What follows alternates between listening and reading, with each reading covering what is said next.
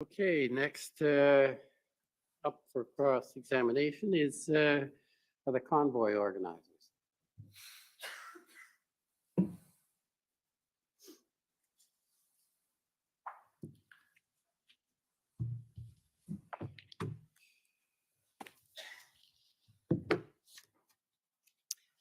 Good afternoon, Mr. Commissioner. Good morning, good afternoon again. It just became the afternoon. Superintendent Bernier, and good afternoon, everyone here and online. My name is Bathsheba Vandenberg, and I am representing Freedom Corps and the protesters.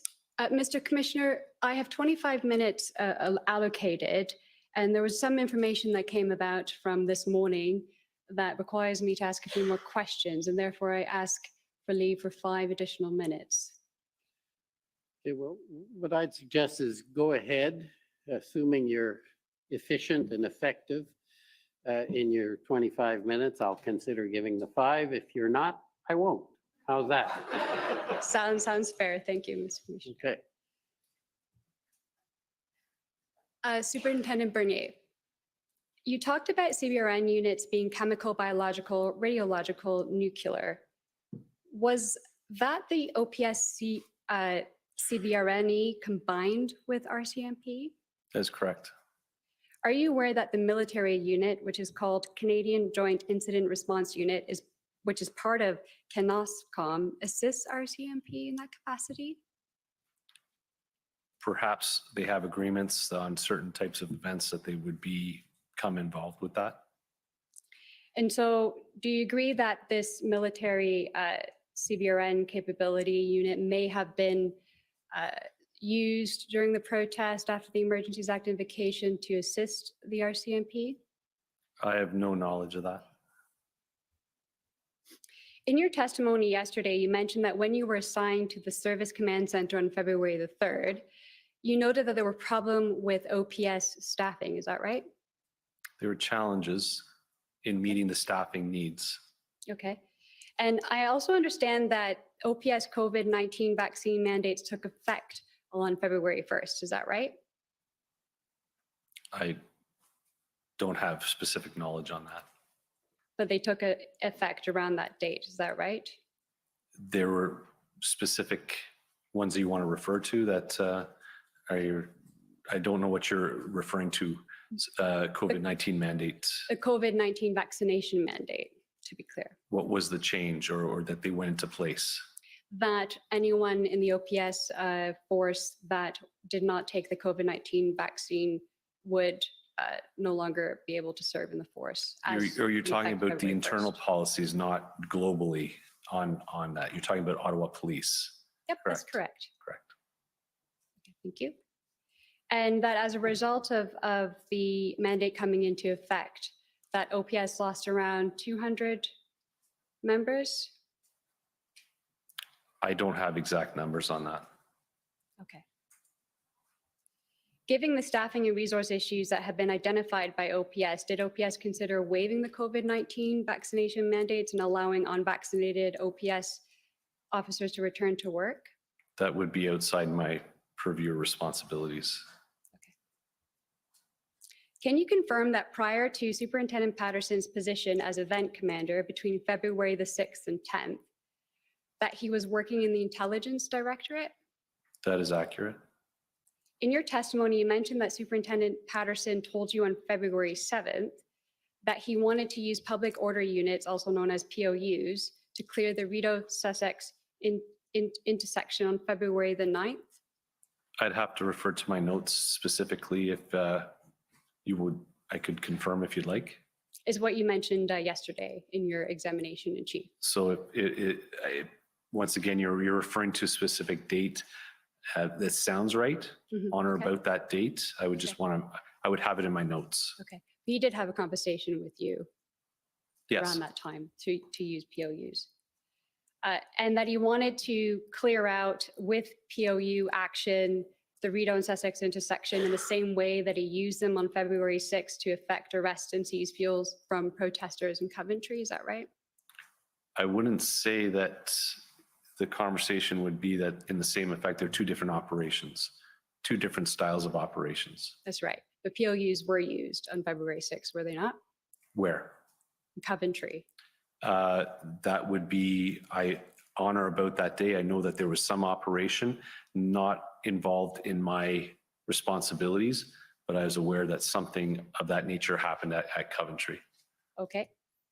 Inspector Baudin testified that the use of POU action at Coventry undermined the PLT's work of negotiation with the protesters. Do you agree? I'm not privy to all the information of what PLT was doing at the time, what the arrangements were, what the integration was. It would be hard for me to have an opinion on that. Would you agree, though, that POU action would undermine PLT work in negotiations? They each have their role, and integrated properly and used appropriately, they should be working in unison, if that helps. Superintendent Abrams testified that Superintendent Patterson spoke to him about wanting to use a snatch and grab method on protesters and mentioned that that is a method used by OPS and not OPP. Is that right? Is this something that I was privy to? Because I'm not sure I heard the snatch and grab term used. Is there notes to this? It would only be privy to you if you listened to Superintendent Abrams' testimony last week. I did If you not. didn't, then. But is it a method that OPS use? So a term snatch and grab, under what context? Meaning that police officers lined up on a horizontal line or in ranks in riot gear, and they snatch and grab a protester in order to place the protester behind the lines or behind the ranks to effect an arrest. So the term snatch and grab is not a term that I am familiar with, but I do have extensive experience as a public order commander and in charge of our public order unit for 5 years, that there are arrest techniques that we use in a public order fashion that all public order units utilize across the province for effecting a lawful arrest on a public order line. That's right. And do those arrest techniques involve the physical maneuvering of snatching or grabbing a person? There are techniques that are going to be arrest techniques that are going to be used. And like I said, the snatch and grab is not something that I'm familiar with. Now, I want to ask you a few questions on the phased integrated approach, the February 17th plan that you discussed at length already in your examination in chief. Could I ask the commission to bring up document OPP 401852?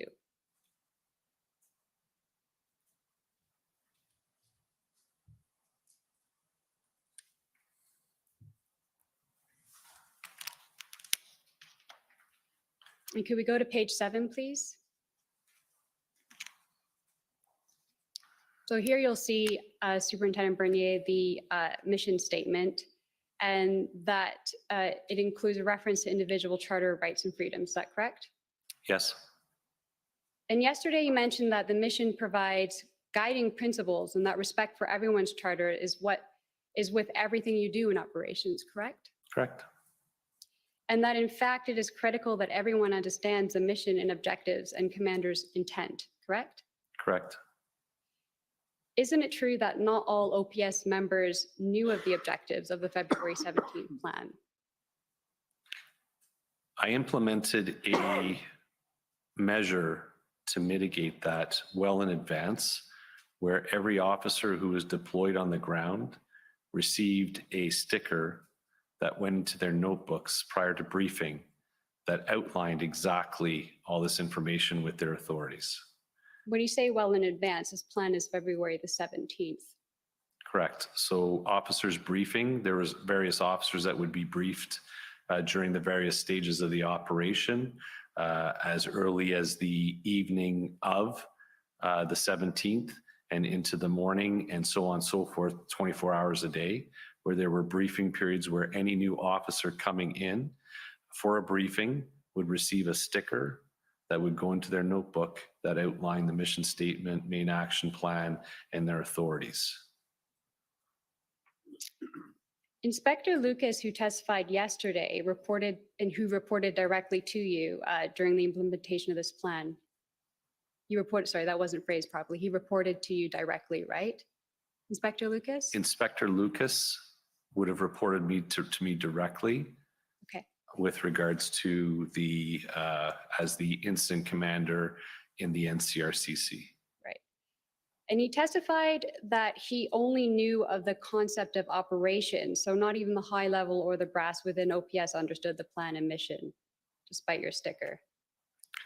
Could you please repeat your question? Well, yesterday, Inspector Lucas testified that he actually only knew of the concept of operations and not the objectives or the mission statement per se of the February 17th plan. And so therefore, wouldn't you agree that not even the high level or the brass within OPS understood the plan and the mission insofar as the objectives?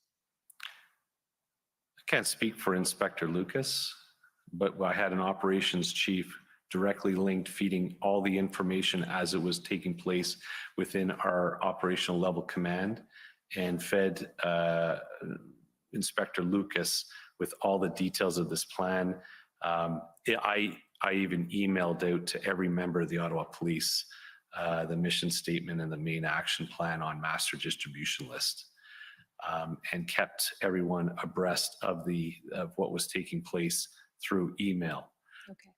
As far as the executive goes, the strategic commander involved, which is Deputy Chief Ferguson, involved all the way along and fully informing. Okay, thank you. Could we scroll down to page 9 of the February 17th plan? And there you can see that the POU operational plan is a separate plan. Is that correct? That is correct. Could I please call up OPP 401873?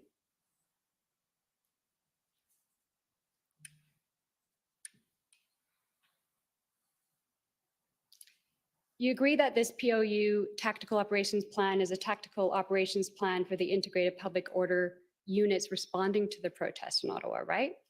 Can you scroll down a bit, please? Some more?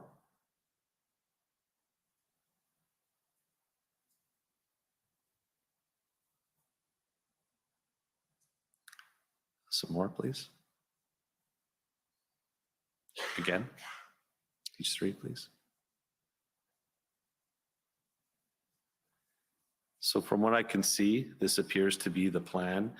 Without going into every single page to see, it is aligning with the plan that I would have approved. Okay, You guys see how much time he's Do you eating agree up that on the you were clock on overall purpose event so she can't commander ask for this more? operation? That is correct. Who was Oh, the sorry, critical? I should qualify. We were in unified command. That's right. So we are 3 unified commanders approving this plan and moving forward at this point. So That's right. With Inspector Inspector Springer. Springer, Superintendent Liu, and myself. Yeah. And who was the critical incident commander assigned with the POUs on the ground? There were multiple. There wasn't one particular? No, because of the magnitude of the event, we had to have the ability to manage multiple situations, critical incidents at the same time. And who were the 3 reserve event commanders that you mentioned earlier? So I would have to refer back to my notes if I could, but could I go back to my notes? Please, on the 18th, probably. I'm going to continue with the questions for lack of time. But if you can Fair enough. remember a name off the top of your head, one of the names. Well, Superintendent Mike Francis, or yeah, at the time he was Superintendent Mike Francis, OPP. Okay, thank you. I would like to take you down to paragraph 34, the mission statement.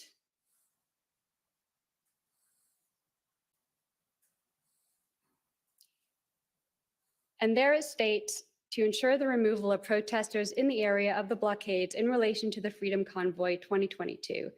This will be achieved by securing, isolating, and evacuating persons within the designated blockade zones to ensure the safe detention and arrests of any participants taken into custody, ensure public and police safety.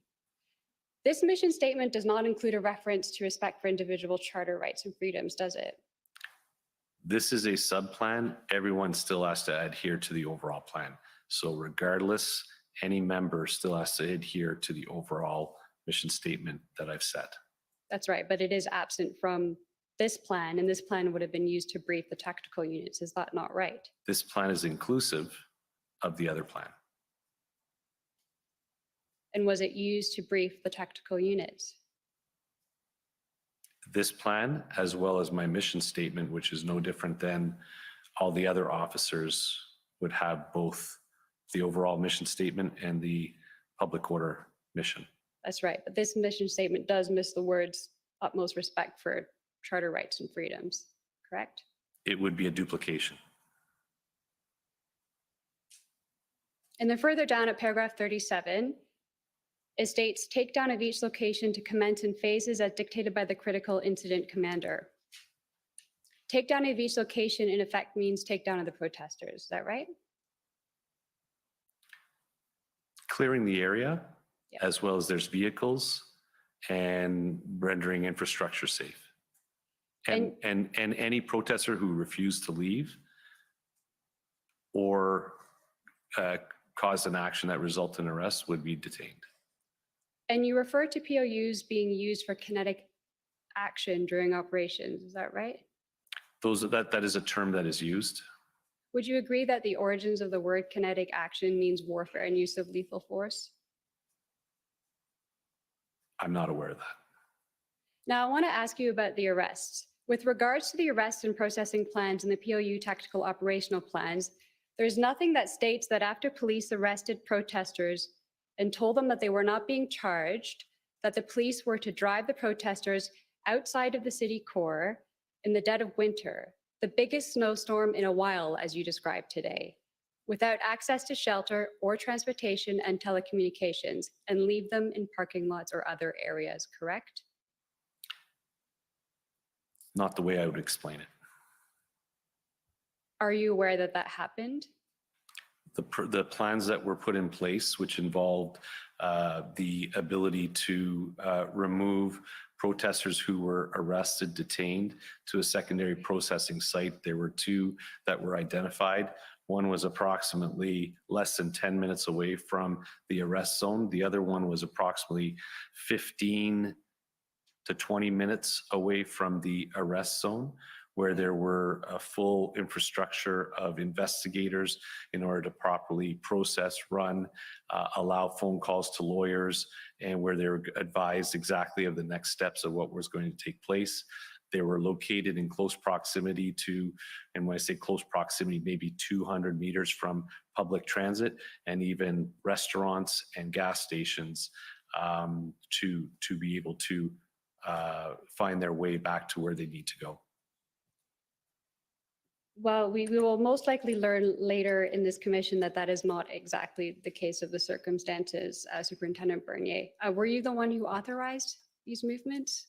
I authorized the plan and the secondary processing site. At the end of the day, the unified command between Inspector Springer, myself, and Superintendent Liu, we would have to be in agreement. And it was the investigations branch that, along with our custody branch, that came up with that arrest and processing plan. And you know who Tamara Leach and Chris Barber and Danny Bulford and Tom Marazzo are, don't you? Yes. And at no time did any of those 4 individuals not cooperate with the OPS? Not to my knowledge. I have no direct involvement with them. Superintendent Abrams testified that irrespective of the February 17th plan, that there remained integration issues between various police forces. Do you agree? Could you repeat the question again, please? That irrespective of the February 17th plan, that there remained communications and integration problems. Following the 17th, I think the plan went as well as it could. In any operation comes with challenges. Operations of this size and magnitude and police services from across the province and in fact across the country all come with their own structures, their own That's right. I'd actually like to procedures. pick up on that because I understand that you've gained the bronze and silver certification in major civil disorder management in the United Kingdom, and you've also trained with the RCMP and OPP. and you're just now mentioning that every force uses different structures. So is it true that every police force across the country uses different set of 10 codes? That is a possibility, yes. And there's also a different set of codes for major civil disorder management, I don't know what you would be referring to there communication codes, with regards and to managing a major incident. there's only one set of 10 codes that we use to communicate on a radio. I'm referring to your training in the United Kingdom. Okay. I didn't have to use 10 codes in the United A Kingdom. different set of codes are, Terminology, yes, for communicating. they may have different terms that they use, but in the UK, Okay. I note also that the February 17 plan does not include any reference to communications. Is that correct? which plan are you referring to? The February 17th overall master plan. There is a communications plan. Well, I put it to you that the only reference to communications is that at the stabilization phase, the first phase, that there would be a provision of integrated training and communications interoperability. Is that right? So are we moving away from whether there was a communication plan? Because there is a communication plan. We can pull that up if you'd like. Within the master plan? It's an appendix plan. You're talking about the command No, a communication plan. using agreed set codes? There's a corporate communication as well as communication with what radio channels and radio system that we would use.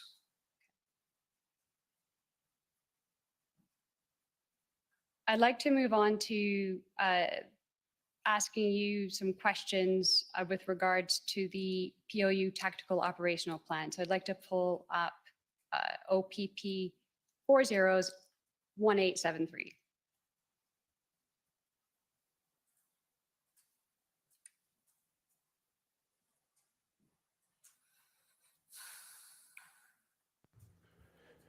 Big breath. At paragraph 7, the rules of engagement decision matrix there superseded all other police forces policies and SOPs. Is that right? Correct. Could we call up document OPS 3012550?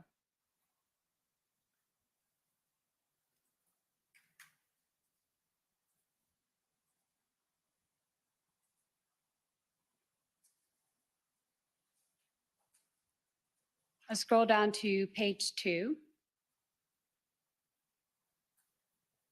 It states that all police officers, including POUs, must have an up-to-date use of force qualification with the last 12 months. Is that correct?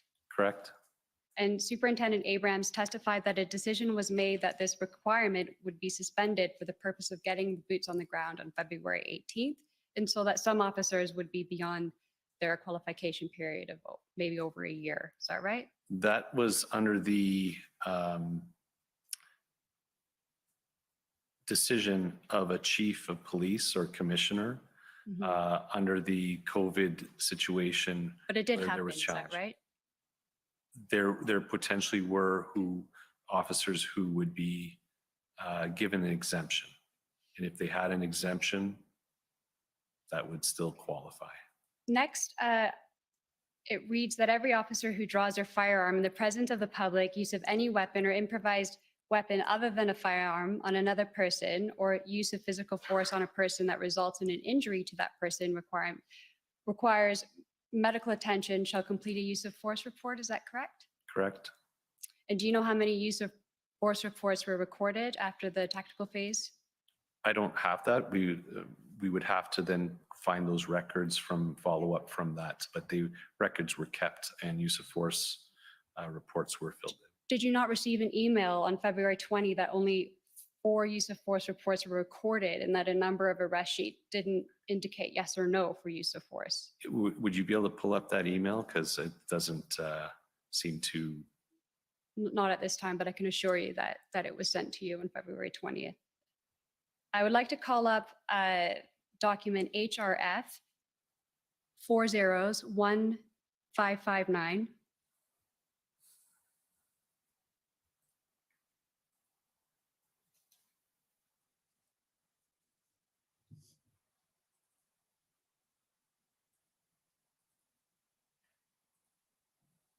In the far left, do you agree that the person in green is carrying what looks like a 5.56 millimeter caliber carbine rifle with 30 round magazine capacity?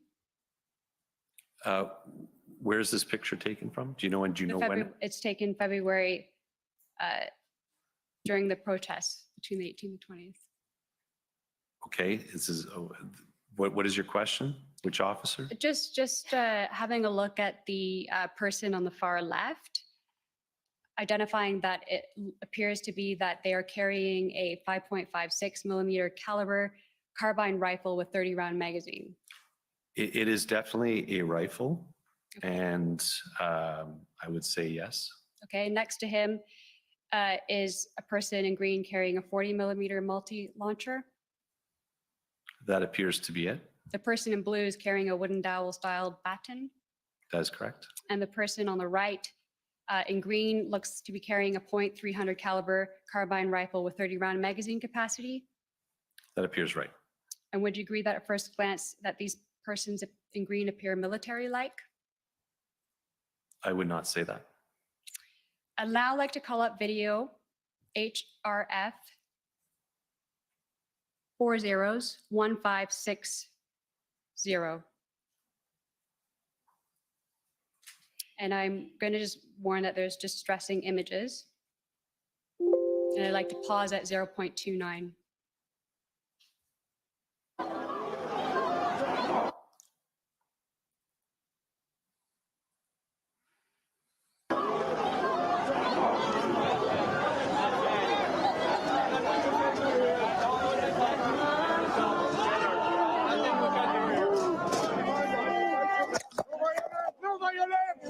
Let's go. This is what I was waiting for, the day that they would have to show this.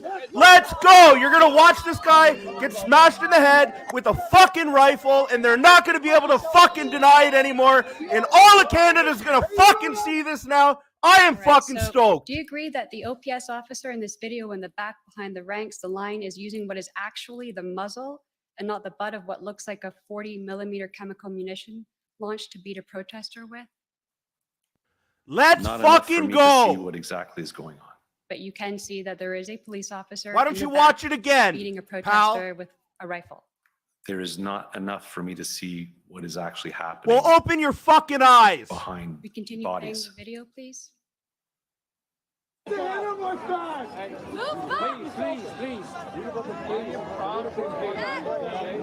You proud? Are you proud?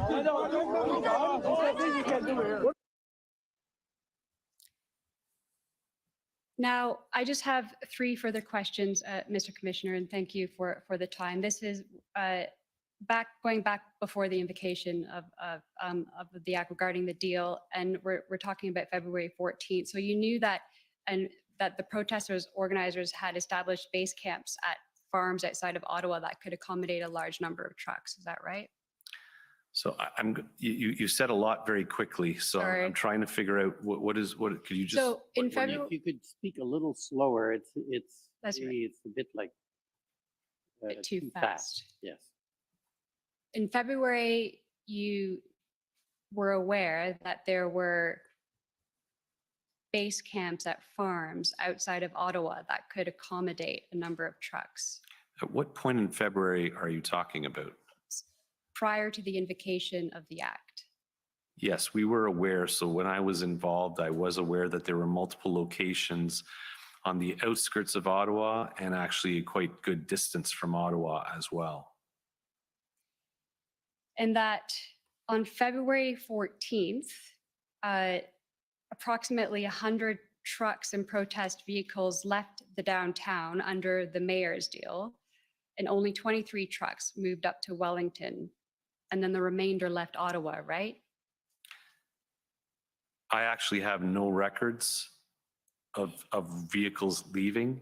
The footprint did not change all that much. There was movement up onto the hill, onto Wellington. But from the information that I was receiving on would have been whichever day the movement would have taken place, February 14th. 14th, there was very minimal departure of vehicles. Right, but there was some, and this is my final question is but for the lack of the OPS cooperation in implementing that deal and obstruction of movement of vehicles out of the downtown residential areas at the rate that the truckers were actually moving and the vehicles moving outside on February 14th, most of the downtown, but for Wellington, would have been cleared by Wednesday, February 16th, correct? We developed a quite robust, highly staffed with both our police liaison and our traffic unit, and cleared egress routes that were going to be very well communicated with all the protesters as to if they wanted to leave for a 24-hour period. We had those routes clearly open and facilitating the departure of vehicles. They were not leaving. Some of them did move, though. You did say that on February 14th, and had they had a bit very more time, they would have fully small cleared number out of the area. vehicles. A small But fringe for minority that. of vehicles, you. right? Thank you for your service, Superintendent Bernier. And thank you, Mr. Commissioner, for the additional time. I appreciate it. Next is the Government of Canada. What do you guys think? You think CBC is going to be able to walk away from that one? I don't know how they could possibly. They want to say they're the real deal, which they obviously aren't. But how could you not cover that? Superintendent Bernier. It was My just name's played Donna for Renaga, everyone in and I'm Canada. counsel for Canada.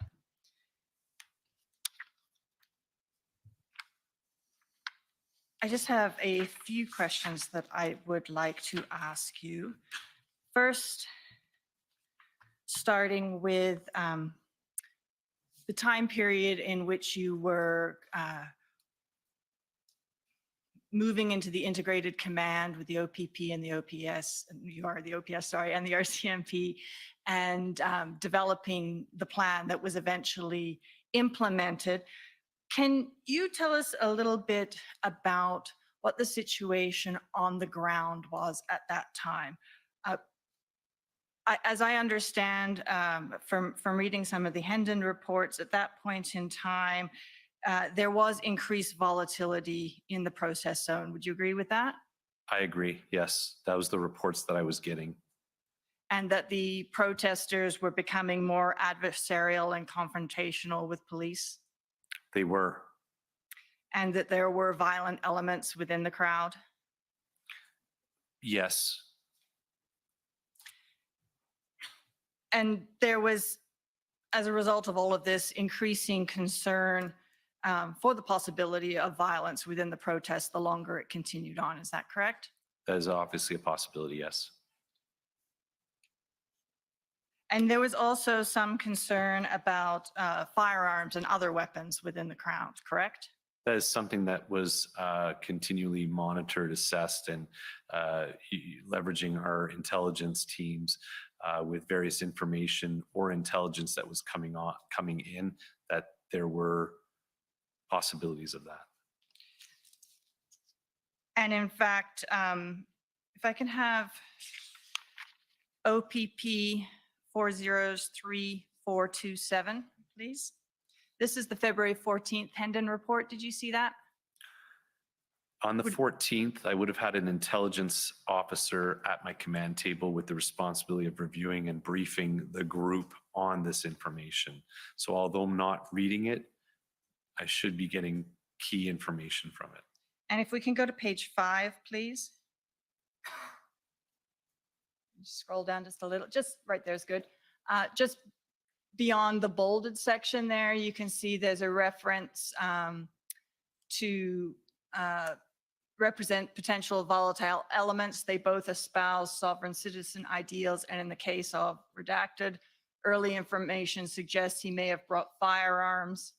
His interaction with police were notable when approached by redaction as to openly wearing a sheathed but sizable knife on his person. He rejected the idea of moving it. Were you aware of situations, of that situation in particular and other situations like that? Yes. Thank you.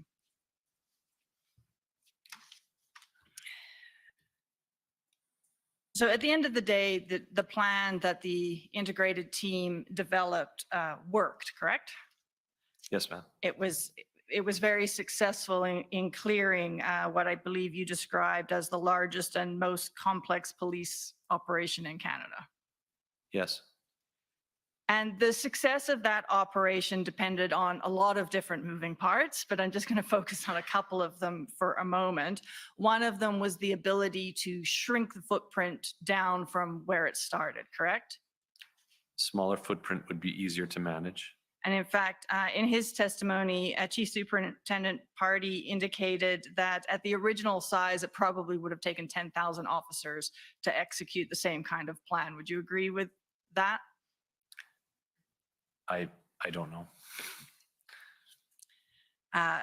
But it would have taken a lot more people if you hadn't been able to shrink the footprint down, correct? It would have been a lot longer operation if we, and once again, it's not necessarily it wasn't a speed thing. It was more safe, methodical, lawful, and ensuring that we took care of everything. So in other words, if areas such as Sir John A. Macdonald or Sir George Etienne had to be cleared as well, it would just take a lot longer to clear. And even within the footprint, if there had been more people and more vehicles still there, that would have also taken you longer, correct? Exactly. And it would have been a more volatile situation. Potentially, yes. And that increases the risk of violence or riots or people getting hurt, correct? I would agree. And the other thing that this plan was dependent on was the ability to move the large trucks, which were parked all over the downtown core, correct? Correct. And that required heavy tow capacity. Correct. And going back to the shrinking footprint for a moment, you described the phases of your plan, and the first one I think you described as stabilizing, and that included consistent messaging to the protesters that now was the time to leave, correct? That is correct. And as part of that messaging, there were pamphlets that were being handed out to the protesters and news releases for printing in media so that everyone would be aware, correct? Yes, as well as putting flyers on every vehicle. And if we can have OPS 401378. This is the plan that has the February 15th date on the front cover. I know there's a number of iterations of the plans. One of my friends took you to this earlier. And if we can go to page 5, please. And scroll down to the bottom of the page. And yeah, that's good. You'll agree with me that the plan, in fact, reproduced the content of the messaging that was being given out to the protesters. You can see it there just after the start of it there, just after the bolding. Correct. And that if we go on to the next page, there's a number of these items, and I'm going to go through a few of them, but that were powers that were provided to the police services under the Federal Emergency Act and the regulations associated with it, correct? That is correct. And even the powers that were given to you under the provincial legislation, such as the ability to suspend certificates, that required the towing of the vehicle first, correct? Correct. So you had to be able to tow before you could do that suspension. I'm not 100% sure on that. I don't know if there was abilities that if you're able to identify a driver within that it could be done retroactively. I just want to make sure that I'm not fully clear if it required the tow of it first. Well, perhaps we can refresh your memory. If we can bring up OPS 401181. Thank you if you can, because there's Yeah, this is a flow chart that there's a lot of information on this. understandable.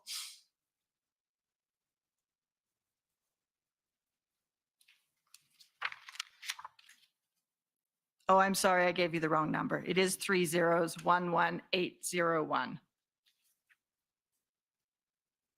And this is an OPP flow chart that was produced for the suspension. And you can see if you go down to the third box, it's remove vehicle from the highway.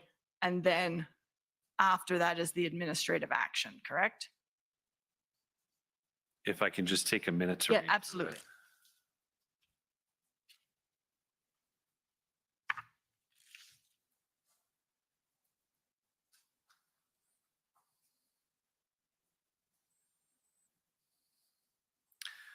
So I think this was somewhat of a flow chart to give instructions with the fact that we were doing the towing and that they're not, we weren't necessarily doing intervention action prior. This was part of our phased actions on portion, and just so that there was clear instructions of what was happening with the vehicles. And as part of the end part was that process that was going to take place. And once again, I'm not 100% sure if there was not the ability to do something with the CVOR, whether we towed it or not. But in this particular case, part of we were towing all the You were, vehicles. and you're just not sure. Correct. I Fair have to enough. do a little bit more. Fair enough. Well, we won't, I could take you to one more place, but we'll move on. If we can go back to the previous document, OPS 301378.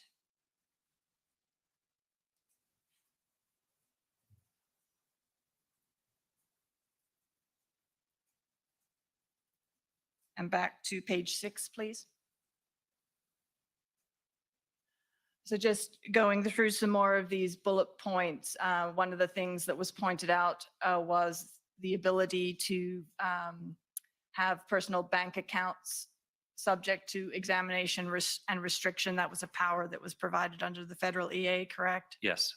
And then the next one about bringing minors to protests, that was also an EA power. And that was something that if children could be removed from the scene would make enforcement safer, correct? It would hopefully discourage people to bring their children to this protest, yes. And the other thing, just the second last bullet that I want to highlight there is persons traveling to the unlawful protest site could be charged. And that helps to shrink the footprint in that it stops more people from arriving. Well, I guess it helps to stop the footprint from increasing because people are not continuing to arrive, correct? That would be the intended effect.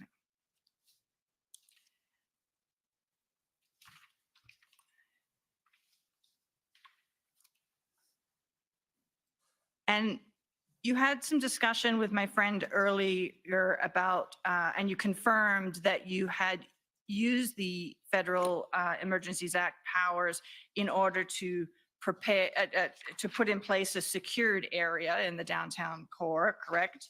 That's correct. And in fact, that is reflected in your plan further on down that page, in the second paragraph under situation, correct? And that was already in place, I take it, from the use of the has established as of February 15th, it was already in place? No, it has not. It Oh. was not. When did it go, when was it put in place? So we placed a soft, secure area in the evening of the 17th, and then it went in full operation at midnight from the 17th into the 18th. So, and I understand there was a news release that was put out announcing the secured area. I think that went out at 4:40 on the 17th. Is that Correct. correct? Yes. And that announced that a secured area was being put in place under the Federal Emergencies Act, correct? Correct. There are a lot of people, community members who live in that area who've been affected. We want to minimize the amount of impact and restriction that they would have had in their own community. And prior to that time, you didn't have an exclusion zone in that area, correct? There nothing under used under common law or any other form of how would you say it, authority to shut down an area. So sorry, I just want to make sure I'm understanding your answer. Are you saying there wasn't anything that would have allowed you to do that, or you didn't use? No, Anything. there were, if we needed to apply under common law, we could have, but it was nothing that we actually utilized because we didn't go into a police operation and maintaining public safety and restricting access to an area under the common law authority. So that there was nothing in place until the 17th into the 18th at midnight. And how long did you have that secure area in place? So the secure area, as the operation progressed and was met with success, we shrunk that area gradually over the days, and we maintained a very shrunken small footprint of restriction secure area to the Wellington area until the Emergencies Act was lifted. And you spoke about the common law ability to have an exclusion zone. And you also spoke earlier about how the Emergencies Act made it very clear what you were allowed to do, correct? Absolutely, yes. And that's because the common law authority for exclusion zones lacks a certain amount of clarity. Would you agree with that? I don't necessarily say it lacks clarity. It just comes down to the articulation of why and what you are doing and for how long. So the ancillary powers that exist, needs to be certain things that exist and needs to stop as soon as that does no longer exist. And I think I mentioned sometimes may be hard to understand or to explain to the various groups whether our own officers, the community, or protesters. Right. So, and that's what I meant by it lacks a certain amount of clarity. Yes. And you can never know for sure, in fact, whether your use of an exclusion zone will hold up in court until after the fact, Correct. under the common law. Correct.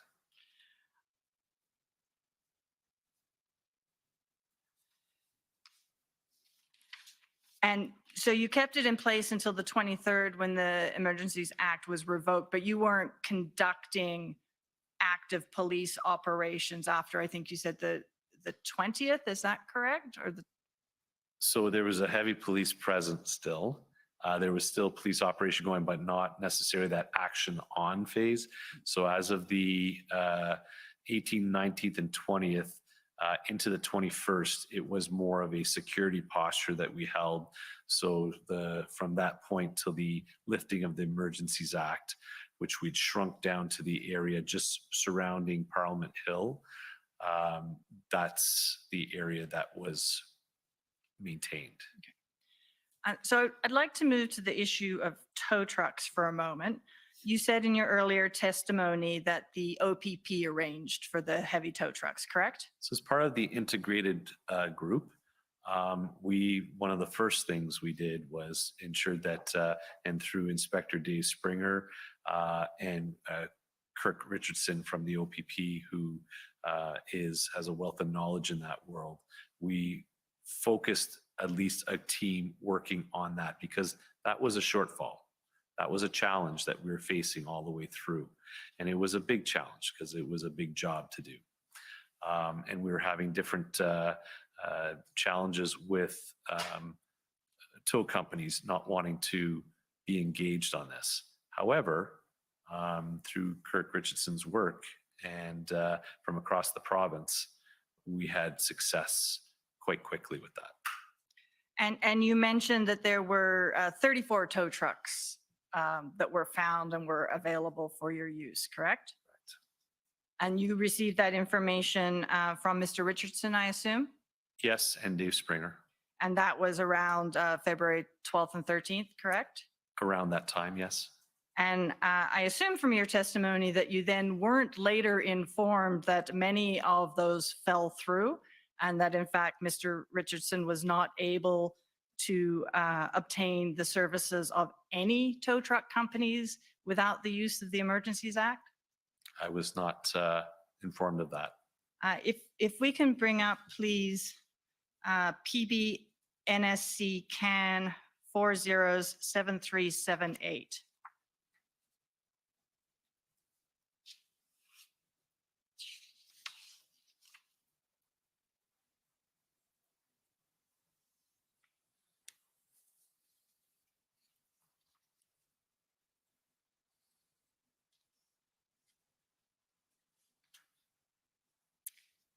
And if we could just start on page 4, please.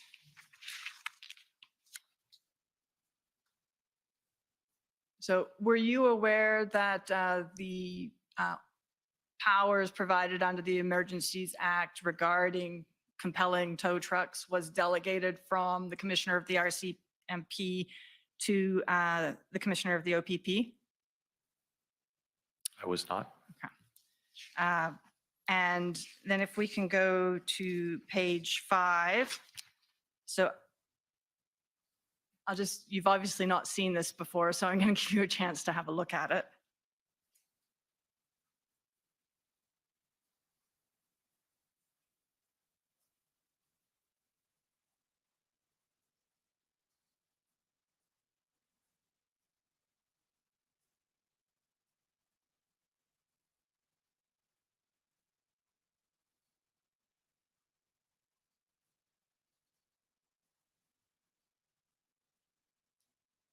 Okay, I was not aware of that.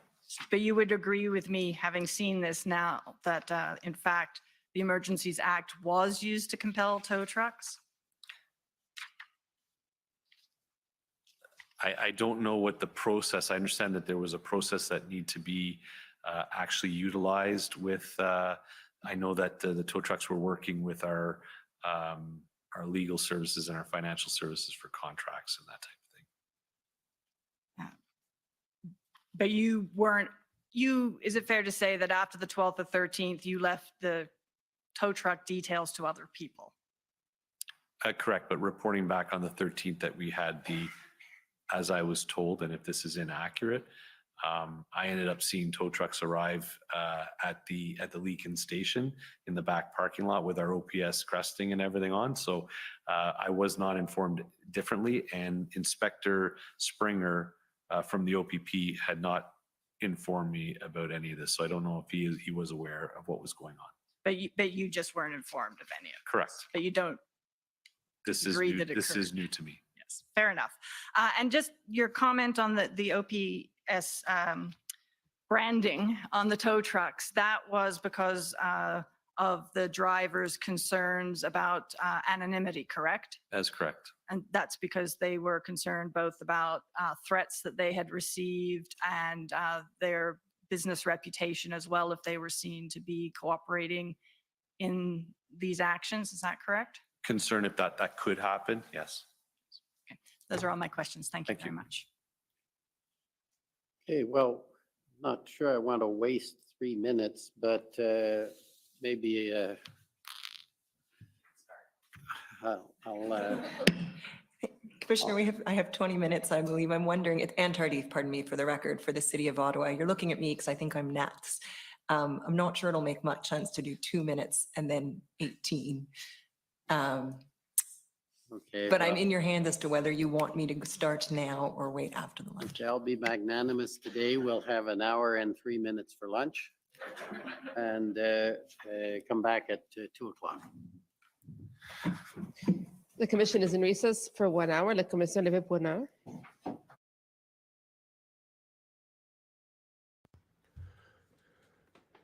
Well, guys, how are you feeling right now? If you're still on here with me, let me know in the chat. I am really thankful that I'm not, that was terrible to witness again. Like, honestly, it brings tears to my eyes, but I am so shocked that that just got played for sure.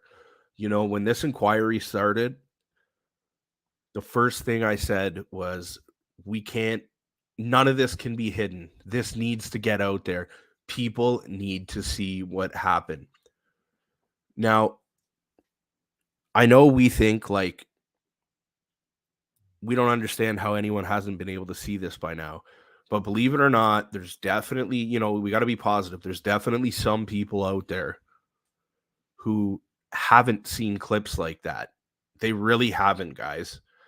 You got to realize that we're all together. We're like a big family. We're all friends.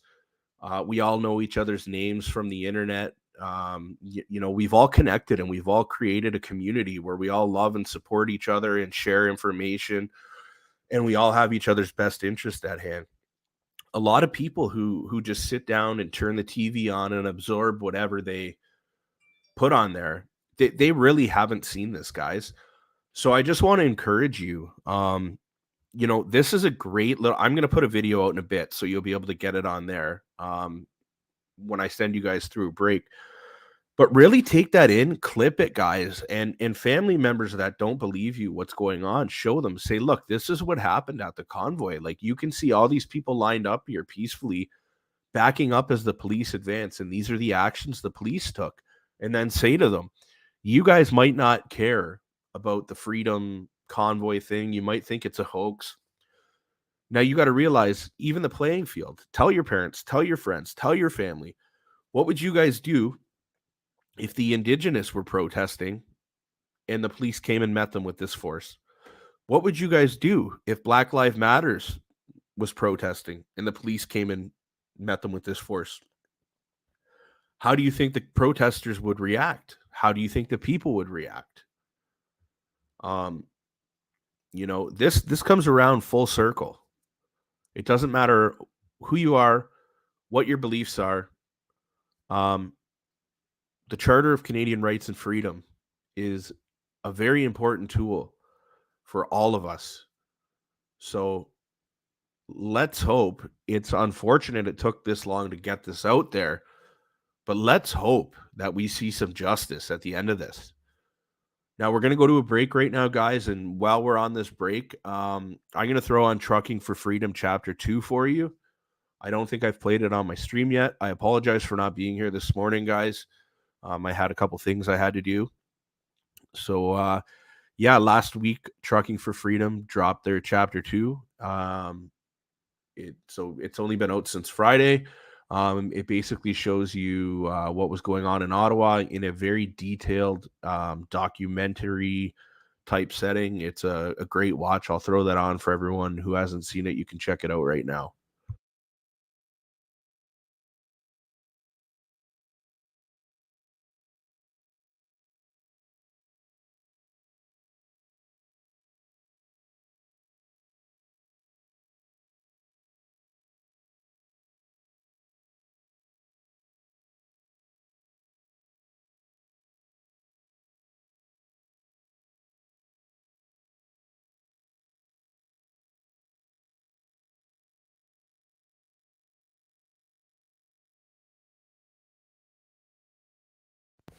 Whoops, you weren't supposed to see me sitting here with no shirt on. Not feeling the best. All right, we're almost there.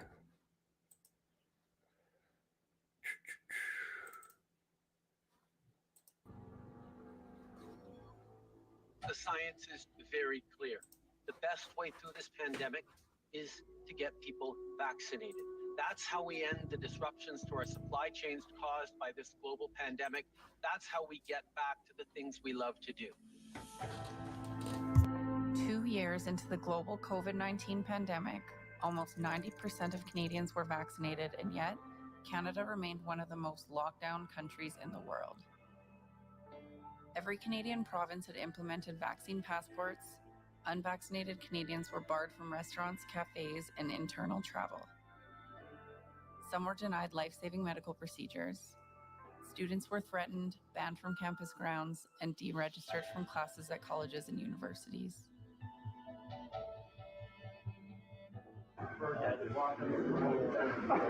Vaccines have been mandated for the federal workforce and federally regulated transportation sectors. Bottom line, proof of vaccination will be required by no later than the end of this month for all federal employees. Rolling school closures, masking of children. To all the parents, I'm going to tell you that these measures will have an effect on our schools as well. The Omicron wave hit, affecting vaccinated and unvaccinated people equally. Omicron case counts are rising exponentially across the province. The rules are very simple. To travel, you've got to be vaccinated. It was discovered that the vaccinated were more susceptible to infection. The data are showing that vaccination can actually increase the risk of being infected with the Omicron version of this virus. I think the main issue is whether the agencies have the authority to issue these. A growing climate of hostility increased against the unvaccinated as if they were the reason the pandemic and associated restrictions remained in effect. Late in the federal election of 2021, Justin Trudeau added a new pledge to his campaign platform: the implementation of mandatory vaccinations for cross-border truckers. Truck drivers, like all other travelers, will have to be fully vaccinated. We knew that something was going to happen once they brought in the cross-border trucking mandate.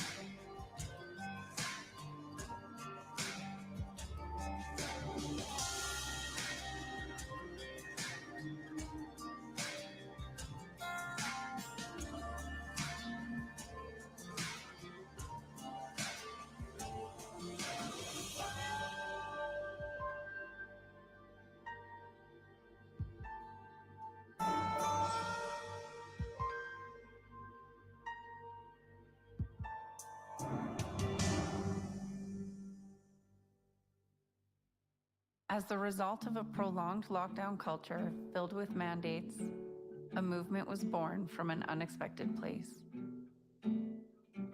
Little did we all know that government policy, landlocked truckers, and a growing frustration in the Canadian public would birth a movement. A movement that would shake the very foundation of Canadian society. It was a perfect storm. My name is Bridget Belton, and I used to be a cross-border reefer driver until mandates came out. I bought the truck during COVID. Never thought I'd be sidelined as an essential worker. I'm the founder of Convoy to End Mandates, that was more popularly known as the Freedom Convoy 2022. Today we take our country back. Yeah, now from here, it's just like I'm sharing it. It's real, it's raw, Canada.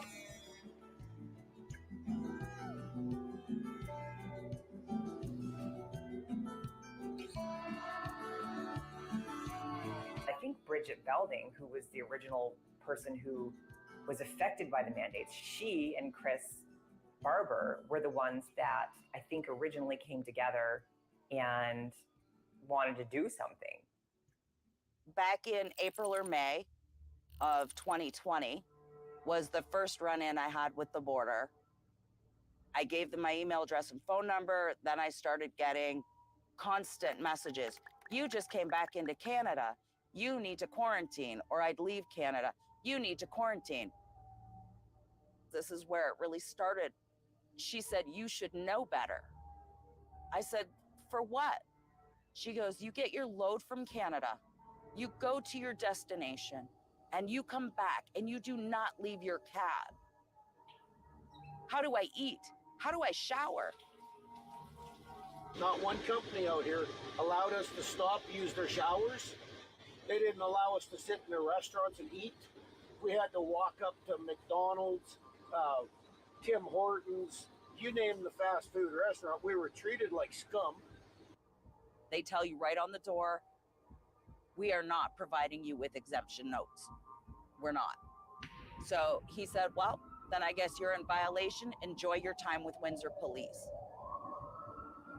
It gave me the chance to go through TikTok that night. It gave me the chance to look at people like Chris and hear them. Well, guys, appreciate everybody sharing this new username and account, because the old one, it looks like it's on its way out. Momentum's growing for this drive across Canada like crazy. My phone rings all day long with people from everywhere wanting to support us. I looked at my husband, I said, we need to do a convoy. And he goes, honey, truckers can't agree on a free cup of coffee. Guys, on the 24th, 25th, whenever we're coming through on this convoy, I'm gonna say, I'm excited to have this highway number 1 lit. I heard the passion in his voice. I heard it as passionate as mine. And I was done. I didn't know if I could fight. But hearing the rest of them talking about it, we could do this. We can do something. I just have to get people on my side. And I have to let them know why it's so important to me to have these mandates gone, and why people shouldn't be suffering at the hands of their government. It wasn't really political. It was just mandates. That's all. In the last weeks of 2021 and the early days of 2022, many Canadian truckers, small business owners, and social media influencers started speaking about freedom convoys. Some were planning local demonstrations, while others were planning a Trans-Canada pilgrimage to Canada's capital, Ottawa.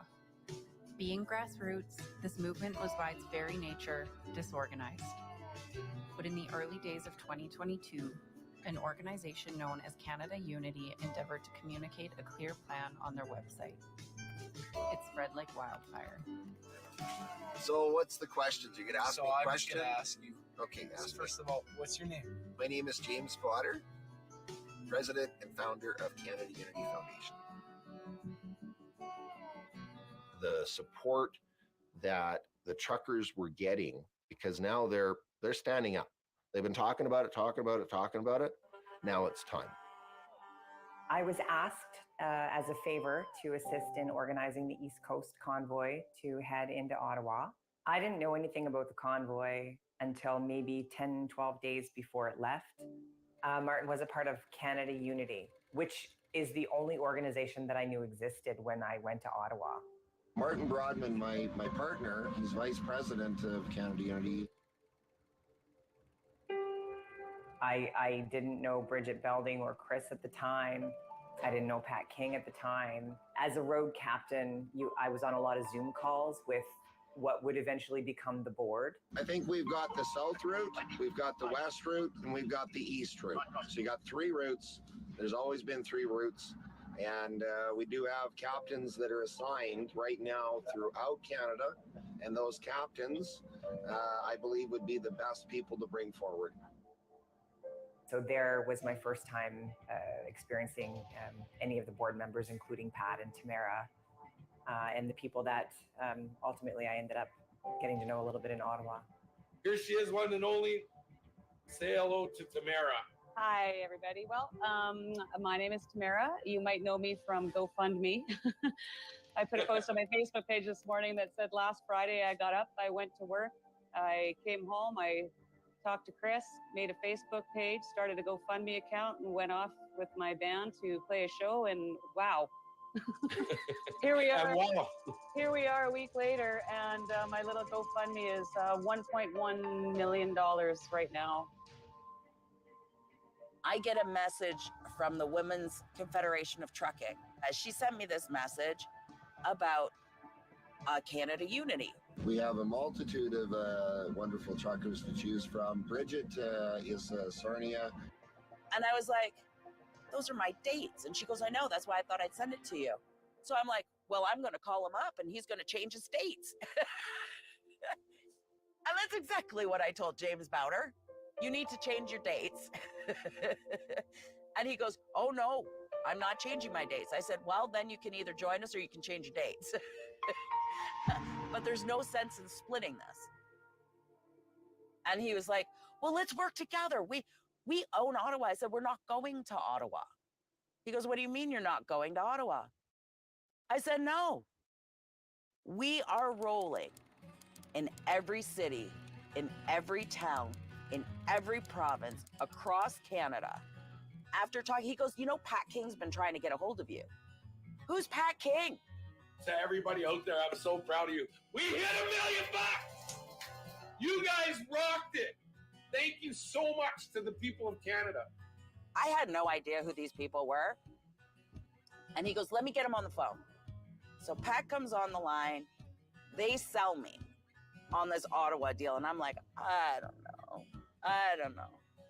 I said, but I am going to talk to the rest of the team that's already in place and see what they say. That was January 12th. I thought it was provincial from where you were from, is what I thought. And we went live with Pat King, and well, he broke the news that we were going to Ottawa. On January 13th, there is a video, and we're going to Ottawa. As the dates were set, Canadians from all corners of the country volunteered their time to help coordinate routes headed to the nation's capital. While the routes continued to grow, so did the traction of this movement. Pilot Pat.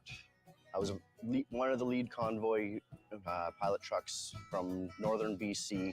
My name's Miranda Gager, and I am one of the road captains. I basically did all of the north of Highway 16 of Alberta and Saskatchewan.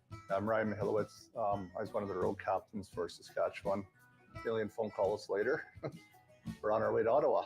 My name is Harold Jonker, and I had the honor and the privilege of being the road captain from Niagara region going to Ottawa. My name is Joe. I was a Manitoba road captain for the Freedom Convoy. I'm Dale Ince. I was a road captain for Manitoba.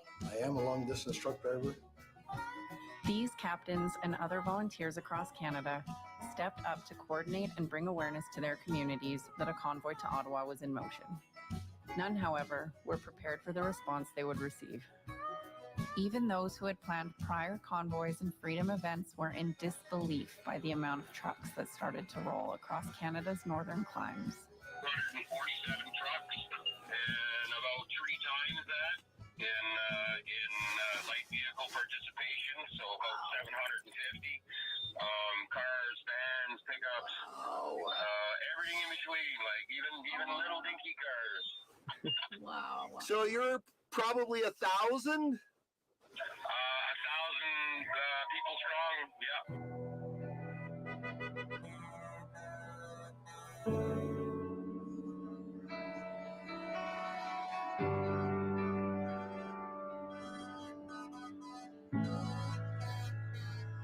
A dozen transports left BC today to be joined by others as they make their way across the country. The group is pushing back against a vaccine mandate. Somebody has to stand up for Canada, and the truckers are doing it. It all started a couple days ago in Delta, BC. Truckers protesting vaccine mandates at the border. Now, as the convoy logs more kilometers, it's getting more support.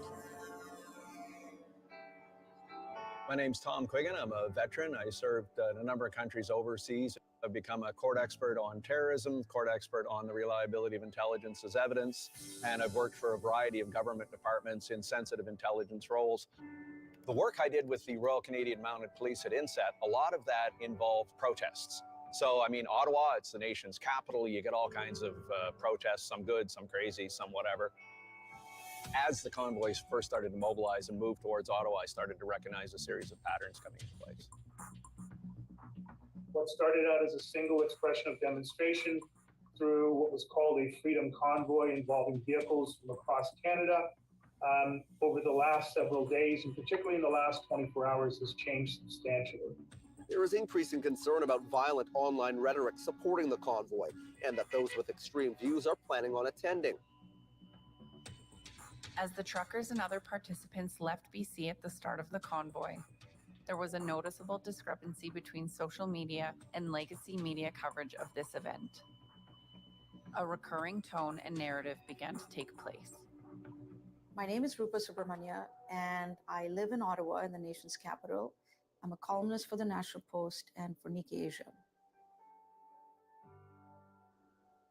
The role of the news in an institutional sense is to inform the public as objectively and fairly as possible. What is important here is that you leave those biases behind and you approach a situation as objectively and fairly as possible without these ideological lenses. The thing that told me without a doubt that the government was going to run a hate-filled, fifth-generation style information warfare against the convoy, against its own citizens, was as the convoy is rolling into town, but before it gets there, there's this headline comes out, you know, Prime Minister Trudeau escapes town, has to be moved to secret location for protection, and a whole bunch of headlines just came out.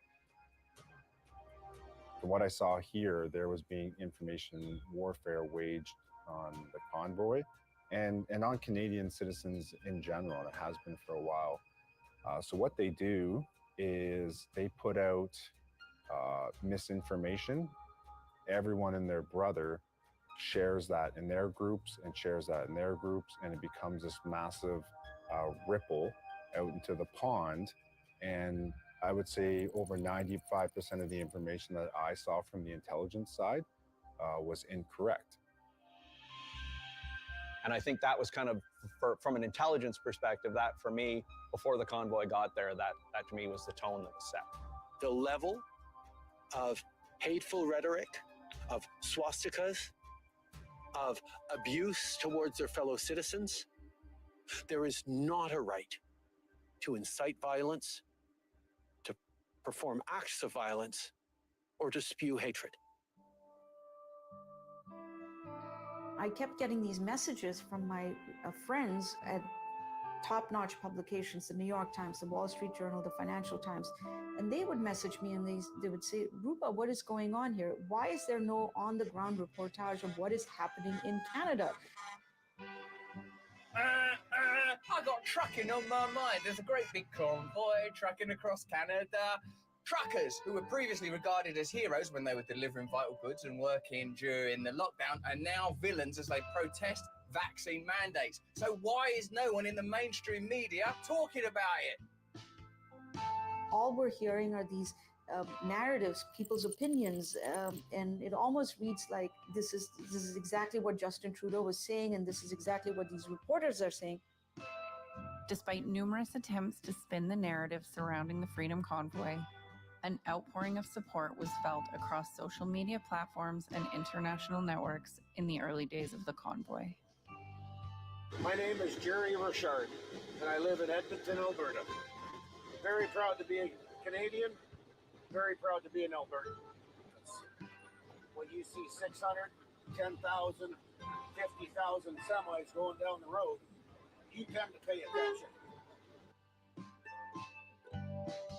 The routes in BC there, we got, it started off at Prince Rupert, all the way into Calgary, Alberta, where we met up with the Southern Convoy that came in from Vancouver. Happy Canada! So what's the next big city that we're going to be going to? Medicine Hat is the next big stop once we get rolling. And obviously we got enough media here. They'll be able to catch all of Canada up very quickly. When it really sunk in for me was seeing the footage and talking to the road captains and everything happening in BC, getting intel that the rest of the country was rising up. All right, James, I'll see you on the road, brother. Hey, buddy. Thank you, Andrew. That's Big Blue there. A massive Freedom Convoy left the Lower Mainland this morning, beginning the long haul to Ottawa. Industry insiders say the group is very loud, but only represents a small minority of drivers. The small fringe minority of people who are on their way to Ottawa or who are holding unacceptable views that they're expressing.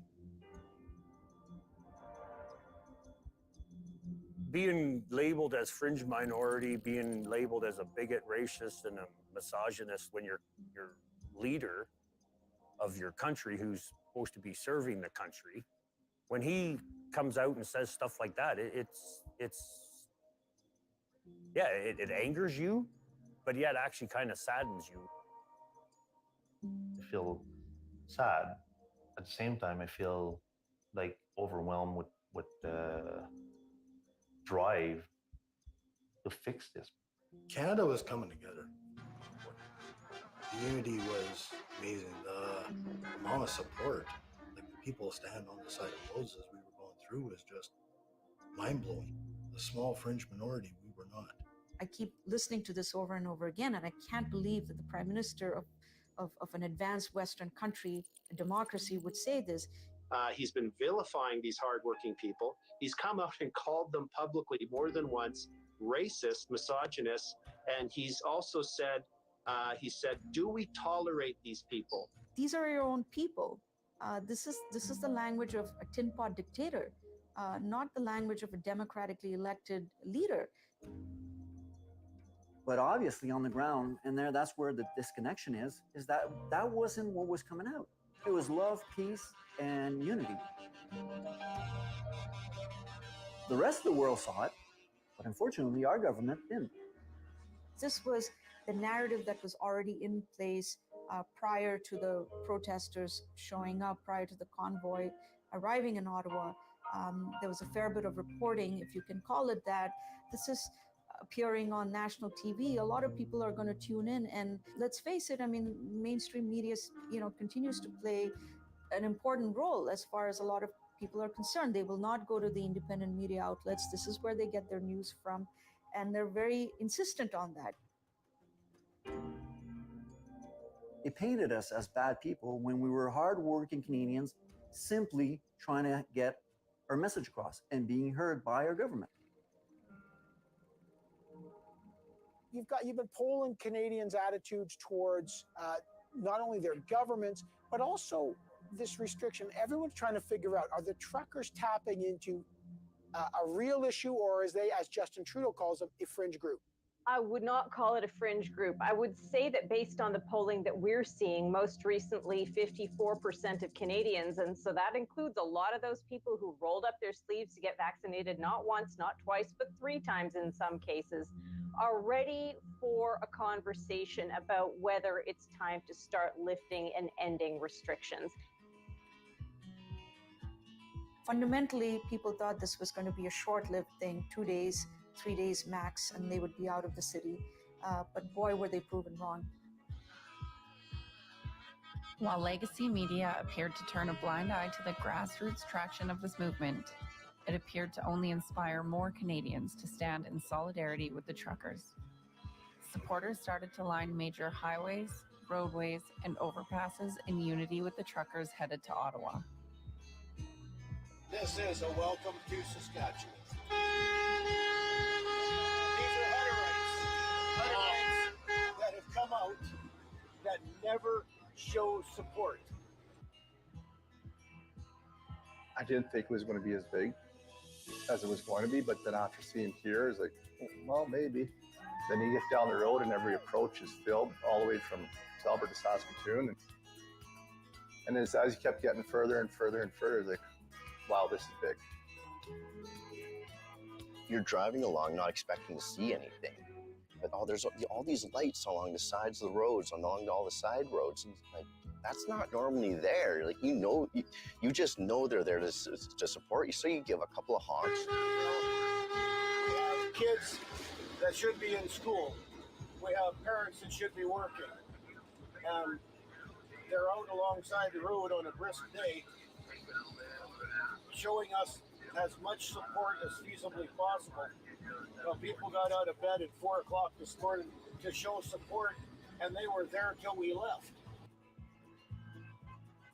Every overpass from there on out was just packed full of people. Standing out in the cold, freezing, cheering on, waiting hours for us. Because, I mean, we were never on schedule, never. I don't think we met one city on schedule. It was always at least 2-3 hours behind. So they'd be standing out there, fires lit. All of a sudden, everybody's getting out of the vehicles, and you can see them waving, and some of them are jumping around.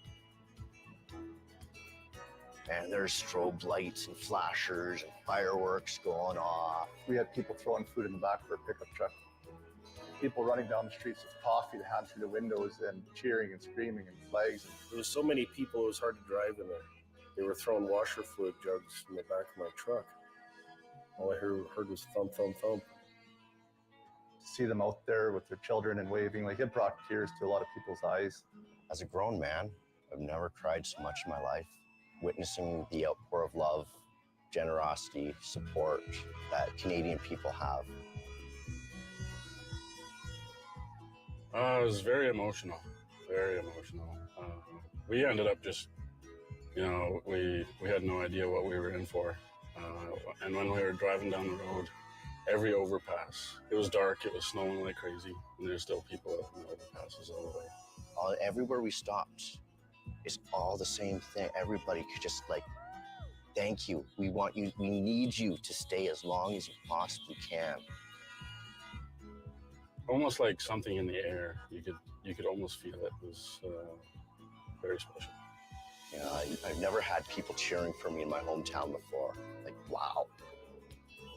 It's an experience that I'll never forget, that's for sure.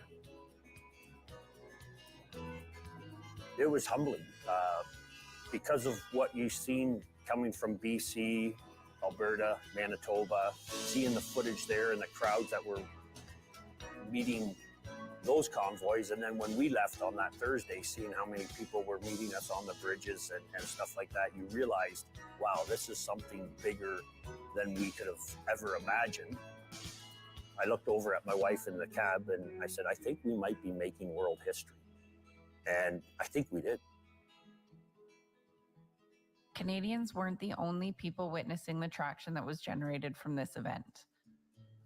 As the truckers continued to approach the nation's capital, many other countries around the world joined in with their own protests, media coverage, and even formed their own convoys.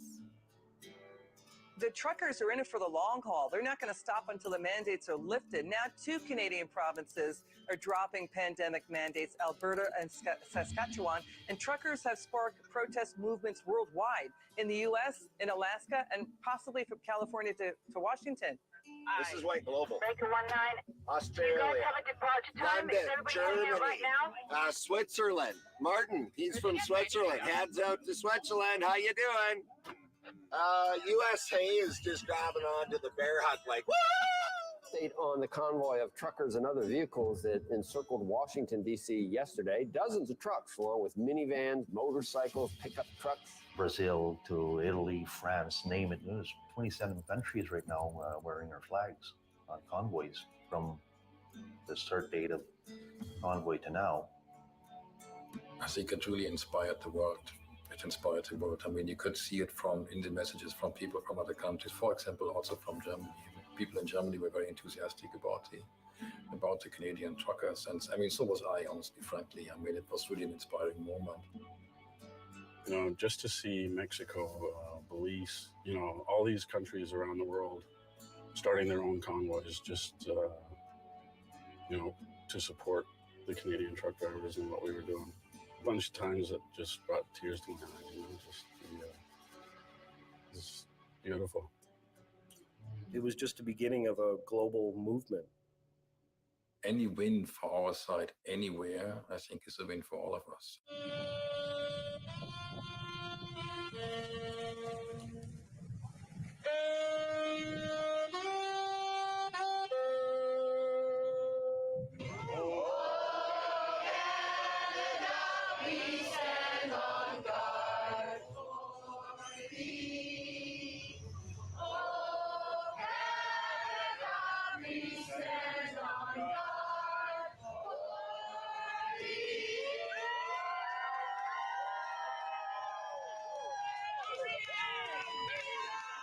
While the convoy continued to gain international recognition, it also started to highlight the core intent of the movement: to bring Canada together again as a country,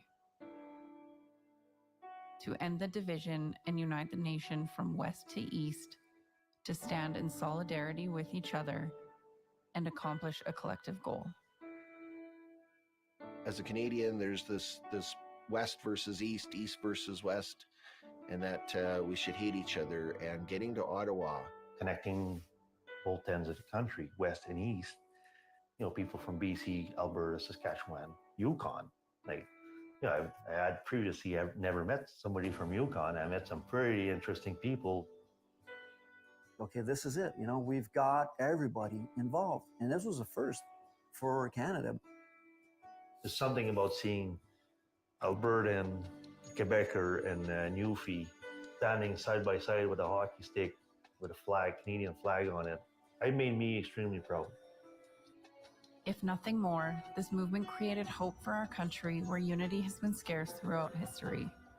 For the first time, the Freedom Convoy had brought together Canadians from all walks of life, from all corners of the country, together for a common purpose. My wife was like, well, what's up with you? You know, a big smile. I said, well, guys, we made history already, and they're not even here in Ottawa. If they get to Ottawa, enough of them, this is definitely going to stir something up.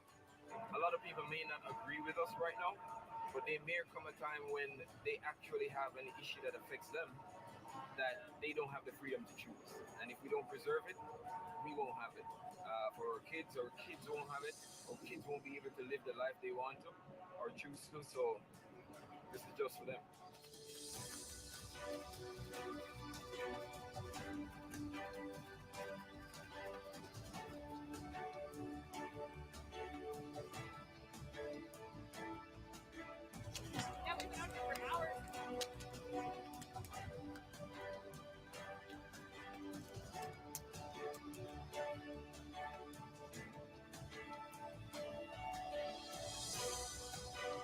I think we've kind of lost focus that how important the Bill of Rights are for Canadians, and that we just need to present that and make sure that they know that they're hired by the people, for the people.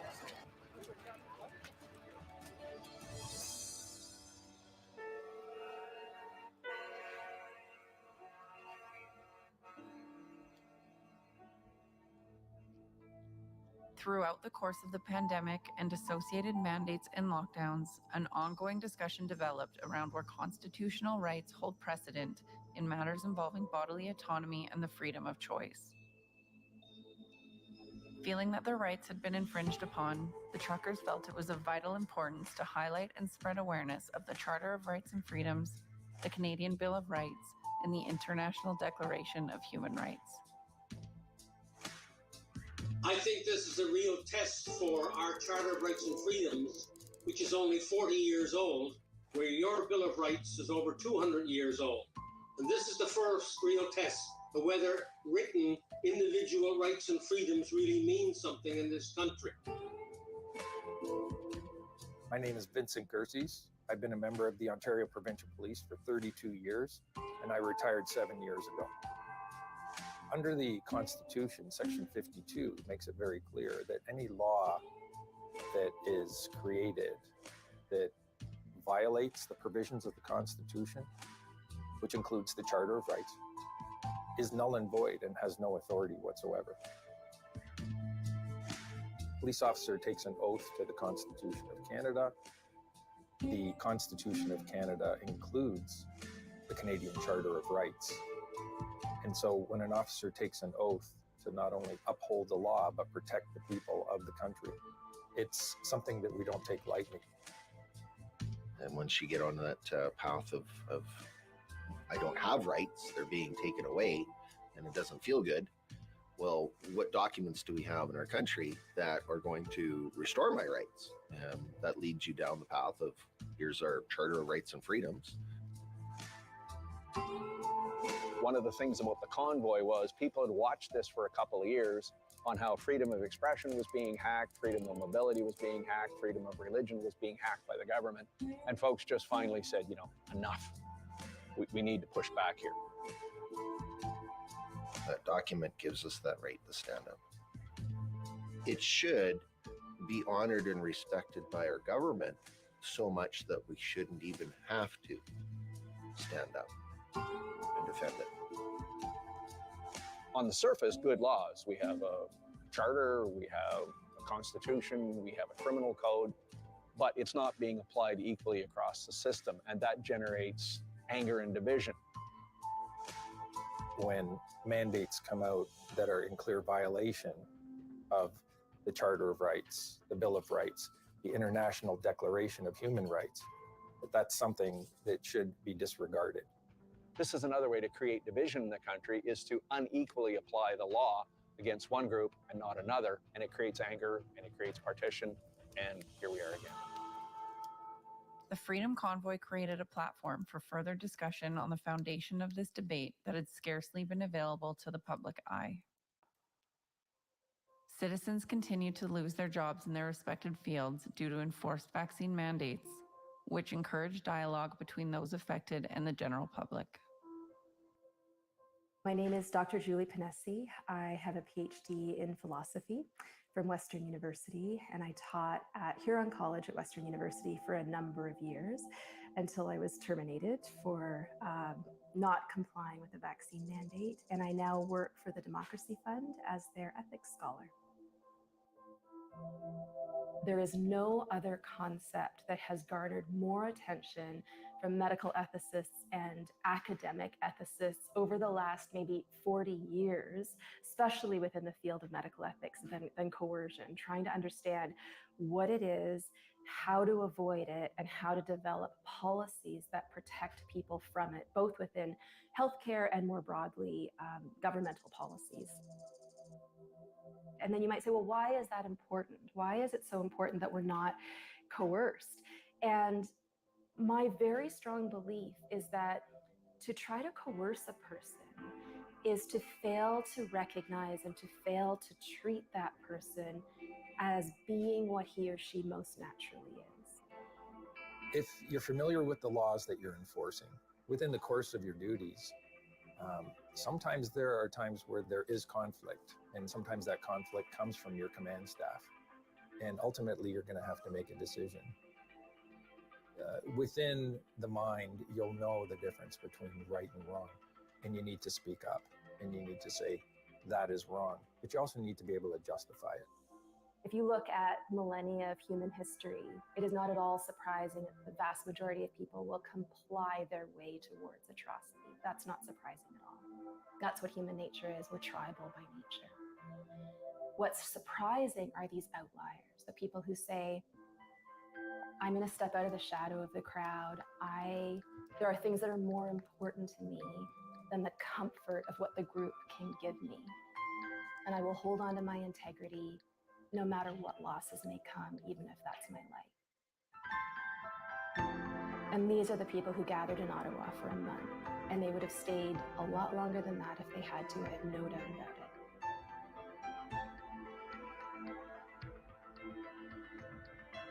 So who went to Ottawa and why did they go? As the convoy neared its destination, it grew in scale and participants began sharing their purpose and reasoning for joining the movement. For many, it was so important that they were willing to uproot their lives without notice. So at the end of the day, when people ask me, why did you support the convoy? It's not so much supporting the convoy, which I did, but it's so much trying to bring attention to people that said, right across this country, people are angry, they're frustrated, they're losing their jobs, they recognize the government is failing. Somebody needs to do something. So that's kind of how I got into it. That's why I believe at the end of the day, it was necessary to support the convoy. And as the convoy went along, a whole lot of other guys stepped in the same way. So it was good. If I knock it down to the absolute bare bones, it's my kids and my wife. I'm very fortunate that I've got a supportive wife and a strong wife, and we had a good heart-to-heart, and I just said, I have to see it. I mean, if I go there and I'm proved wrong, shame on me. We were raised up as three brothers. We were raised up to stand up when we saw something wasn't right. And being family men, taking care of our families and putting a lot of emphasis on their well-being, seeing what was going on in Quebec specifically, seeing our young people shutting down and crashing and committing suicide, we knew something had to be done. So when we saw this glimpse of hope coming out from the West, we knew that this was a good option and was worth putting time and effort in trying to help these people. Upon nightfall, all 3 routes of the Freedom Convoy made the final descent towards the nation's capital. Police, protesters, and the city of Ottawa all prepared for its arrival. Convoy participants drove through what might have been the most emotional stretch of the drive yet. Canadians, undeterred by the freezing temperatures, lined the highways with signs and fireworks in a show of support.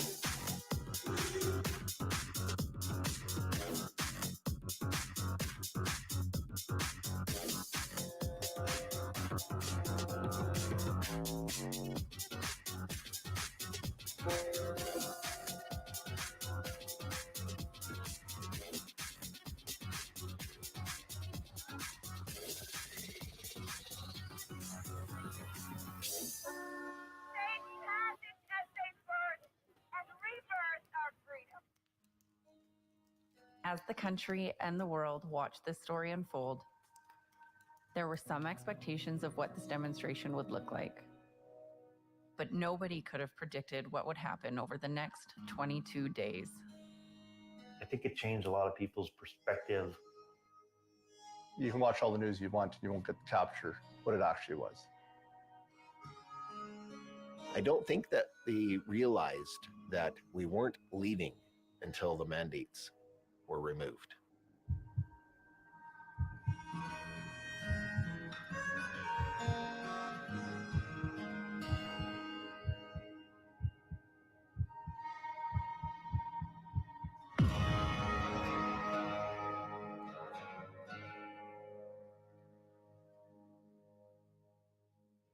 I'm heading out on this traveler's road, leaving all behind to revive my soul.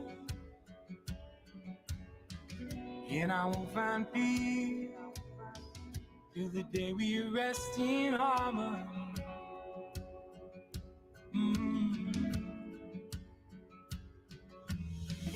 They tell me I'm the one to blame, so they cast their stones and put me to shame. Damn your life, you are a master in disguise.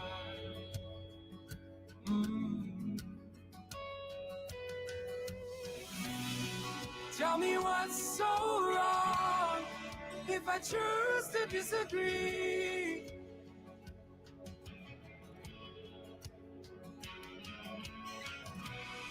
We're taking how we want till we're living free.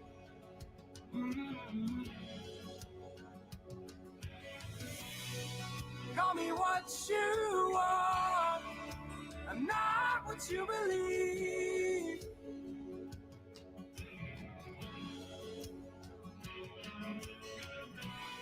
I'm just a simple man, demanding honesty.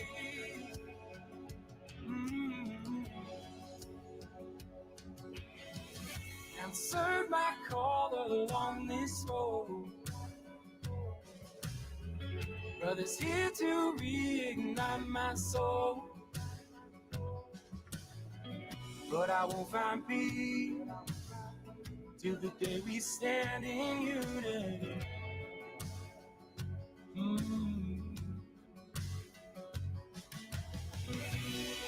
Tell me what's so wrong if I choose to disagree.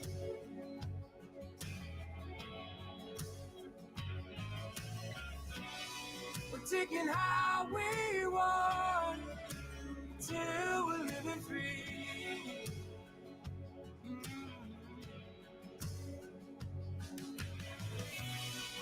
Call me what you want, I'm not what you believe.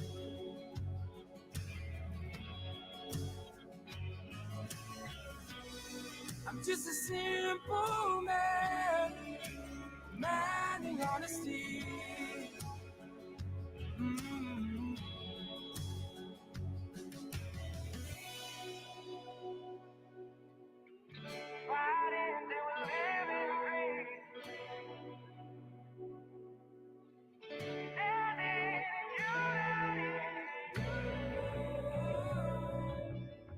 Fighting till we're living free. Standing in unity. Fighting till we're living free. Standing in unity. Fighting till we're living free. Standing in unity. Fighting till we're living free. Standing in unity. Fighting till we're living free. Standing in unity. Oh, fighting till we're living free. Oh, standing in unity.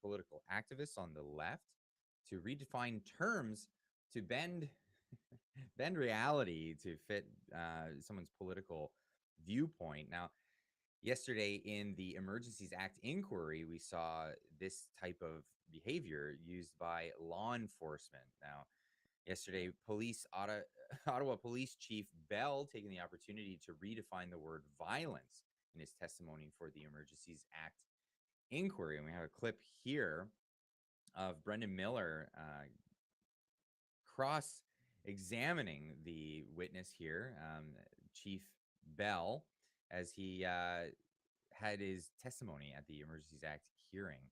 And we'll just play what he had to say here. Morris, already you sort of touched on that, and he had stated that the lack of violence in Ottawa during the protest was actually shocking. So I don't recall that statement. All right. So so you don't recall that? He didn't recall the statement, and this is the statement that was being recalled here. And this is Patrick Morris. The lack of violent crime during the Ottawa protest was shocking. This is what he said in his testimony. The arrests and the charges and stuff to try and ascertain how accurate we were. And there was, I would say, the lack of violent crime was shocking. The lack, I mean, even in the arrests and charges, considering the whole thing in totality, I think there were 10 charges for violent crime, 6 of which were against police officers. And that was through the whole protest. So that, of course, is intelligence officer Patrick Morris. Now, here's the rest of the statement here by Bell. So is it fair to say that when you use the phrase violence, you're not actually describing any form of physical assaults, are you? Well, physical assaults do contribute to what I'm describing. I was specifically describing the violence that our community felt as a result of the culmination of actions that the occupiers engaged in. So the violence that they felt, not actual violence, is that what you're saying? That is correct. Not the criminal code definition of violence, but the violence that they felt by having incessant horns blared. Right. And by not having trucks run 24/7 a day. Right. By having people intimidate them and follow them, and by having people rip masks off their head, by feeling sheltered in their homes. Well, when they couldn't leave. thank you. I understand what you mean, but you're not talking about violence under Section 2 of the CSIS Act, are you? No, I'm not. Thanks. So here, this is testimony from a police chief, the one in charge of the entire Ottawa police outfit, now redefining terms and using the word violence and he knows what's happening here, that violence, when people hear that word, they're assuming that he's talking about the legal definition of violence, but he's redefining the term for violence here. We had Robin, the Russian bot on Twitter, putting out there, I think they have surpassed their quota of redefined words. We've got blockade has been redefined, occupation has been redefined, insurrection, armada, extremist, extremism, freedom, hostage or hostages, a weapon, aka a truck. We heard about this from Fleury when he testified, saying that these were weapons. The trucks were used as weapons. And then new word, microaggression. Now we're talking about violence as being a thing that is not actually its redefined term, violence. And of course, a lot of people losing their mind during this whole event, and then actually advocating for violence of their own. We have here Diane Deans during the convoy actually saying that she wanted to do stuff to these people. I mean, I was just aghast this weekend that, you know, there's a bouncy castle and there's a hot tub. David, I wanted to go up there and poke that hot tub myself and let the water flow out of it and unplug that damn bouncy castle, because it's just a symbol of the frustration that's gone on for 19 days in the capital. So yes, we are making changes to do everything that we can do to end this illegal occupation of our city. I mean, saying that would be violence is hyperbolic. So she didn't actually advocate for violence against these people. But again, this is she's talking about hot tubs and bouncy castles. This is the world we're living in now, and this, of course, is Chief Bell when he took over as interim chief. This is him at a press conference during the convoy, in his words. If you are involved in this protest, we will actively look to identify you and follow up with financial sanctions and criminal charges. Absolutely. This investigation will go on for months to come. If you are involved. So high quality music and sound effects that you can actually afford? Call 911. I'm on fire. Create amazing videos with unlimited music and sound effects on artlist.io. Starting with $9.99 per month. Damn, I love this field. It's so fast to find a song. Children's music? Search it. Mysterious music for my YouTube channel? Search it. And if I need electronic music for my TikTok videos? Come on! Want to control the BPM? Do it, play it, search it, find it, have it, press it, share it. It's your time to shine with one simple license that fits all your creative needs. So go to Artlist now and start creating without limits.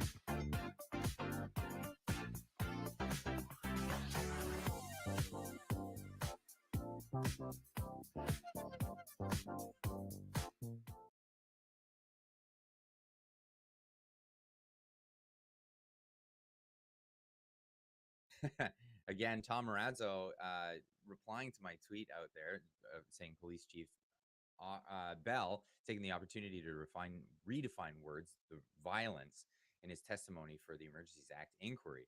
5 charges related to violent actions in the 16 days leading up to the Emergencies Act. Not exactly extraordinary, not even remotely something related to Section 2 of the CSIS Act. So take with a grain of salt when you hear in these testimonies now. We have to take with a grain of salt new redefined versions of these words, especially when you're talking about violence, things like that. We need to actually hear what these individuals define these words as, not always being the traditional definitions of these words. Again, Police Chief Bell's definition of violence in his testimony was not talking about the legal definition of violence, but his own definition of violence, which would include the feelings of not uncomfort due to protesters. Now, we had other police testimonies destroying, as we see here, the need for the Emergencies Act. So if you're paying attention to this, you're waiting for that the smoking gun. The smoking gun would be the justification for why they used the Emergencies Act in the first place against a peaceful protest that took place in Ottawa back in February of 2022 in Ottawa, Canada. We have yet to have that, but we have a lot of police giving testimony as to why they did not need it. You didn't see any evidence in the intelligence of espionage or in support of espionage. Is that correct? That's correct. Sabotage or anything in support of sabotage? That's correct. Foreign influenced activities within or relating to Canada that involved the threat to any person? I saw media accounts, yes. I saw no information collected or intelligence produced in that regard, no. To support that, no. Activities within or relating to Canada directed toward or in support of the threat of the use of acts of serious violence against persons for the purpose of achieving a political, religious, or ideological objective within Canada or a foreign state.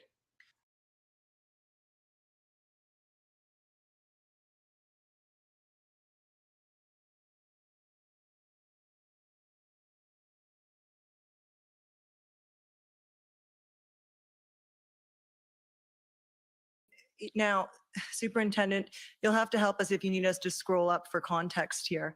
But the words or the passage I want to draw your attention to is lost confidence of the community, have to take it back. Do you see that? Yes. And is that an accurate assessment of the situation at that point in time, February 3rd? That was the sentiment that I think within OPS that those were big concerns. Now, you told us that there was no operational plan with complete supporting plans in place between February 3rd and February 10th. Is that correct? During that time period, the service did not have a complete operational plan with supporting plans. Is that correct? That is correct. And up until February 10th, the date you took over, I think you took over in the evening, to be fair, as event commander, the service lacked an overall plan to restore normalcy to Ottawa, correct? At that point, correct. Up until that point, fair? Yes.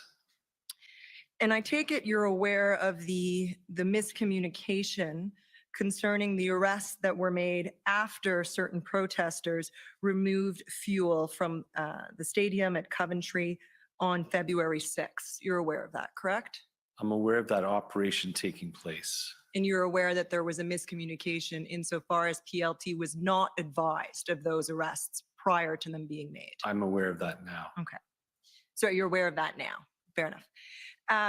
And you knew, obviously, by the time you took over as event commander, that PLT was demoralized and, to a certain extent, ready to leave. Is that fair?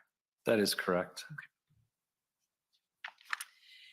Now, can I ask, actually, sorry, not yet. We can take that down, Mr. Clerk. By February 7th, and to help you out, that's a That's a Monday. If that helps, I think of it in terms of weekdays. You knew that PLT was attempting to work with leaders of the Rideau Sussex group, protest leaders at the Rideau Sussex intersection. You know what I mean by that, right? Yes. To convince them to move to Wellington Street. Is that correct? In my role at that time, I was not involved with operations either at a tactical or operational level. On February 7th, I would have been in the service command center and pretty much removed from what daily operations were going on. But you mentioning that, I had heard of that. Okay, and I actually took that. I'm looking at my notes from your witness summary. So you knew whatever capacity you were in. I know you weren't Right. event commander, but you knew that PLT was attempting to work with the group at Rideau Sussex to remove vehicles from that intersection, right, up onto Wellington Street. You knew that. I was aware of that operation was in works. Okay. And I take it the benefit of that would be twofold. One, that it would allow the service and the city to open up that intersection again, right? It's a very important intersection. It was impacting the Rideau Center being closed and a lot of businesses that were affected in that area.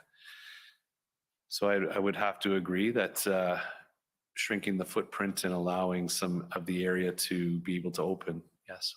Yeah, so two benefits there. One, shrinking the footprint, and two, the benefits that you've described to the community. Is that fair? Correct, yes. Okay. Now I'd like to ask the clerk to pull up, please, OPS 30-10549.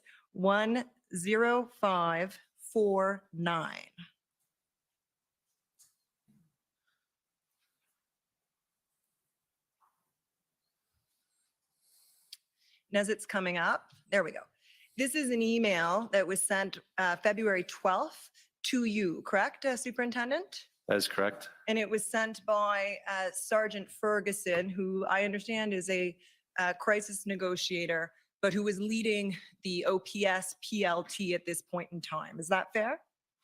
Yes. And if we could scroll down so we can see the body. Yeah, that's perfect. Thank you, Clerk, Mr. Clerk. You'll see that Sergeant Ferguson is notifying you, because by now, February 12th, your event commander, of a possible future decision point. Now, he says council, and do you see how it's redacted there? The name's actually in the next sentence, Wilson, and the metadata associated with this document indicates that it was in fact Keith Wilson that he's referring to. So it's Council Keith Wilson, who is one of the lawyers representing one of the convoy groups, reached out to PLT members. Wilson indicated that he was working with the convoy leadership in an effort to get buy-in from the truckers for a proposal to relocate the trucks from all residential streets in the downtown core and to consolidate them on Wellington Street and Elgin starting Monday. And Monday, of course, was February 14th, right? Sorry, it's a verbal transcript. We actually need a yes, even though it's obvious. Yes. Thanks. He indicated that the balance of the trucks would potentially camp out of town and the drivers could be shuttle bused down to Wellington Street. Wilson said he would update PLT on progress later today, and a potential meeting is scheduled to be determined. And then it goes on from there. Now, the commission has heard evidence that Keith Wilson was actually involved on behalf of protesters in the negotiation with the mayor's office. I don't know if you were aware of that at the time, but that's the evidence that's been heard by the commission to date. Are you aware of that now? No, well, until you've just told me. That's fair enough, and I'm just asking that. But this would appear to be, and you can just correct me if I'm wrong, but the description of the potential deal is what you actually found out the city had negotiated on February 13th at some point in the day, correct? Correct. And the substance of that deal was communicated to you as event commander on Saturday, February 12th, correct? Through this email? Through this email. Correct. I will have to say that the flow of emails were quite abundant, and I really did count on my command table around me to be feeding me. But on the 12th, to be fair, I was somewhat in that transition phase where trying to get things set up. So there were some emails that were perhaps not fully digested, but I acknowledge that this did come to me. Okay. And you won't get, a number of the lawyers in this room will feel your pain about the number of emails that we've been receiving. So you've got lots of sympathy on that.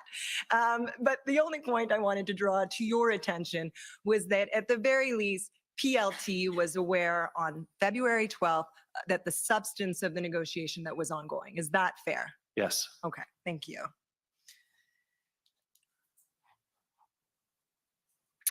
If we could turn up now, please, OPS 3011039.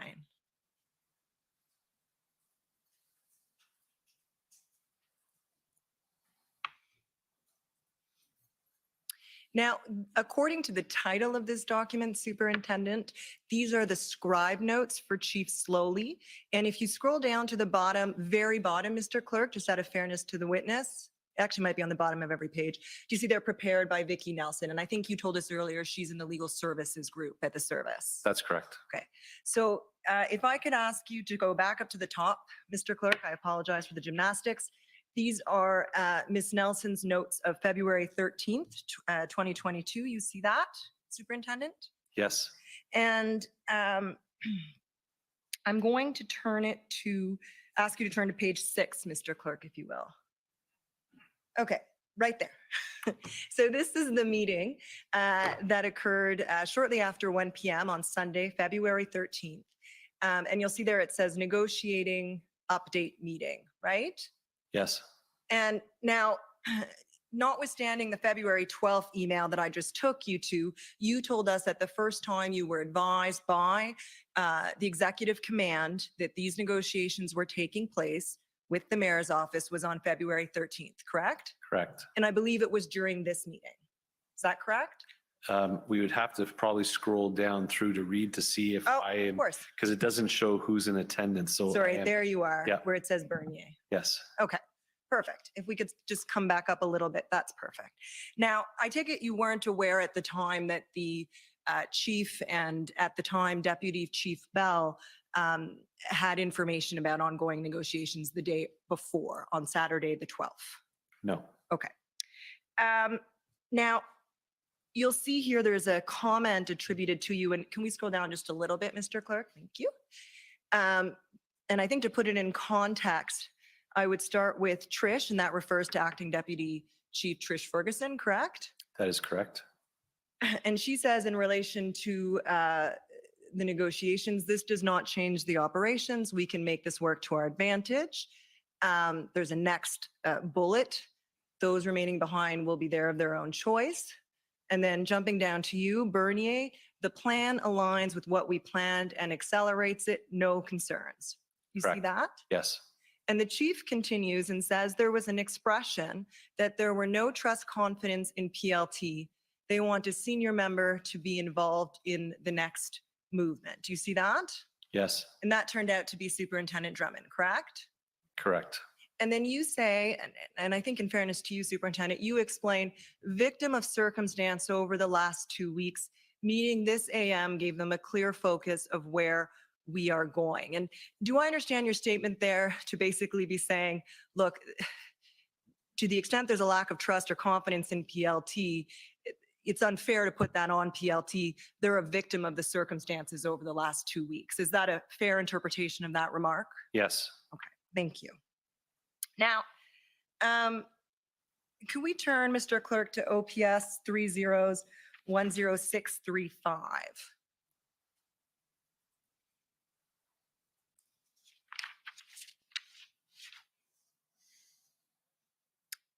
Okay, now these are your scribe notes. Is that right, Superintendent? That's correct. For February 13th. Yes. And can we just go to the bottom of the first page, Mr. Clerk? Okay, and stop right there.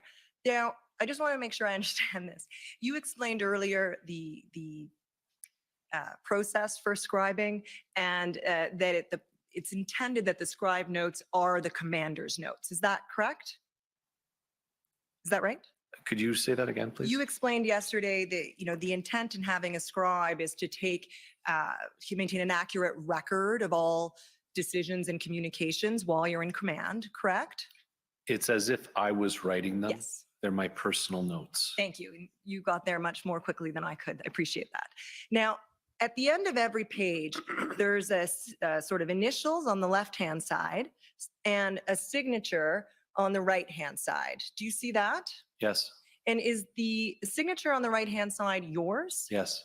And I take it it's the scribe's initials on the left-hand side of the page? Correct. And am I correct that this is on every page, basically? Yes. And when do those signatures, when do you sign it? We're to review them and make sure all the information's accurate and the signature is, and we try and do it progressively during to stay on top of it, depending on the momentum of everything, but as soon as possible that you can after. Sure. And if you need to make an entry after the signature has been made, do you identify it as such, as a late entry, for example? Yeah, you would have to do a notation or you do a supplemental. Okay, thank you for that. If I could turn to page 12, Mr. Clerk. And I think we were here earlier. Now, do you see, we're still on February 13th, the time there, 13:28, Superintendent? Yes. So this is during that, just to situate you, that same meeting that we were looking at, except previously we were looking at the chief scribe's notes, and now we're looking at your scribe's notes, right? Correct? Yes. Okay, so if we could scroll down a little bit, please. Still going. Just a little further down, please. Sorry, and you can scroll to there is, thank you. At 1331 is Acting Deputy Chief Ferguson's comment. This is a good move in right direction. PLC's. Sorry, can you turn to page 13? Let me just make sure I'm in the right spot. Yes, okay, perfect. That was Acting Deputy Chief Ferguson's comments. And then your comment, EC at 1334. Do you see that? Yes. And you say, I support what DC Ferguson, there's a word missing, I assume it should be said, going through plan now to approve. This actually accelerates what we wanted to do in the next couple of days. No concerns from my end. And that's the comment that my friend Mr. Aw took you to earlier today. And that's what reflects what you said in that meeting, correct? Correct. Now, if we go to the bottom of this page, stop right there, Mr. Clerk, thank you. You'll see there's an addition here at the bottom of the page. And it's jammed in right at the bottom, seems to be a different pen. Handwriting looks slightly different. And you have to write around your signature. Or just the you, I don't know who wrote it. But do you see what I'm saying? Yes. It goes all the way around. Whose handwriting is that? That is still my scribe, the same scribe. And can you explain why it appears to be a different pen and appears to be writing around the signature and it's crammed right at the bottom of this page? Yeah. So upon review, when we're reviewing it, I'm initialing it and realizing, so I get to that page, I go to the next, and it doesn't have the part that I'm looking for with regards to that comment. So it has to be placed in there at the time. Pen-wise, scribes will have different pens, but that's I can't explain why it's a darker color. Okay. So because you'll agree with me that it appears this comment was made after this page was signed, right? The way that it's kind of coming around your signature on the right-hand side. Do you accept that, sir? After I signed? Well, after that signature.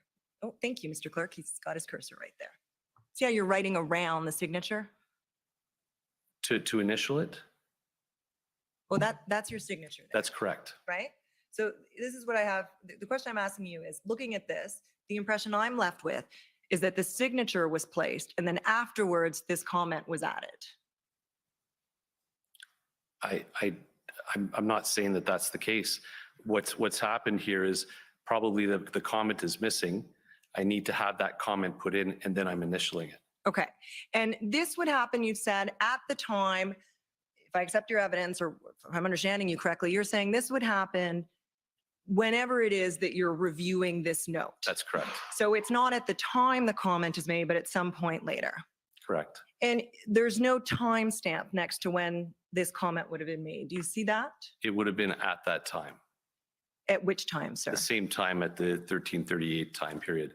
Okay. That my notation, excuse me, my notation that I want to have captured was not there. So I asked my scribe to please put that notation in. Okay. And you believe you would have done that at the end of that day or possibly the following, given how busy you were at the time. Absolutely. Right. And this comment here does not appear in the chief's scribe's notes. So will you accept that this was not a comment made in the meeting with the chief and the deputy chiefs? It's my comment. It's my notation. It's not a verbal comment.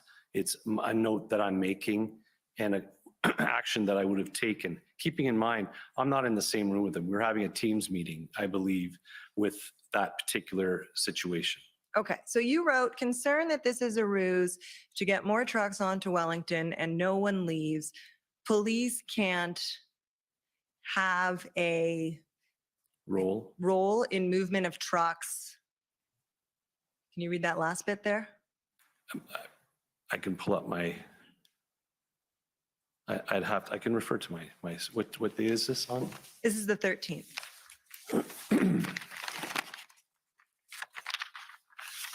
And Mr. Clerk, can you just scroll down a bit and go to the left, like go that way? And scroll back up. Sometimes there's page numbers, but there aren't. So it's the 13th and it's the time and page 13 of 38, if I'm looking at the bottom there. Police can only be present for safety. Okay. So obviously here you're identifying a concern that you had articulated to yourself that this might be a ruse and that police should not be involved. No, this is actually witnessed and can be confirmed by my whole command table who's present, including Inspector Dave Springer.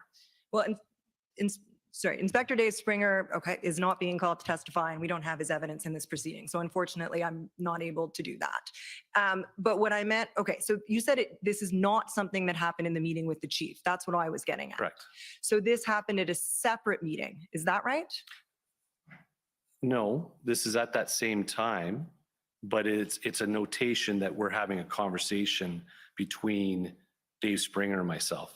I see. Okay, so at the same time that the comment is only shared to Dave Springer, who is an OPP POU commander, correct? Yes, but he is now the deputy event commander in the position that he's in. Okay, perfect. I just wanted to make sure I had the right person in mind. So you did not, and this was really the point I was trying to get at, I apologize if we got a bit offside, you did not share this concern with the chief or the deputy chiefs at the time. At the time, it would not have been articulated at that time. I believe I did have conversations with Deputy Ferguson at some point of saying, this is the risk with this. Okay, just help me to understand though, because in the meeting you said, I support this. And then within a half hour in a sidebar with Commander Springer, you say you're concerned that it's a ruse. Right, so it's a risk. So right. I support it. You support it, notwithstanding this comment. And if it happens, that's very good. There is always the chance, though, that that's not going to happen. Fair enough. And in fact, I think, and I'm coming to this, that the PLT's negotiations with Rideau and Sussex to move the trucks ended up, for example, not yielding any movement of trucks out of that intersection, correct? I think there are probably multiple factors that potentially led to that, but yes, that did not happen. It did not happen. Okay.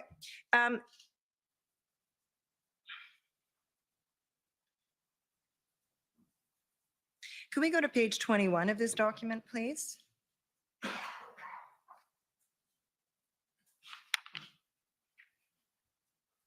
Timestamp 1556, perfect.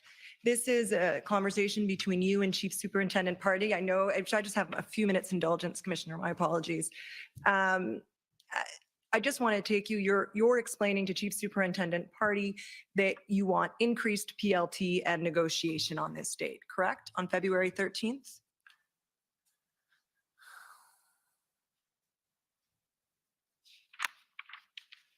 Yes. Okay. Just in the interest of time, just give me 1 second so I can figure out what I can reasonably take you to.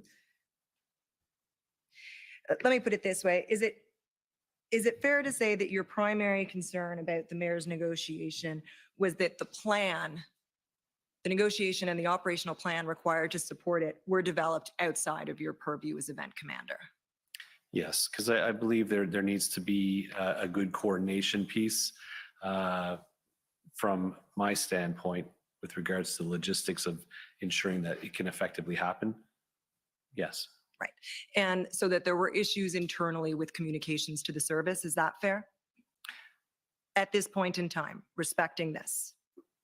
Right. And having full appreciation of everything that is going on and the transition that I'm just coming into this new role, trying to get things set up, there were some challenges, yes. Okay. Thank you very much. Thank you, Commissioner. Okay, thank you. Those 2 minutes would have been useful. The Ottawa Coalition.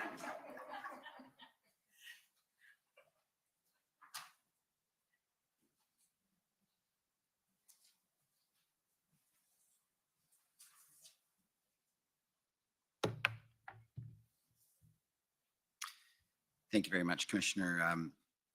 Superintendent Bernier, my name is Paul Champ. I'm a lawyer for the Ottawa Coalition of Residents and Businesses, and I just have some questions for you further to your testimony.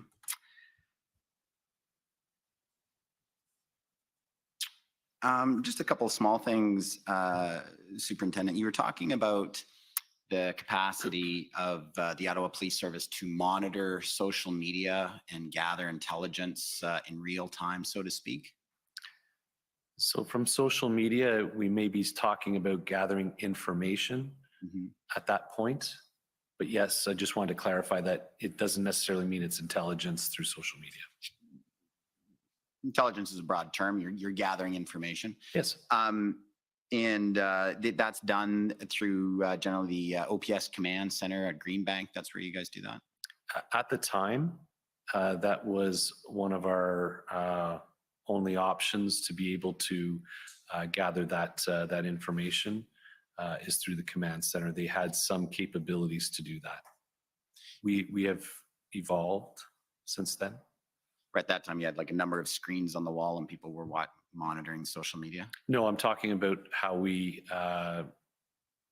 look at social media within the Ottawa Police. So how do you do it now? How do you monitor live what's happening?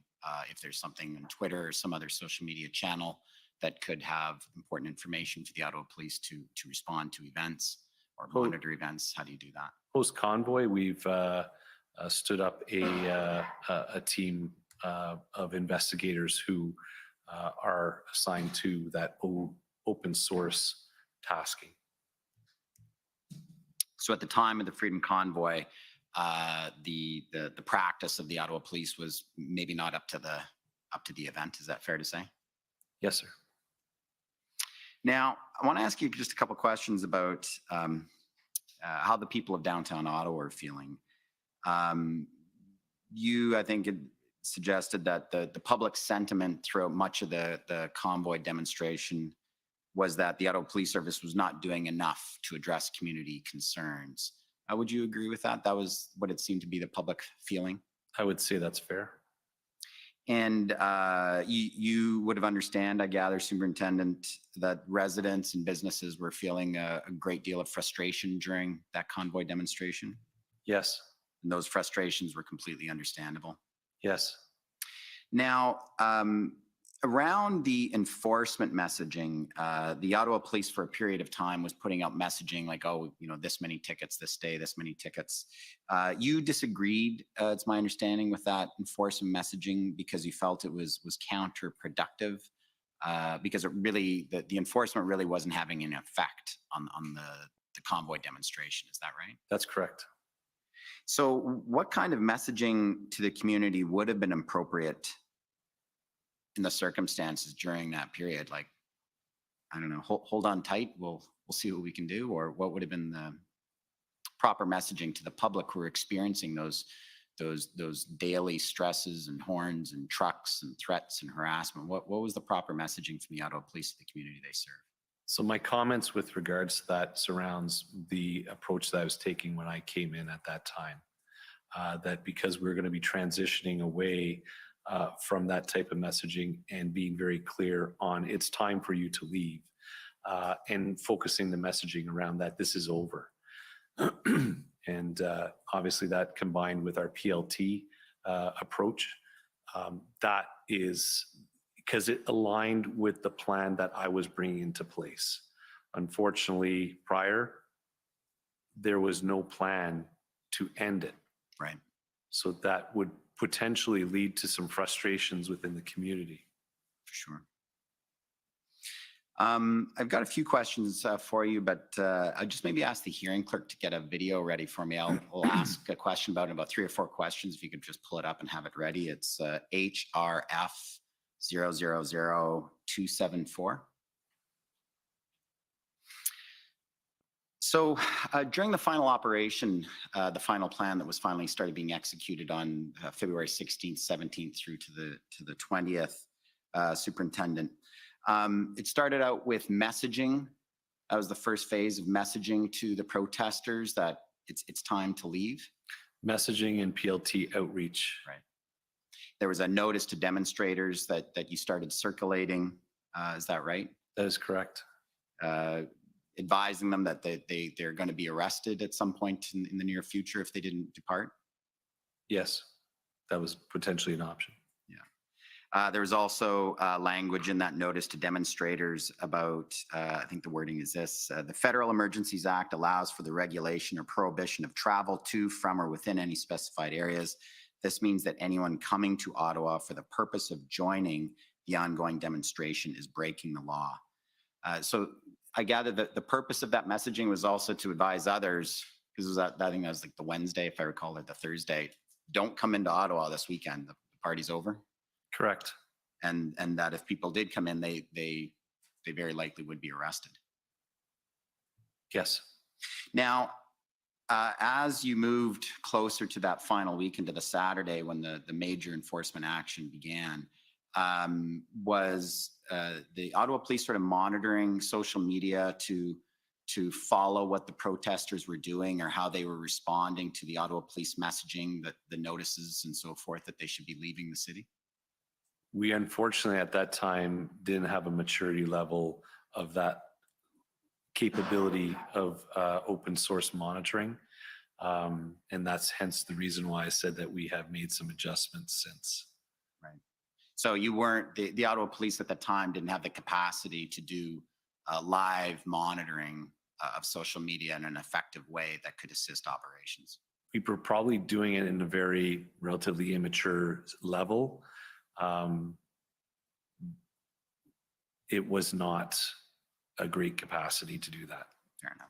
We heard evidence on the first day of the hearing, Superintendent Bernier from Ms. Natalie Carrier, who was the executive director of the Vanier BIA, saying that she had been following social media and saw that the truckers were getting together to go down and do a drive-by of the Ottawa airport. And so she contacted her Ottawa Police contact saying, do you guys know this is going on? They're like, why are you hearing that? And she's like, well, I'm looking on social media. So at that time, that was unfortunately the level of capacity at that time. Yes. Mind you, the information, whether it came from the citizen or another avenue, did get to us. I was aware of that. So we were able to, excuse me. No worries. So then going to the end of the protest, again, the last weekend, the days coming up to the last weekend, the Ottawa Police is doing the messaging clearly through the PLTs, the notice to demonstrators, it's time to leave or else there'll be enforcement action. Was the Ottawa Police contending with or observing that there was a lot of counter messaging, I guess we can say, online by the protesters or those associated with the protest saying, don't leave, hold the line? Through our media section, they were able to capture some sentiment, some because I did have a media person with me every day, every time, the whole time that I was there. And every so often I would be asking, what is the sentiment? What are you seeing out there? So what that citizen would have been able to monitor, they would have been, I would ask that our media person do the same thing. To the best of their ability. There was she had a lot of other taskings at the same time. Right.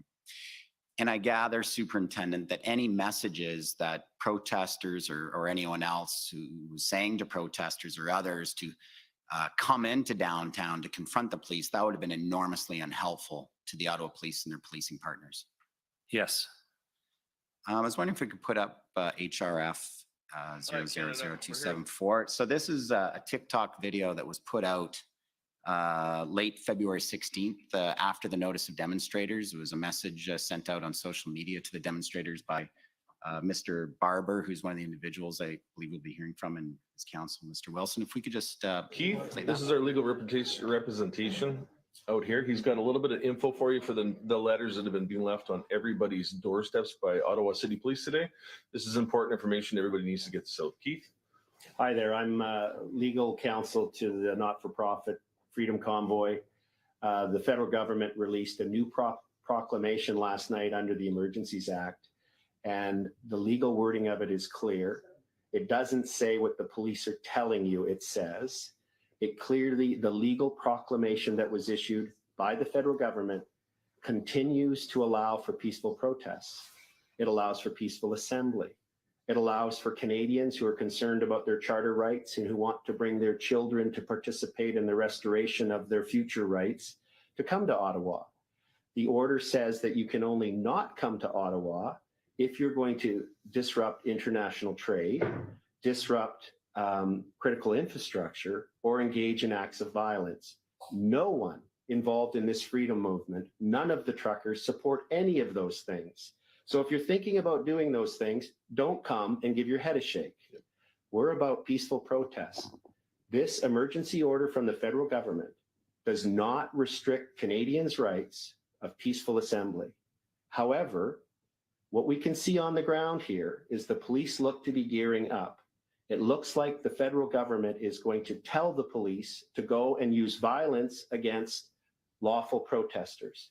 And one way to stop that from happening is Canadians who are concerned about their rights and government overreach to come to Ottawa as soon as you can get here and stand with the truckers.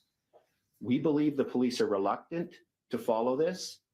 If they follow what the federal government's telling the police to do, it will be an illegal order. It will be unlawful. So if you come and stand with the protesters, it will make it harder for the police to act on what they're being told to do. And it's really important that freedom-loving Canadians get to Ottawa as soon as possible to stand with the truckers and exercise their legal charter rights of peaceful assembly. We'll be here, guys. Remember, peace is the only way.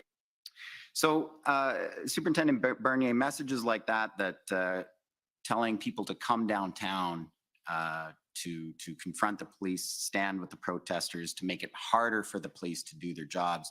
I gather that kind of messaging was making it much more difficult for the police to do their job. I don't know what impact this had.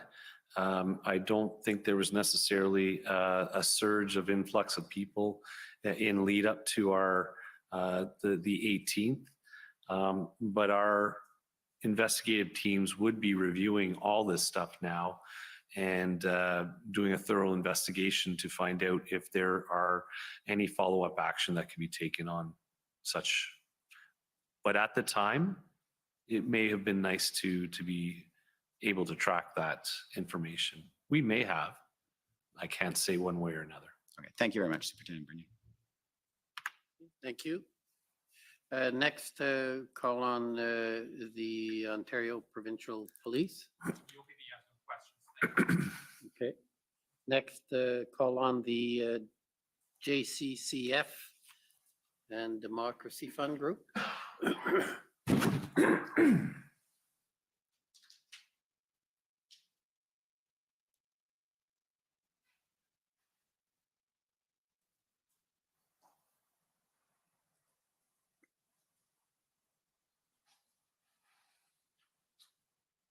Sorry about this. I'm a little taken by surprise by a second or two here. And just trying to pull up my questions, which is taking its time. Maybe I'll just grab my laptop.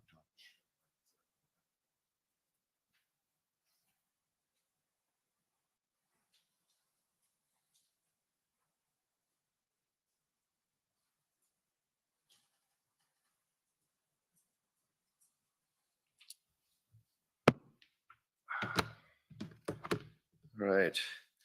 Good afternoon, Superintendent Bernier. I'm Rob Kittredge, counsel for the Justice Center for Constitutional Freedoms. Police have common law powers to exclude the public from an area in which a police operation is underway. Is that correct? Yes, And those powers could have been used in the clearing of the protests in Ottawa, couldn't they? yes, In fact, you planned on using those powers to clear the protests, and the federal emergency declaration did not significantly impact your planning. Is that right? I wouldn't exactly say that. Very, very hard to know what it would have been like without it. Right. Your interview summary does say that, but I'll leave it. I'll leave that answer as is.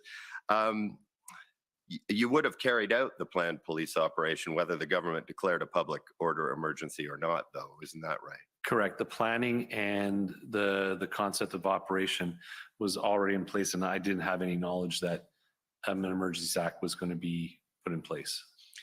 Counsel for Canada earlier on today put it to you that, and I'm paraphrasing a bit, you never know whether your use of a common law exclusion zone will hold up in court if it's challenged after the fact. Do you remember that question? Yes.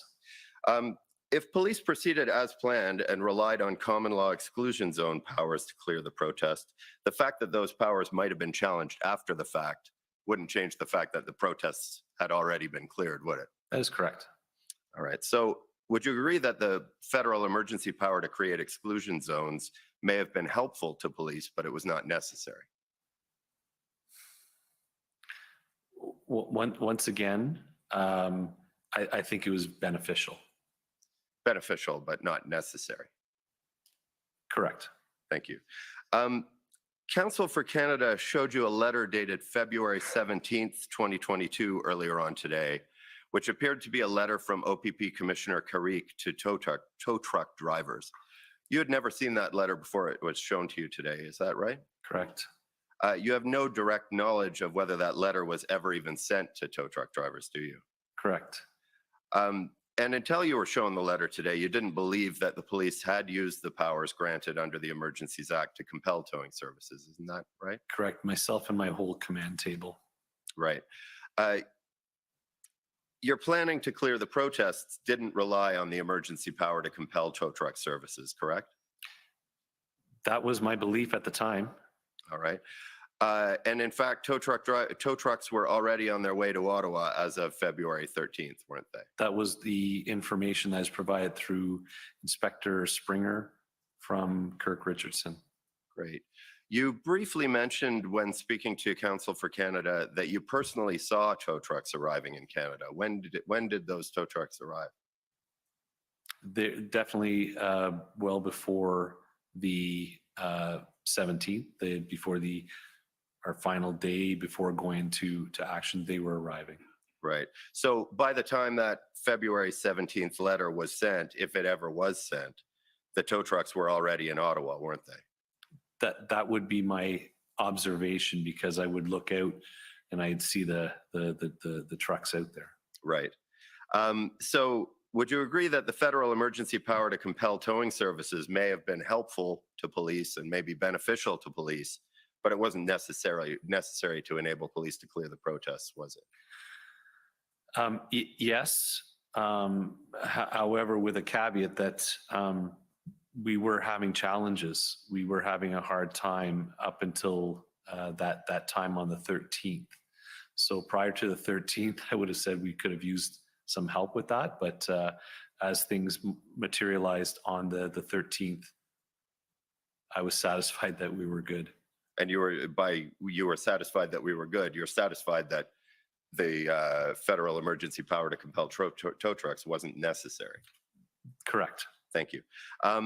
Interim Chief Bell testified pretty emphatically, and I quote, "In the absence of the invocation of the Emergencies Act, the OPS, the OPP, the RCMP, as part of a unified command, were going to clear the protests." Would you agree with that statement? Could you repeat that question again, please? In the absence of the invocation of the Emergencies Act, the OPS, the OPP, the RCMP, as part of a unified command, were going to clear the protests. Do you agree with that statement? Yes. Numerous other OPP and OPS witnesses have testified that the federal emergency powers may have been helpful to police in various ways, but they were not necessary. Would you agree with that? Yes. Thank you very much. Those are my questions. Thank you. Next, call on the CCLA.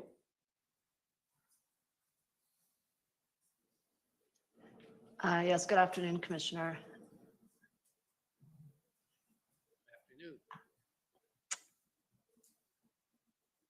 I'm not sure if you can see me. My name is Eva Krajewska and I'm counselor for the Canadian Civil Liberties Association. Yes, we can see you. Go ahead. Perfect, thank you. Superintendent, when you took over as event commander on February 10th, that's what I understand from your evidence today. Yes. And your task was to prepare an operational plan. Yes. And at that time, between February 10th and February 13th, when you were preparing the operational plan, was it your assessment that the OPS had the necessary legal tools and powers to execute that operational plan? Yes. And it was not your assessment that you required any additional legal tools or any additional legal powers? I would say they were beneficial, but to say necessary, I would say no. And at no time prior to February 14th, did you communicate to any of your superiors that you required additional legal tools or legal powers? That is correct. Okay, thank you. Those are all my questions. Thank you. Now I'd like to call on the National Police Federation. Thank you, Mr. Commissioner. We have no questions for this witness. Okay. Next, the province of Saskatchewan.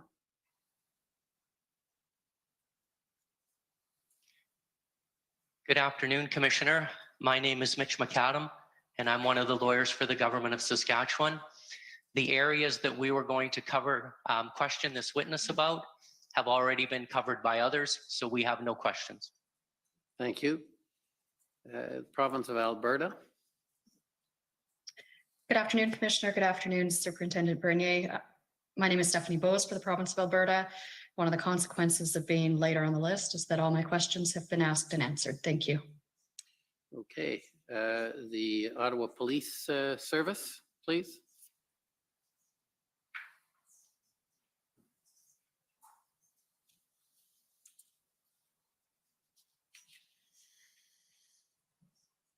Good afternoon, Superintendent. Good afternoon. For the record, my name is Jessica Barrow and I am counsel for the Ottawa Police Service.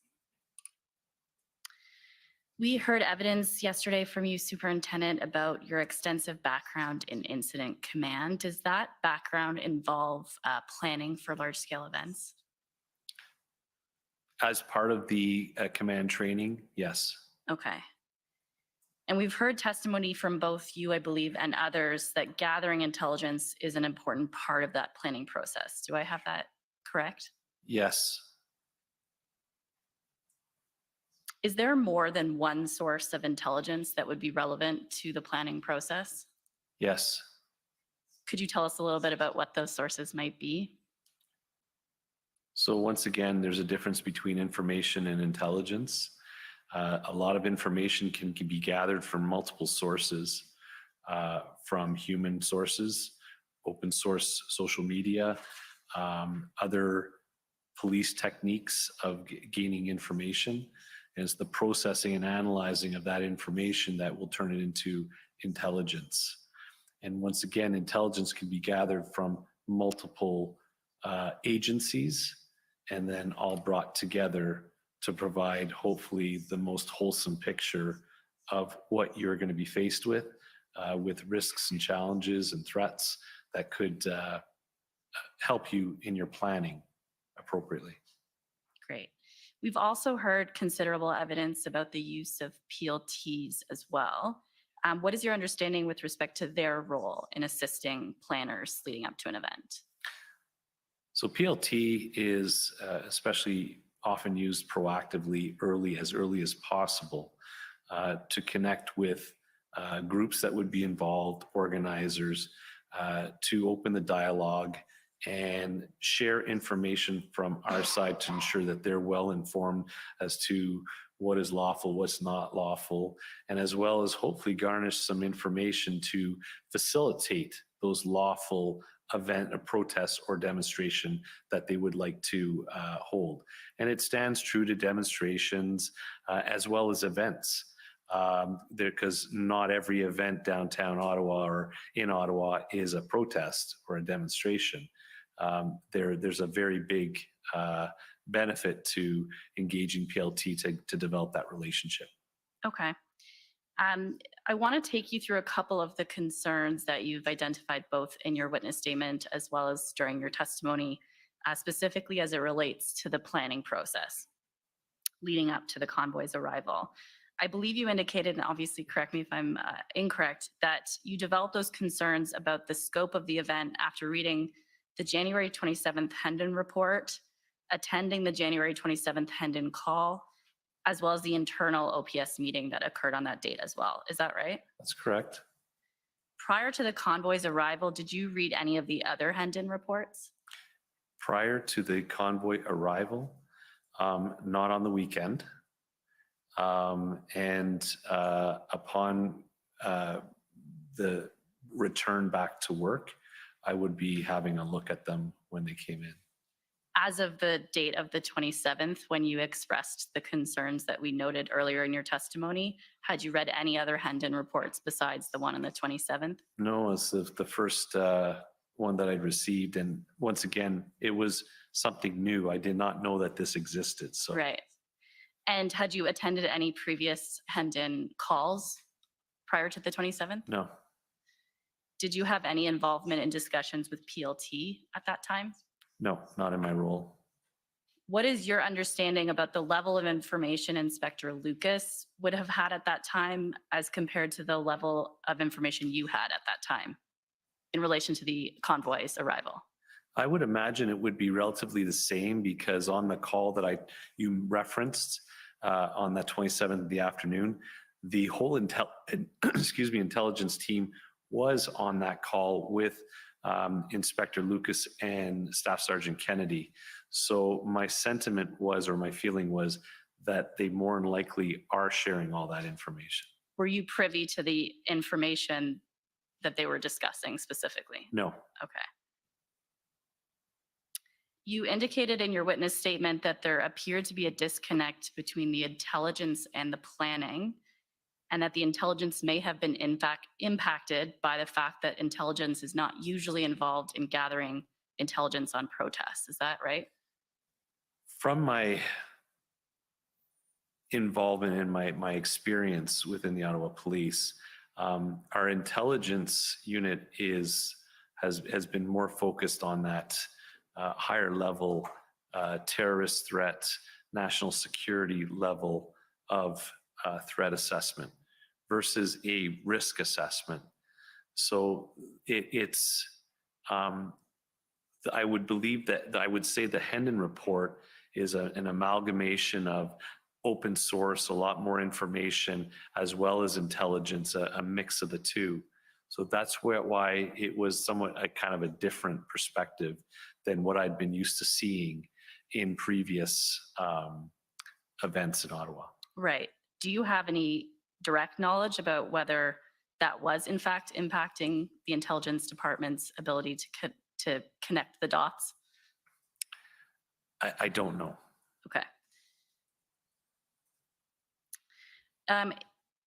In relation to your examination with former Chief Sloly's counsel, there was an issue as it relates to whether former Chief Sloly was issuing operational directions during your time as event commander. Do you remember that discussion? Yes. Okay.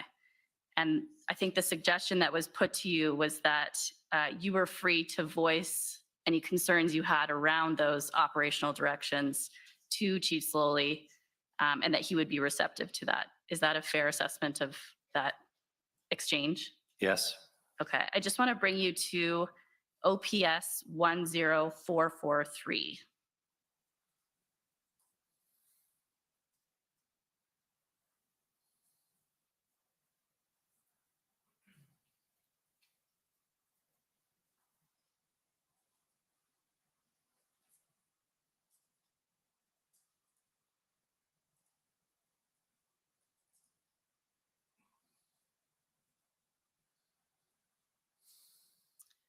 I just want to situate you. It looks at the top like there's a list of attendees and it appears that your name is on it. Is that correct? Yes. And I know it doesn't have a date on it, so perhaps if we just scroll down a little bit and we look, yeah, that's great. Where you're under at NCRCC now, there's a statement, an update from you. Does that situate you in terms of around what time frame this would have been? So I'm gonna think this is around the 12th, 13th. So were you the event commander then at the time of this meeting? Based on what I'm reading here, the fact that I'm in progress of setting up a command table, I would be the event commander. Okay. Can we scroll please down to the bottom of page 2? That's perfect. Thank you. And just if we start under the first redaction, there's a question being posed by John Steinbachs about closing bridges. And then under it, you see Lucas is saying not going to close it right now. Do you remember this conversation? Yes. And do you remember what Lucas's plan was in relation to the closures that we're seeing being discussed here? So what it had to do is coming up with mitigation strategies because of the lawfulness of, at the time of closing down a bridge. We had a plan that we were working with our traffic section to reduce the flow in and control and divert away from the downtown core. Okay. And if you look under that, we see a comment. There's one by Bell, and then under that we have slowly, it says bridge closed, wants it done, close everything, not debating. Do you recall that comment being made during that meeting? Yes. And what did you take that comment to mean? That he wanted the bridge closed. Irrespective of Lucas's plan? Okay. Correct. I want to move on. Thank you, Mr. Clerk. We can take that down. We heard in your earlier examination about the steps that you took to set up an integrated command table. I wonder if you could just explain to us a little bit about how you selected each of the experts, I think you called them, at that table. In terms of the qualifications that you were looking for to select that person.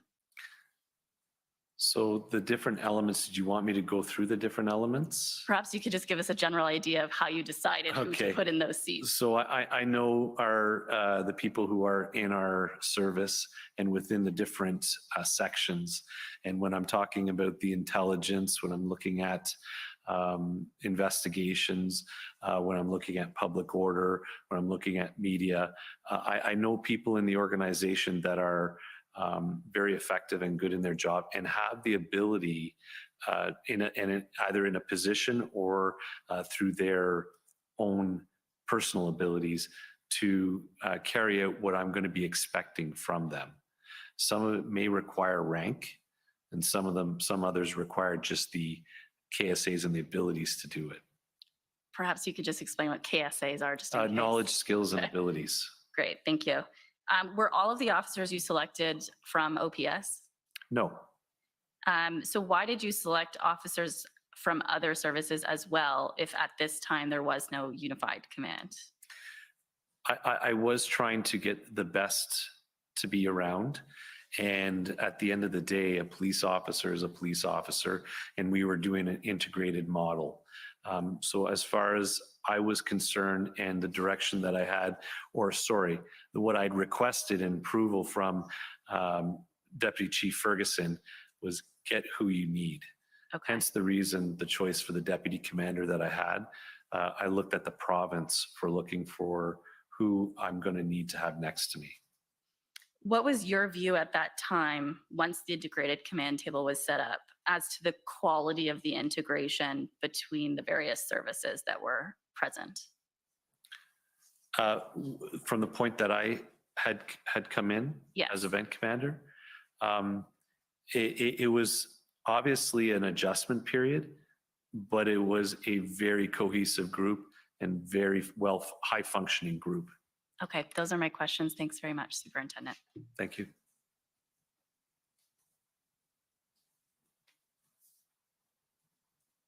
Okay, any re-examination? I have a few, if I may. Okay, go ahead. Superintendent, My friend, counsel from the Acting for Canada asked you about the availability of tow trucks after you made the initial arrangement on or around the 13th of February. There's a document I want to show you and ask if you can tell us what it is. It's OPS 30-14453.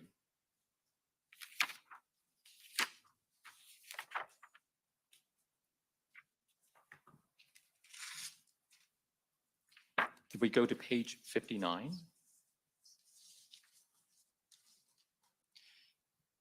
So could you take a look at this document?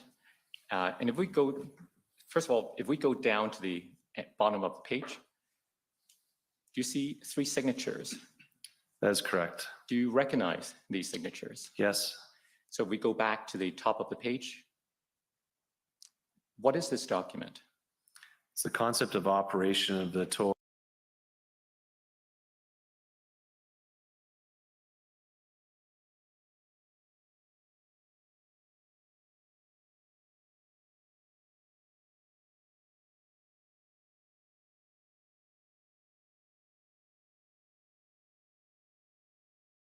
Some equipment. Can you tell us about this? Yes. Listed towing resource equipment, 12 heavy wreckers, ability to remove highway tractors, 2 tilt and load, ability to remove farm tractors, utility trailers, equipment materials, 2 highway tractors, bobtails. Can we go further down? Equipment prep truck contains equipment necessary for tow and recovery. 3 front-end loaders. This will assist with the movement and positioning of trucks for tow, ability to assist with loader equipment and materials.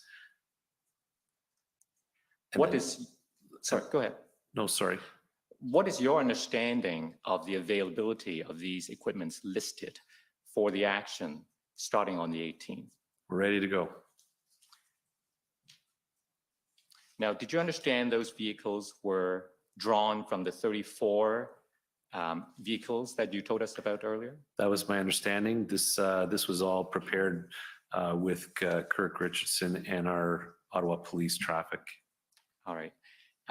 Now, in cross-examination by counsel for the former chief, Mr. Curry asked you why, aside from your verbal conversations with Inspector Lucas and Superintendent Drummond, that you did not take further steps to escalate your concerns about the bizarre disconnect. Remember being asked those questions? Is this having to do with the tow No, trucks? sorry, I'm moving on to a different topic. Okay, then So let me rephrase the question repeat. then, please. So I'm now asking you about questions put to you by counsel for the former chief. Mr. Curry asked you why, apart from your conversations with Inspector Lucas and Superintendent Drummond, you did not take further steps to escalate your concerns about the bizarre disconnect between the intelligence and planning. You recall being asked those questions? Yes. And you said, sorry, go ahead. And you said that you didn't have complete access to intelligence and you deferred to those who did have access and were assigned to respond. Correct. You also said that Deputies Ferguson and Bell were accountable to the former chief. Now, is that what you said? Is this when I was testifying with counsel from former Chief Slowly? That's right. So yes. So I want to ask you, in the context of responding to a major event, why did you think it was appropriate for officers who were not assigned specific duties to defer to those who were assigned?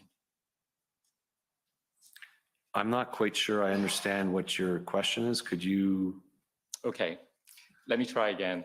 I understand your response to Mr. Curry's question to be that you defer to those who were assigned specific duties to respond, those who had access to complete intelligence. Those are the sections that are responsible for doing those duties within the Ottawa Police. That did not fall within my purview at the time. So I believe in previous testimony, I may have spoken to this, that we have sections within the Ottawa Police that have the responsibility for these events. And I deferred to those sections trusting that they have all the information, intelligence, and all the right people are in those sections for that. Thank you. Those are my questions. Okay, well, thank you. I just have a couple of short questions that some of it is just clarification. In response to questions of the Ottawa Police Service, you talked about the intelligence teams being more concerned about certain kinds of threats than other kinds of threats. I just want to make sure I've got that correct. It would probably be best articulated by an intelligence officer from the section, but traditionally our intelligence unit is at the higher level of matters that they would be looking into: national security, organized crime, threats of that nature. It aligns with ITAC and that type of thing.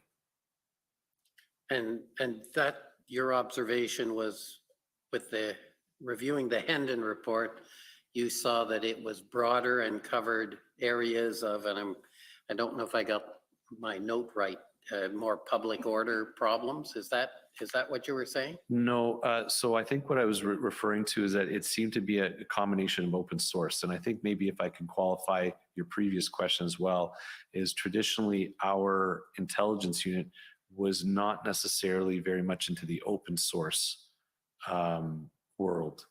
Whereas now we've learned a lot, and we are moving more into that to ensure that we have that aspect. I found that the Hendon report was a more broader source of information and intelligence.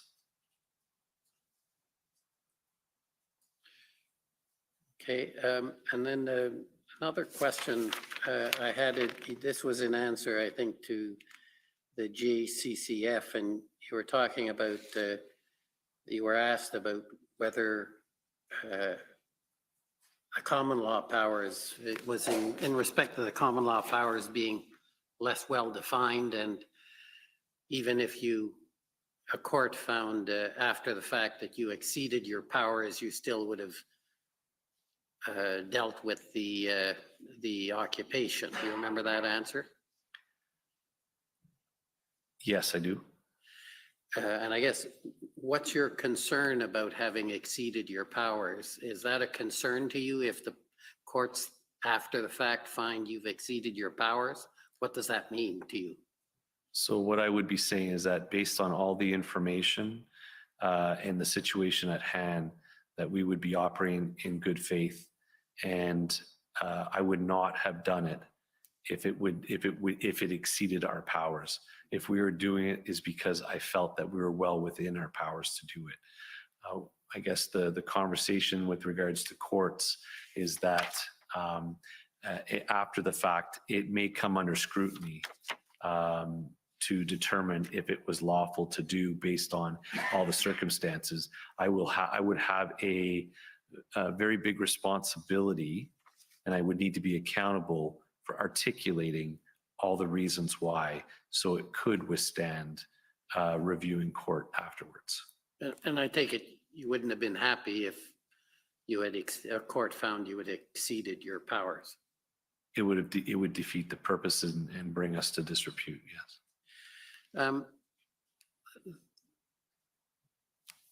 One of the things, again, at the beginning of your testimony, and this goes back to your position you held or the function you held before you were the incident commander. You talked about processing or cataloging the plans. Yes. Did you, and I think you answered this, but did you ever find a plan or an element of a plan that would encompass the possibility of protesters overstaying the weekend? No, I did not. And we heard a testimony earlier from another witness about whether there was an opportunity after the weekend to, I believe it was reduce the footprint that was missed. Do you have any knowledge or comment about that, or do you agree or disagree? I'm not quite sure what they're referring to, if it's the week following the actual weekend event, initial weekend event. And it was a reference, I'm not familiar with the window that would have happened. I think it referred to ability to reduce the footprint if they had acted then. You don't have any knowledge of that? I do not. Okay, thank you very much. It's very helpful. So that completes your evidence. You're Thank you, Your Honor. free to go. Thank you. So we're now ready to proceed with the next witness. And I think probably we should get started and have the break later on. And who's going to be leading this witness from Commission Counsel? Just have 5 minutes to get the witness settled, if that's okay. Okay, well, you 5 minutes to get the witness settled. Okay, 5 minutes. We'll rise and come back in 5 minutes. The commission is in recess for 5 minutes. La commission est levée pour 5 minutes.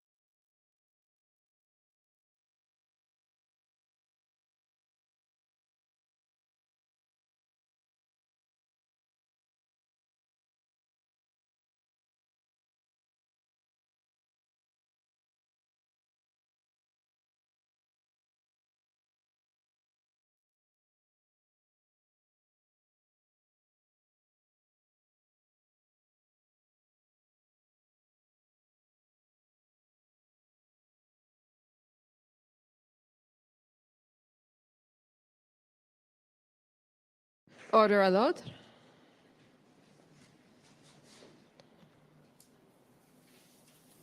The commission is reconvened. La commission reprend.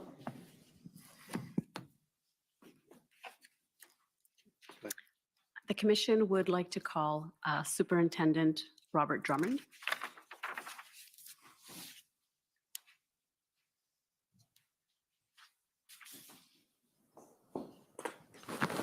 Good afternoon.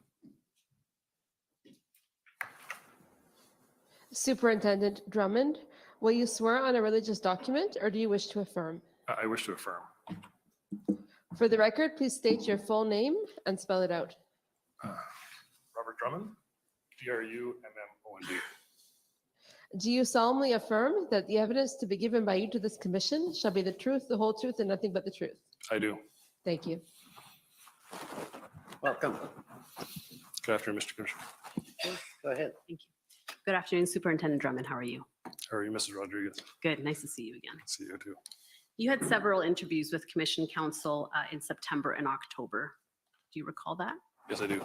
And we generated a witness summary from those interviews, and you've had a chance to review that summary, correct? I did. And do you have any corrections to make to your summary at this time? No. Okay, great. And if we can just pull it up, it's WTS 6050.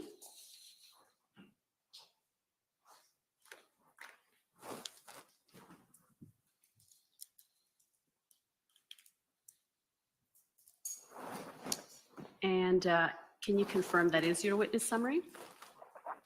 Yes. Okay, wonderful. So we will have that entered into evidence. Thank you. And I understand you're, in fact, acting superintendent. Is that correct? Correct, yes. Now, for simplicity, is it okay if I just refer to you as Superintendent Drummond? Okay, Yes, thank you. that's fine. And my understanding is that the rank of superintendent is one below deputy chief. Is that right? Correct. And how many superintendents are in the OPS approximately? 8. 8 of them. Okay, thanks. And I understand you assumed a formal role in the response to the convoy on February 7, when Superintendent Patterson asked you to be the PLT and POU representative within the incident command system. That's correct. Can you explain what that role entails, the one that you took on that day? Was to oversee the 2 units and oversee their operations and whatever logistical requirements they had as well. And I had the lead for both sections reporting into me, Michelle Mary from the POU unit and John Ferguson from PLT. And is it fair to say that the role also entailed ensuring coordination between those 2 groups? Correct. And to also coordinate with the event commander, Mark Patterson, Superintendent Mark Patterson. Right. And so you reported to Superintendent Mark Patterson, is that right? Correct. Now, I want to start first with February 8, which is the day that Mr. Kanellakis, city manager of the city of Ottawa, met with some protester, with actually Mr. Marazzo at City Hall, and you're aware of that meeting, correct? Yes. Okay, so I want to start there. We'll start at OPS 408527. And this is an email thread. And if I can go to page 2 of this document. So you see there on February 7th at 8:48 p.m. There we are. And it's an email from Superintendent Patterson to acting Deputy Chief Bell, and saying PLT members continued their conversation with, and that's redacted, but I understand that's Tom Marazzo. Correct. This evening, he has requested a meeting with an elected official or city manager level member. He has indicated that if we coordinate a meeting around noon tomorrow, that he could facilitate the removal of trucks unknown number. These conversations will continue tomorrow morning. May I ask, given your relationship with city officials, that you provide a name that would be willing to participate in this discussion? I know this is a vague ask, but this is what Rob was provided. Rob, hope I captured this properly. Now you'll see you're CC'd in that. So when Superintendent Drummond says Rob, he's referring to you, right? Yeah, Superintendent Patterson. Sorry, Patterson, that's right. And he says, and if we go up a little bit,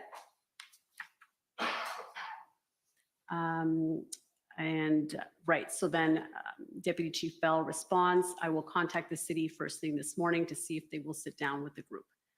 So you were provided this information. According to that first email that we saw, you were the one who was provided with this information, right? That Mr. Marazzo wanted to meet with a city official. Yes, from John Ferguson, Staff Sergeant John Ferguson. Okay.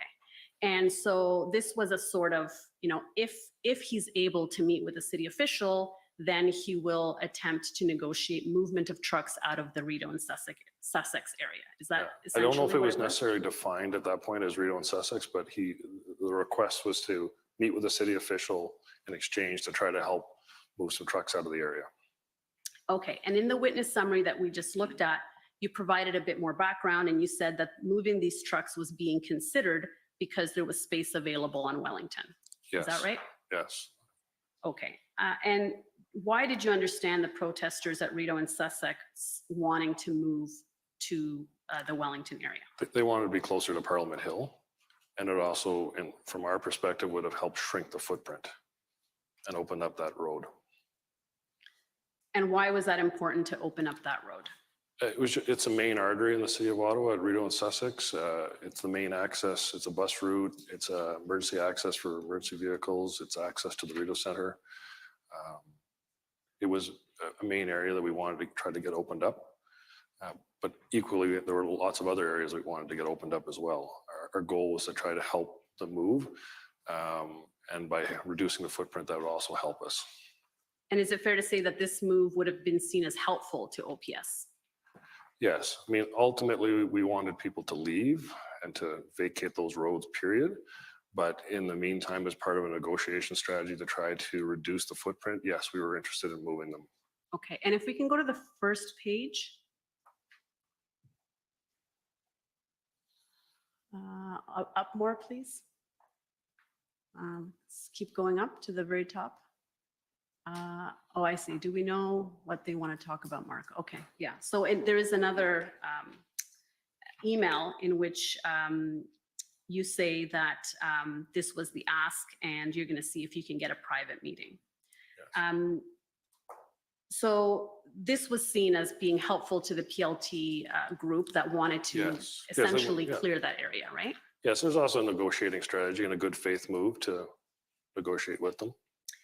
And Mr. Kanellakis testified last week that when PLT attended City Hall for this meeting, which did eventually take place, that he was told by the PLT officers who were there with Mr. Marazzo that communications had broken down with protest leaders and that they weren't communicating anymore with the PLTs. And he said that this was a significant issue in their ability to continue to try to negotiate on the grounds in terms of the things that they needed to do, and that they had asked to meet with someone from the city as a show of good faith. Were you aware that communications between PLT and protest groups had broken down at this point in time? No, we were continuously communicating. They might have been referring to the group specifically at Rideau and Sussex. There were challenges with that group, but the PLT group still went daily to talk to them. Okay. And we talked to as many groups as we possibly could during that time period. Okay. But this was still seen as something positive for PLT to kind of build trust with the protest group. Okay, and I want to take you to Staff Sergeant John Ferguson's notes. And you were saying he was the head of the PLT at the time and he reported into you. Is that right? Correct. Okay, so if I can take you to OPS 30-14568.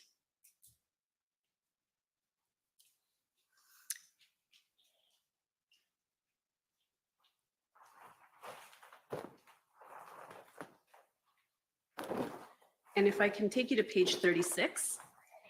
So these are his notes of the discussions. And actually, we can go up to 35 so we can see a little bit of the context. So he says at 1929, contact Superintendent Drummond, advises him of the request to meet.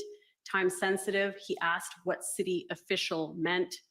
And then if we see at 1933, contact Superintendent Drummond. If we go down a little bit more, I clarified the request with Sergeant Lee. Marazzo wanted the city manager or an elected official.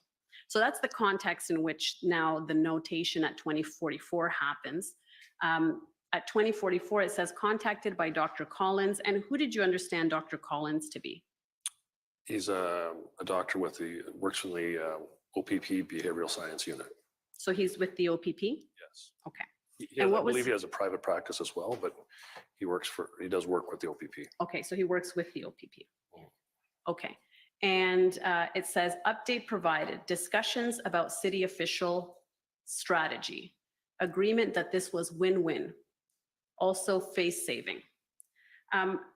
Do you know, do you recall Staff Sergeant Ferguson conveying to you that he saw the city's involvement as a win-win? I think it was a win in the sense that we were acting good faith to move forward with negotiations. So if we didn't assist them with negotiations, it wasn't a win for either side.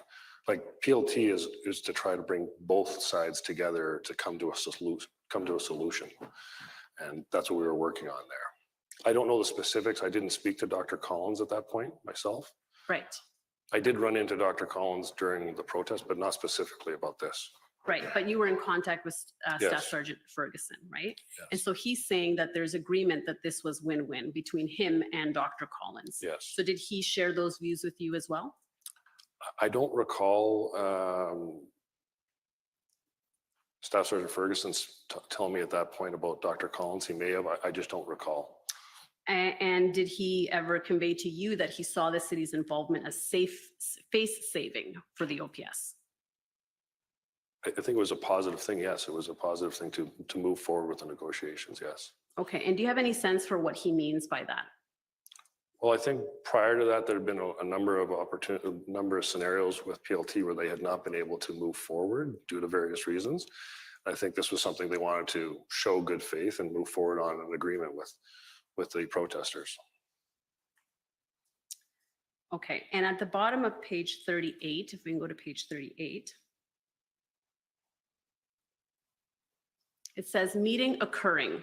So this is now, the meeting is taking place and Staff Sergeant Ferguson is making notes that the meeting is happening. Meeting occurring, group looking for a possible exit strategy. Is that what you understood the purpose of the meeting with Mr. Kanellakis to be on February 8th? I don't know if I would refer to it as a exit strategy. It was a meeting to discuss options for them to move out of certain areas. Okay. And specifically, when you say certain areas, we're talking about the Rideau and Sussex area here, right? Yes. Okay. Because we heard Mr. Kanellakis say last week that the meeting was about trying to see if the protesters could get a meeting with the mayor. That's what he understood the meeting to be. Yes. Okay. But for OPS, the meeting was in exchange for facilitating a meeting with the city manager.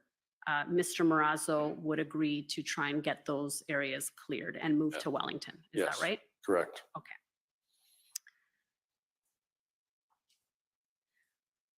So the meeting did take place, and according to your witness summary, you indicate that on February 8, you and Superintendent Patterson had a call about these negotiations and that this was reported up to Deputy Chief Bell and possibly Acting Deputy Chief Ferguson. Correct. And in your witness statement, you also say that you do not recall whether at the time PPS was notified of these negotiations, although it may have been brought up at the NCRCC where the PPS had representation. Correct. I personally didn't contact PPS at that point, but we did have a PPS representative at the NCRCC. Okay, and did you receive any correspondence about any concerns that PPS might have had at this time, February 8, about moving vehicles to Wellington? The 8th, no. Later that week, yes. Okay, so well, maybe I can refresh your memory.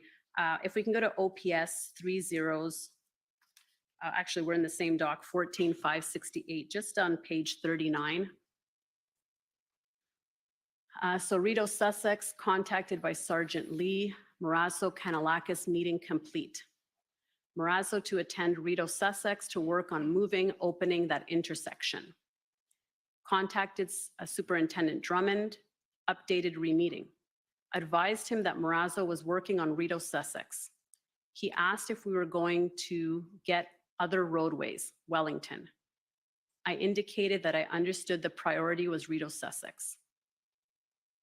Will, if city, promised anything. And then if we go to 1538, rather 1554, email received from Superintendent Drummond re PPS response to Wellington Street vehicle relocation plan. Do you see that there? I do see that. Do you recall receiving an email from PPS regarding the response to the Wellington strategy vehicle relocation plan? There were a lot of email during that time period. I don't remember that specific one, but if there is an email, I don't doubt it may have occurred. I just remember it being later with Superintendent Larry Brookson reaching out and speaking to us closer to the day that we did the moving.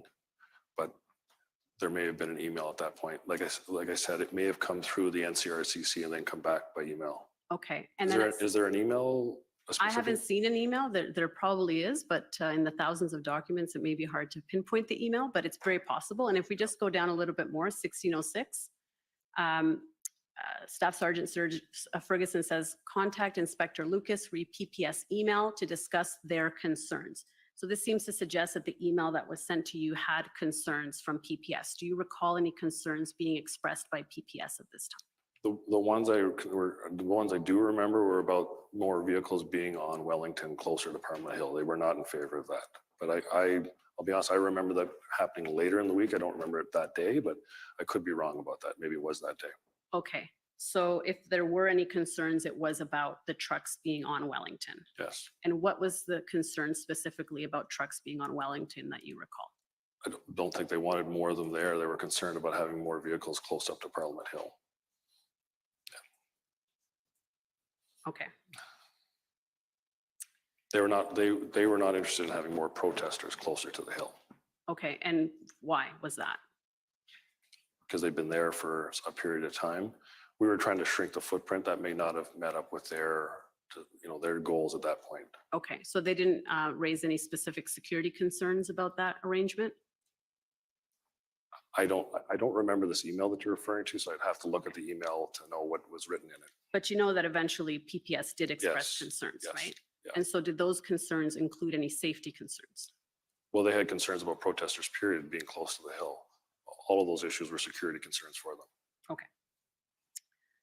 Now, in your witness summary, you indicate that OPS facilitated but did not attend the meeting with Mr. Kanalakis and Mr. Marazzo. Correct. What's the basis for that understanding? That's what I was told by John Ferguson. Okay.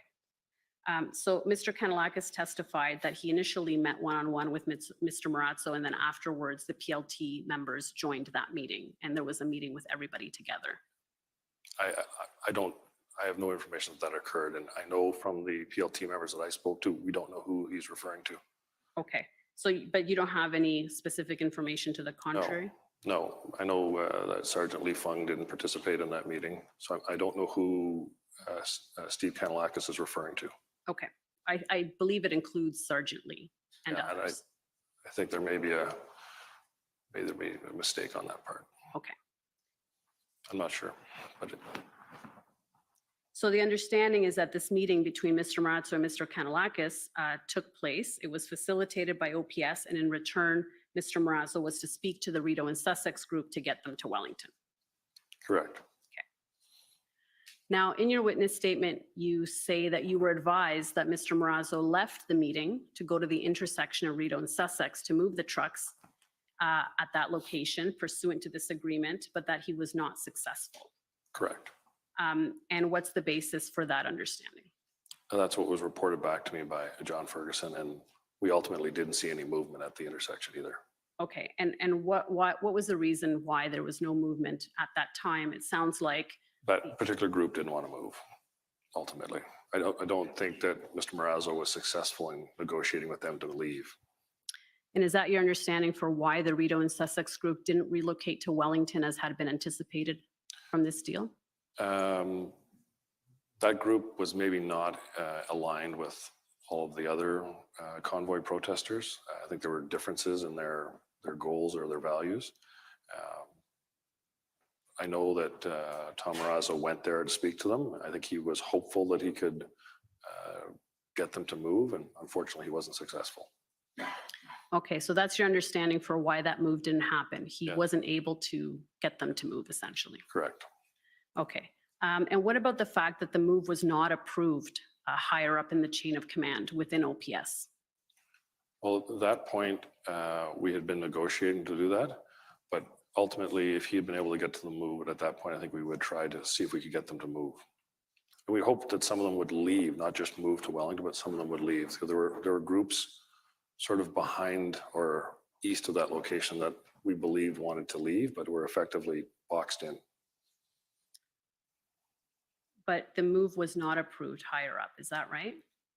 If he had been able to get permission, if they had agreed to move, we would have had a discussion about getting them to, seeing if we could have gotten them to move.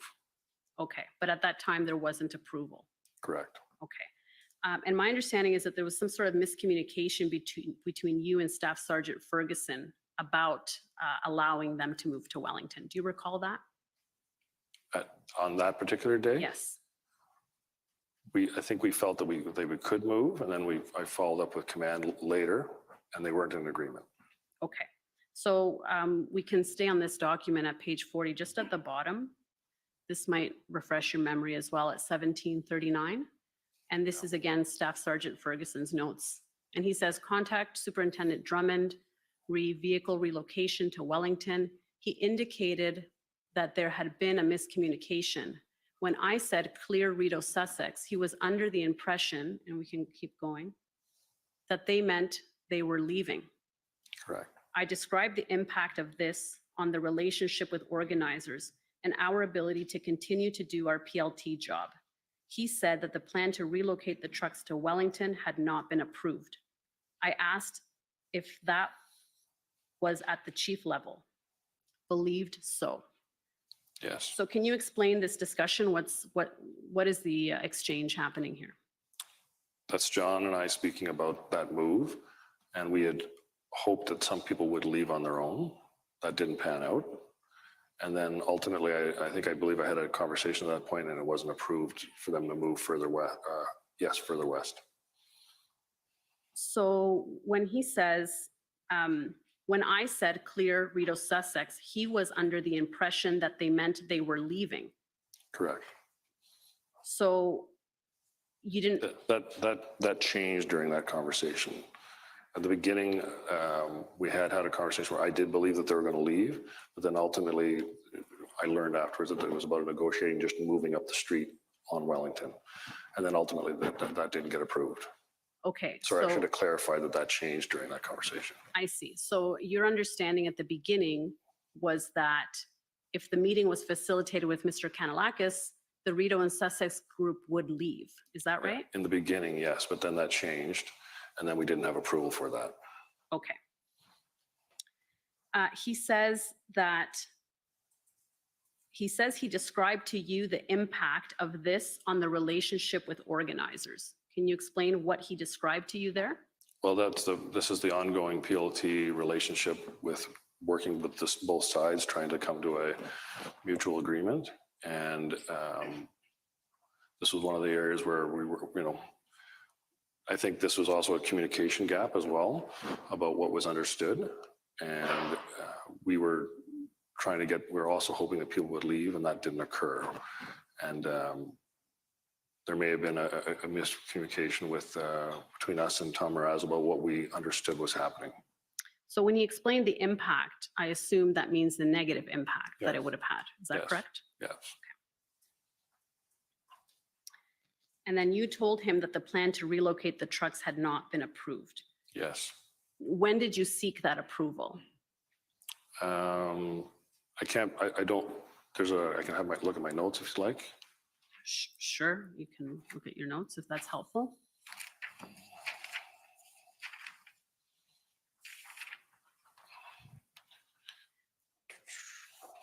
Perhaps if you can try to recall whether it was before or after the meeting took place.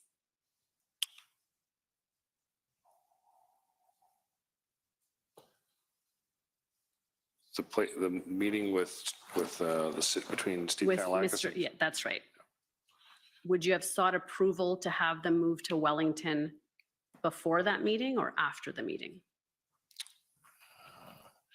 I think we were before it, I believe we thought they were going to leave. I think was maybe our understanding. And then afterwards, when it wasn't, I advised there wasn't approval to move. Okay, so sometime between the time that you were briefed on the outcome of the meeting, that it happened, that it was a successful meeting, and then the time when you're having this discussion now at 17:39 with Staff Sergeant Ferguson, you would have sought approval to have them move on to Wellington because at this time now you understand that the quid pro quo, so to speak, is for them to move to Wellington. Is that right? Correct. I'm just looking at we're just talking about the 1738 timeframe again? That's right.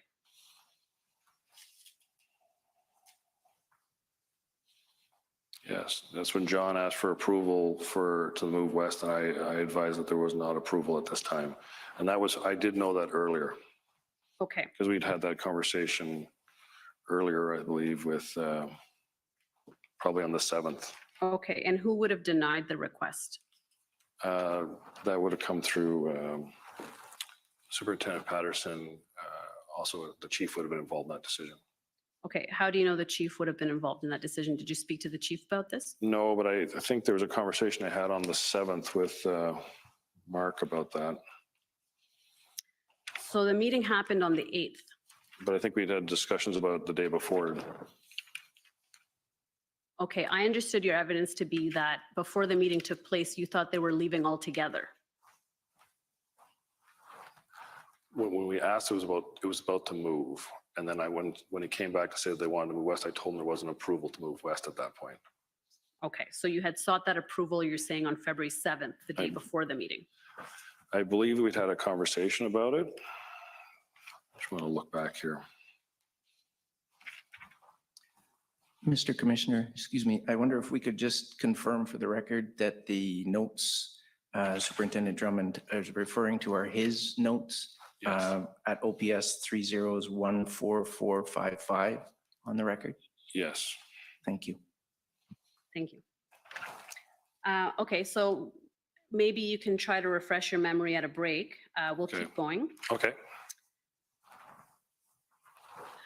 So if we just go down a bit further, Staff Sergeant Ferguson then writes, I indicated that we were just continuing with the relocation plan from before, and that if we were aware that it was not approved, we wouldn't have moved forward. Miscommunication/misinterpretation.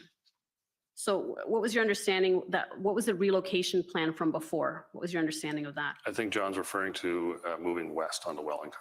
Okay. And then he says, this provides us the ability to open that intersection without force. Do you understand what he means by that? Yeah, but not using POU actions to move them. Okay. And then at 18:14, updates Superintendent Drummond that we had shelved the Rideau Sussex plan or put it on hold due to darkness. Correct. And at that point, I assume it had gotten too dark and there was no approval in any event. Is that right? Correct. And if we go to the next page, 41, he said that he would reopen the discussion with the exec about the move to Wellington. Correct. Okay, so the plan to move the vehicles from Rideau and Sussex to Wellington on February 8 was shelved because there wasn't approval and because it got dark afterwards. Is that right? Correct. And the exec never approved this move. Ultimately, the move was never carried out. Correct. Right.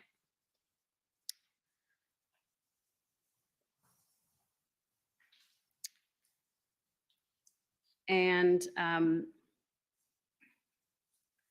if we can just go to page 43 here, I believe this is now the next morning at 11:07. Contacted by Sergeant Lee, and he was the PLT officer that had been involved in this meeting. Is that right? Correct. Yes. Rideau Sussex move, he advised that there was a loss of momentum after last night. And if we go to 11:50, contacted by Sergeant Lee, he now advises that the group at Rideau Sussex are no longer listening to Tom Marazzo after last night, and they have galvanized. Were you aware of this?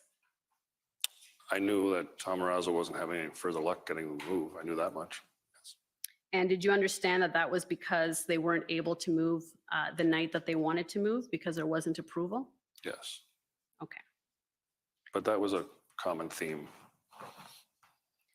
Okay, so ultimately, the move to Wellington didn't happen. First, because that request wasn't approved, and my understanding is it was never approved, right? Correct. And then because Mr. Marazzo had lost maybe any good faith he would have had with that group after the move didn't take place. Is that right? Correct. Okay. Now, after that meeting on February 8, the PLT team and Staff Sergeant Ferguson briefed you that the city had discussed with Mr. Marazzo a meeting with the mayor in exchange for protesters moving trucks onto Wellington. Is that right? Sorry, say that question again.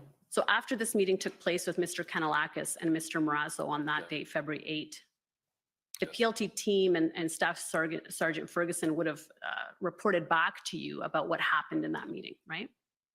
Except they weren't present in the meeting. Mr. Kanalakis testified that they were. I mean, he was there, so.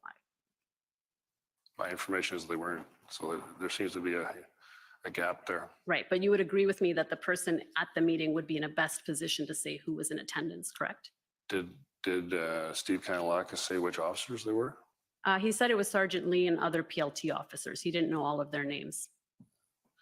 Unfortunately, you'd have to ask someone who was in the meeting because the information I received from John Ferguson is that there were no OPS members present in the meeting. Okay, so did PLT or Staff Sergeant Ferguson debrief you after the meeting about the content of the meeting?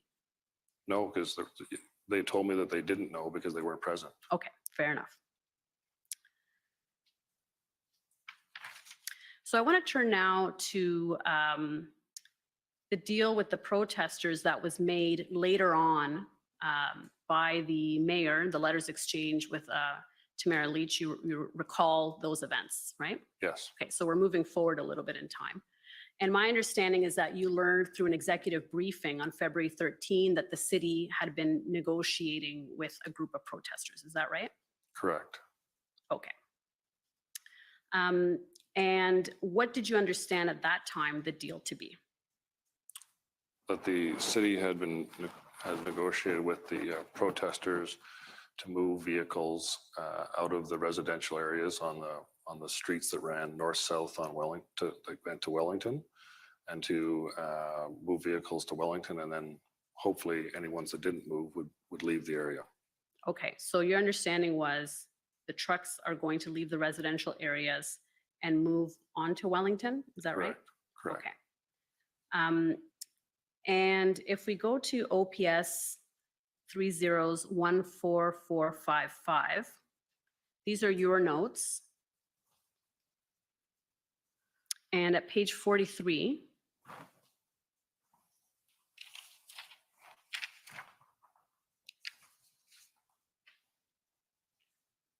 yeah, if we can go to,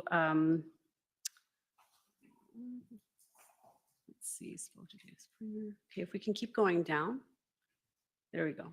So at 13:15, you see that's the exec meeting where you're informed Yes. about these negotiations, right? Correct. Okay. And it says city has been negotiating with protesters directly. Protester representative and lawyers. Remove of all trucks south of Wellington involved and SJAM will no longer keep staging area, Coventry and other staging areas. So your understanding at this time was that the staging areas would also be relocated. Is that right? Correct. Okay. And was it understood at this time that the trucks would be relocating onto Wellington Street? Maybe not in that meeting, but once I met with them in person, that was the understanding. Okay. So you're saying at this point in time, 1:15 on February 13, it was not understood that the trucks would be relocating onto Wellington?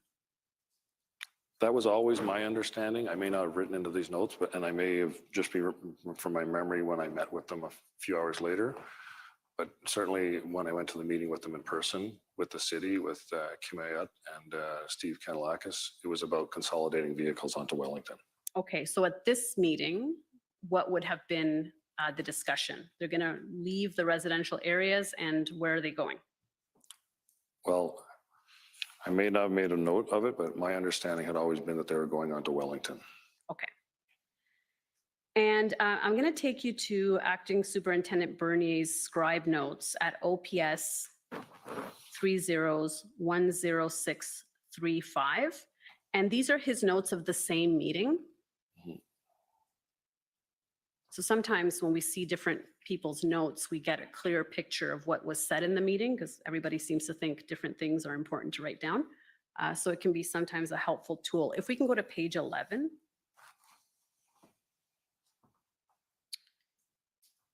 Yeah, keep going. Okay, we'll have to go up a bit because it's somewhere in here.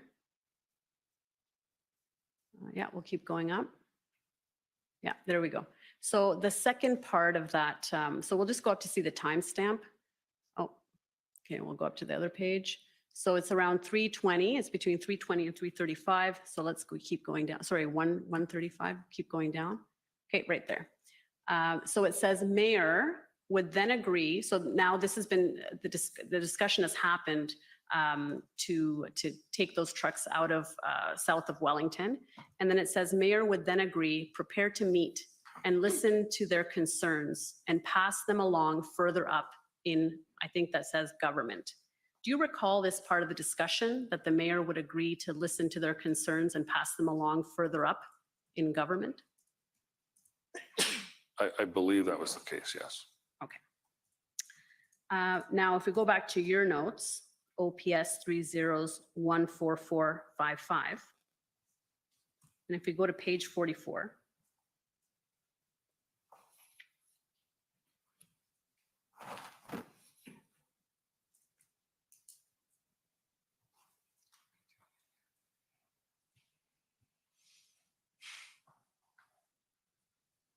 okay, and if we go down, okay, we'll keep going down a bit. Oh, okay, we'll keep going up, I guess. Oh, sorry, page 44. We're at 34, 44. Yeah, that's better. Yeah, so see that fourth dash down? There may be some groups that don't move. Rideau, Sussex. Yes. And then it says chief requests. And there are, if we go down a little bit, 4, 5, keep going down. Let's see. Yeah, we got 5 points there. So what was your understanding then about the Rideau and Sussex group being part of this negotiation, being part of the deal to leave? At this point? Yes. I just made that there may be some groups that don't move, because we'd already dealt with Rideau and Sussex a number of times, and they hadn't moved before.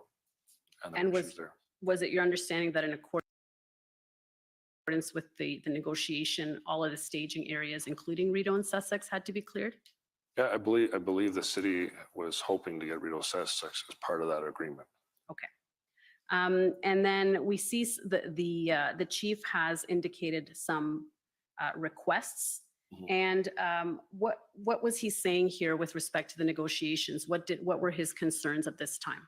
He wanted to know what the impact would be, like how many if this happened, would it free up more resources for us? Would that, like, because we had a lot of officers, going through those areas, working, controlling those road access. Would that shrink the footprint? How many things would that free up? Can we plan to deal with the groups that don't move? And Rideau Sussex was one of those groups that we were concerned about. And we need a traffic plan to facilitate that. And we want to protect the neighborhoods that once we do move trucks out of them, we don't want them to come back in. And Superintendent Bernier today testified that he generally did not have concerns and that it would accelerate his plan to have this deal go through, but that he was concerned. He privately told Inspector Springer that he was concerned that this could be a ruse to get more trucks onto Wellington. Do you recall any concerns being raised at this meeting? I mean, I think we didn't know how this would work out. I mean, we knew that the convoy groups were fractured, and would they all move as they agreed or not? I think that was something we've seen, and we'd certainly seen the Rideau Sussex group had been very difficult to deal with. So, yes, I think there was some concerns whether they would all cooperate, right? Whether it would work out the way we had hoped. So in your witness statement, you say that Acting Superintendent Bernier expressed concerns about the city negotiating an agreement separate from OPS. Correct. But if we see the notes in the meeting, he says he has no concerns. He adopted that today in his evidence with the caveat that he had this side discussion with Inspector Springer. But it sounds like in the meeting itself, he did not express concerns. But you indicate that he expressed concerns. So did he express them privately to you outside of this meeting? It might have been outside of me, but I thought it was in the room. I think we're still at, This is the 115 exec demo meeting on the I think 13th. we're out at TPOF at the NCRCC. Yeah. He did express some concerns to me. I thought it was in the meeting. Okay, and what were those concerns?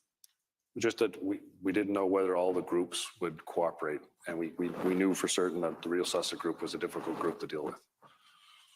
In your witness statement, you says that he had concerns about city negotiating separate from OPS. What can you tell me specifically about that? Well, that they were negotiating, we didn't know it. Now, to be fair, Superintendent Bernier weren't aware, but I've since learned that members of the executive had been speaking with the city. Okay. And did you share any concerns about the city negotiating separately from OPS at this time when you learned about it on the 13th? Well, it would be ideal that we would know while we were doing planning and police operations that was in the works, but we weren't aware. But I mean, ultimately, the goal was to try to shrink the footprint. So if it was something that would assist us, we were interested in pursuing it, but there were some risks attached to it if not all the groups agreed. Okay, so generally you were positive and supportive of it, even though you saw some risk. Is that fair? Well, we were interested in doing anything that would help shrink the footprint and reduce some of the pressure on a lot of the residential areas. I mean, not every one of those scenarios was ideal. Right. And I understand that at that time, shortly after this meeting, you were asked by Acting Deputy Chief Ferguson to be the police liaison with respect to these negotiations. Is that right? Yes, to go represent the police service. Okay, and what did you understand your role as liaison to be? To speak to the city to find out what the arrangement was, attend the meeting ultimately, and then report back any concerns that I found. So attend the meeting and report back with any concerns? Yes. Did your role include ensuring that the deal was in accordance with OPS's overall strategic plan at that time? I think there was an expectation that I would raise questions if it was going to be a problem for us, and I reported back after the meeting to Deputy Ferguson and to Rob Bernier about what the outcome was, what the plan was that the city and the protesters had reached. Right, and at this time, though, the deal was kind of a little bit high level. Is that fair? Yes. So at this time, 2 letters had been exchanged, I believe, at 3 p.m. on that day, on the 13th. It was made public. Yes. And so you were also there to assist with the details. Is that right? Yeah, we wanted to ensure public safety and wanted to see what the logistics of doing what they proposed. Like you said, the letters were very high level. I wanted to know sort of the nuts and bolts about, okay, how do you want to do this? What is your plan? Okay. Now, were you aware that at the time the integrated planning group were working on a plan? Yes. Okay. And so were you asked to ensure that whatever deal was finally struck would fit within that plan? I think the expectation is I was going to report back about so this was an arrangement separate with the city. We were not part of that arrangement, at least myself, the integrated team and Rob Bernier, myself, we weren't aware of it at that point. So when I went to the meeting, it was to find out what the deal was between the city and the protesters and what were the logistics behind it. Right, but it sounds like at that meeting, there was general enthusiasm for the arrangement because it would assist in the OPS's plan. It was cautious optimistic. Okay. Caution. We were cautious about it. Okay. Did your role as liaison include negotiating terms? No. And who were you to report back to? Robert Bernier and Trish Ferguson. Okay. And at this time, by this time, had Superintendent Bernier expressed concerns to you? Well, I believe during the meeting, we had concerns that one, we weren't aware that our group at the NCRCC weren't aware that the city had been negotiating. Okay. And we wanted to find out more details about what their plans were. Okay. And I understand that after you informed Staff Sergeant Ferguson and OPP PLT Giselle Walker about the letters, and you sent those letters to them so that they would have awareness. Yes. And did they express any concerns back to you that you recall at that time? I believe they did.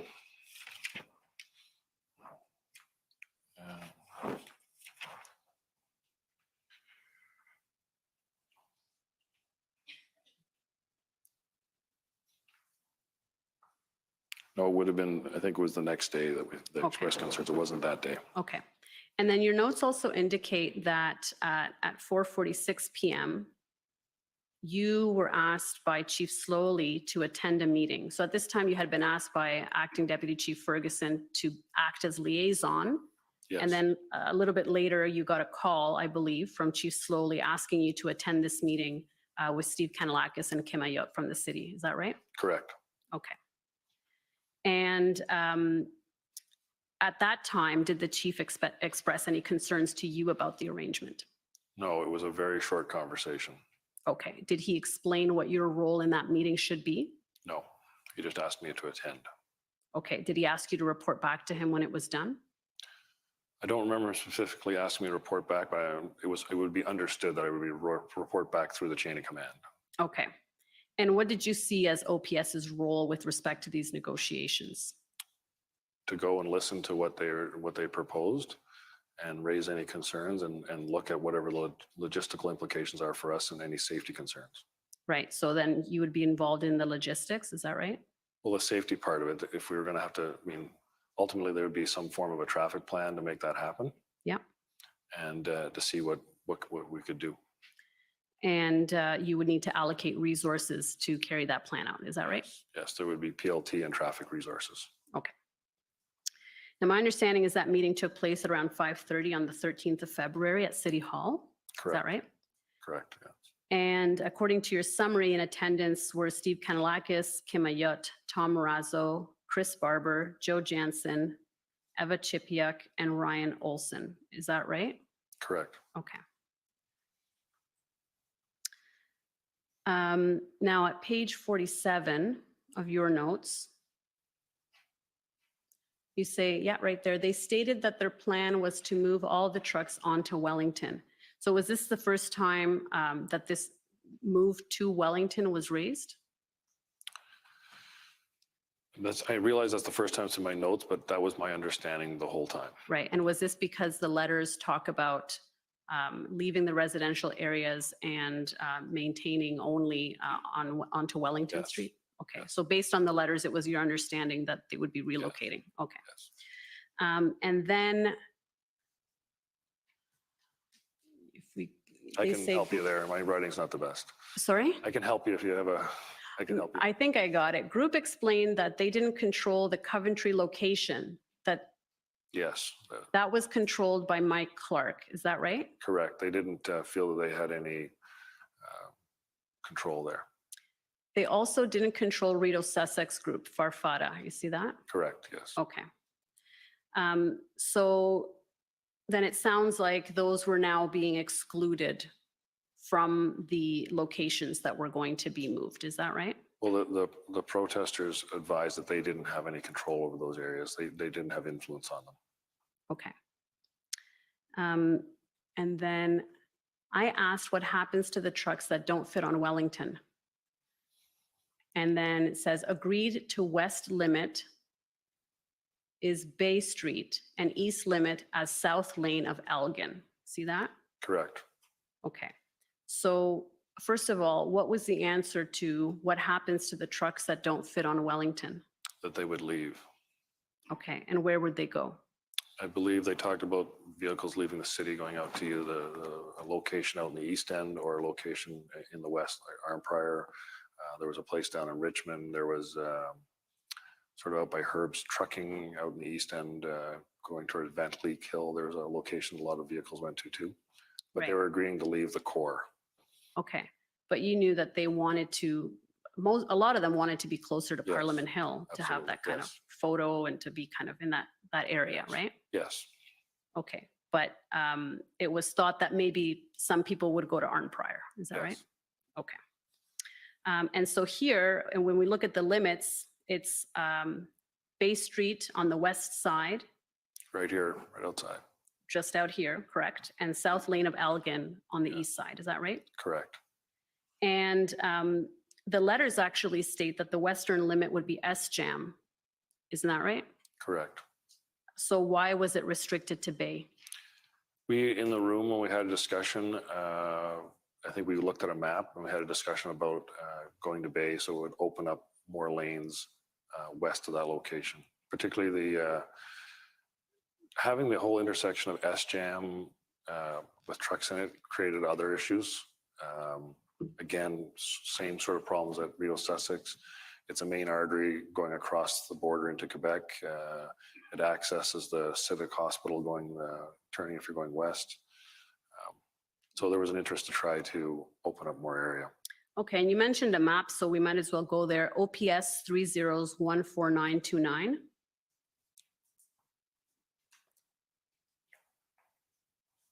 And I believe this might be the map that you're referring to.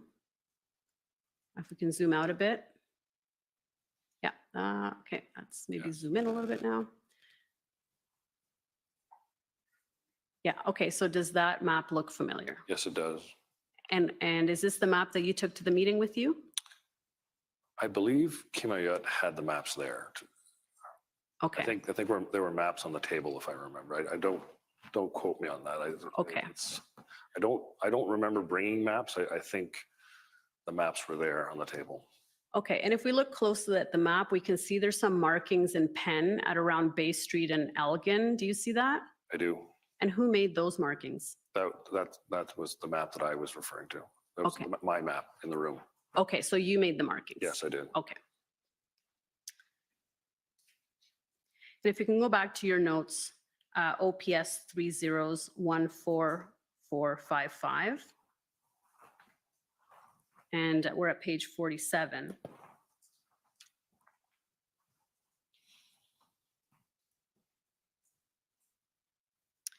We go down.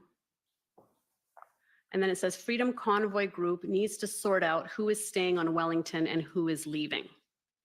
Now, is this because it was understood that not everybody could be on Wellington?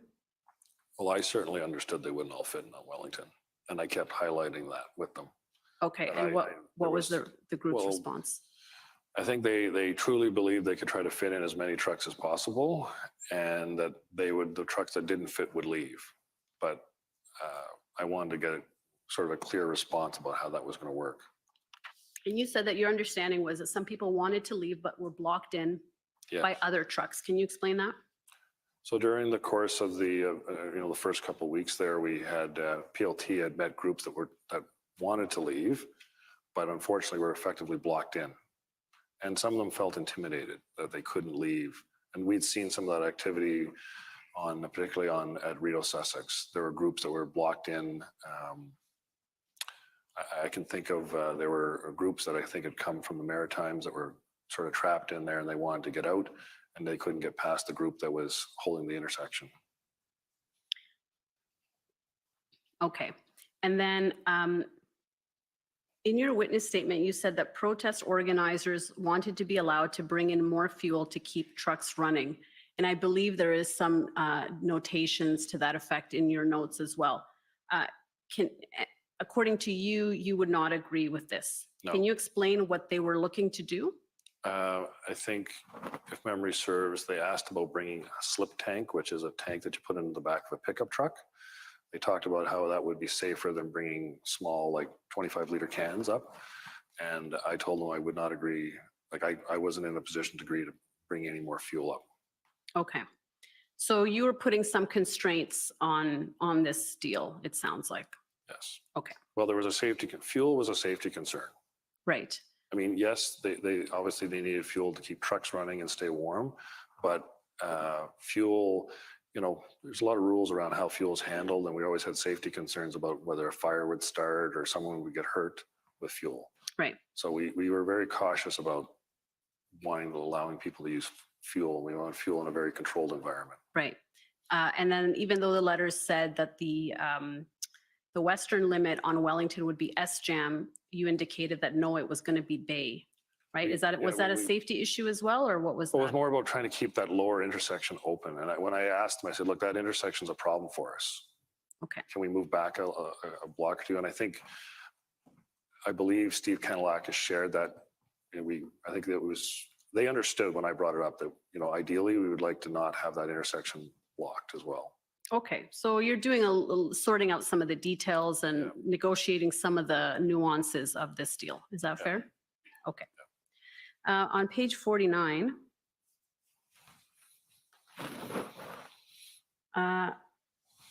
keep going down. I asked the group what the exit strategy for them to leave Ottawa and open up all streets.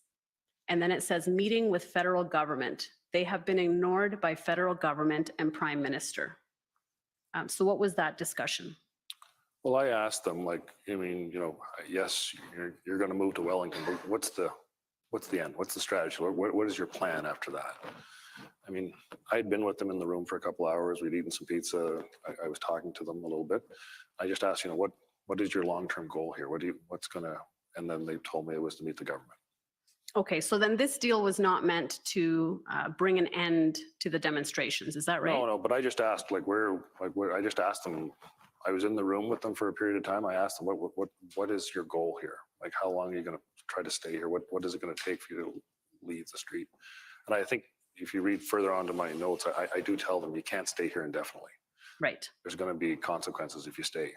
Right. And actually, you say that just the next point, I explained that even if the group moved to Wellington, they can't stay there forever. At some point, there will be a line in the sand and will require action by the police.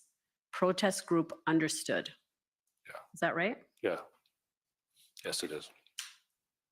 So they understood that this negotiation was not meant to bring an end to the demonstration, because they said what they actually wanted was a meeting with the prime minister, right? Correct.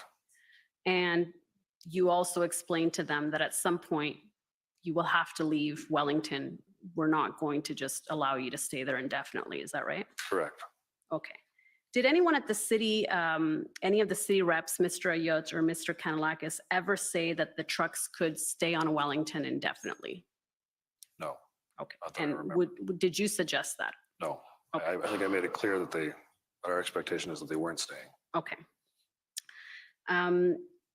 So my understanding is that once this meeting ended, the protest group was to go out and speak to the truckers on the ground to get buy-in on this deal. Is that right? Correct. Okay. And what's your understanding of those discussions? Were they successful? Was there resistance? Was there acceptance? Do you have a sense for? There was some resistance. We learned in the morning that not all the groups had agreed, that there were groups that weren't moving. Okay. And I understand also that after the meeting, you called Acting Superintendent Bernier and Acting Deputy Chief Ferguson to update them about the meeting that had just transpired, right? I did, yes. Okay. And what was their response at that time? I briefed them on what had occurred. We had more discussions later that night. They were cautious. Same thing as, let's see what they can do. Can they really do this? I don't remember there being any, I explained what the concerns were and that they couldn't all fit onto Wellington. And I also had concerns about whether would the trucks actually leave? Because we already knew that there was fractures within those groups. Right. So you think that your understanding was that some groups would nevertheless stay. Is that right? Well, we already knew about, the Coventry Road situation, and they were upfront with us to tell us that, they didn't have influence over Coventry Road. They didn't have influence over Sussex and Rideau, and we suspected there would be other areas that they wouldn't necessarily have. But we were interested in seeing if it would help shrink the footprint. And now Chief Slowly had been the one to ask you to attend this meeting. Did you also report back to him? No, I reported to Trish Ferguson and Rob Bernier. I was following the chain of command, and I expected that Deputy Ferguson would have then notified the chief. Okay. Now we expect Chief Slowly to say that he did not know at the time that trucks would be moving into the red zone. Rather, he thought they would go to areas south of Wellington, go home, or to areas outside of the city. What's your response to that? I read the letters and I went to the meeting. It was pretty clear to me what the arrangement was, that they were going to stack vehicles up on the Wellington and then try to clear the residential streets from the balance. And we also expect him to say that he was not aware that any trucks moved onto Wellington in front of Parliament, and that would have been contrary to his understanding of the negotiations. We expect him to say that relieving pressure in the residential areas was beneficial, but adding additional trucks to the red zone could have increased public safety issues. Did he express anything along those lines to you? No, I didn't speak to him directly about that, but he was in the meeting the next day in the morning. There was a briefing in the morning where we discussed what was going on. Okay, and so is it your understanding then that he would have understood that that was the arrangement? I believe so. I don't know how you would have. That was my understanding. I think it was pretty clear from the letters, and I think it was pretty clear from what I reported back up through the chain of command what we were doing. And then the next morning, it physically was happening. Okay, and he said that moving trucks to Wellington could, or we expect him to say, could increase public safety issues. Did you share in any of those concerns? Well, it was lesser of two evils. Yes, more vehicles on Welling would create a problem later, but we were trying to relieve pressure on the residential areas and try to reduce the footprint. Now, earlier we saw that the Parliamentary Protective Service on February 8, when they learned about a possible move from Rideau and Sussex to Wellington, had expressed some concerns. At this time, did you indicate to anyone that we should notify PPS, or did you notify Mr. Brookson at PPS? I didn't directly know, but I would have expected that he had a representative at the NCRCC that would have been advised. Okay. And I would expect that the integrated command team would have had some contact with them as well. Okay, and my understanding is at 8:30 that evening, so the meeting happens with the protesters and Mr. Kanalakis and Mr. Ayot at 5:30, and then at 8:30 there's a meeting in which you're updating and briefing several people on Teams. Is that right? Correct. Okay. So I wanted to. Is this a good time to take? It is a perfect time. Yes, thank you. So we'll take a 15-minute break, give you a chance to stand up and move around, and we'll come back in 15 minutes. Thank you. The commission is in recess for 15 minutes. La commission levée pour 15 minutes.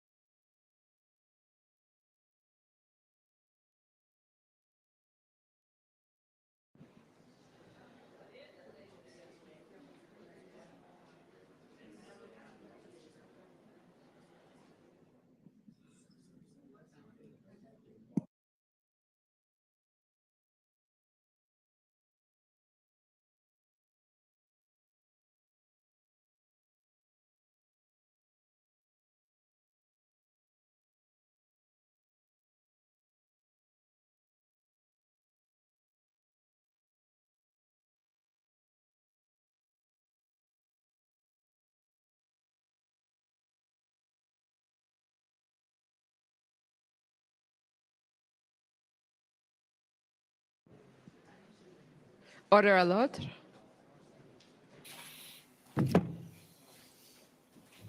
The commission is reconvened. La commission reprend.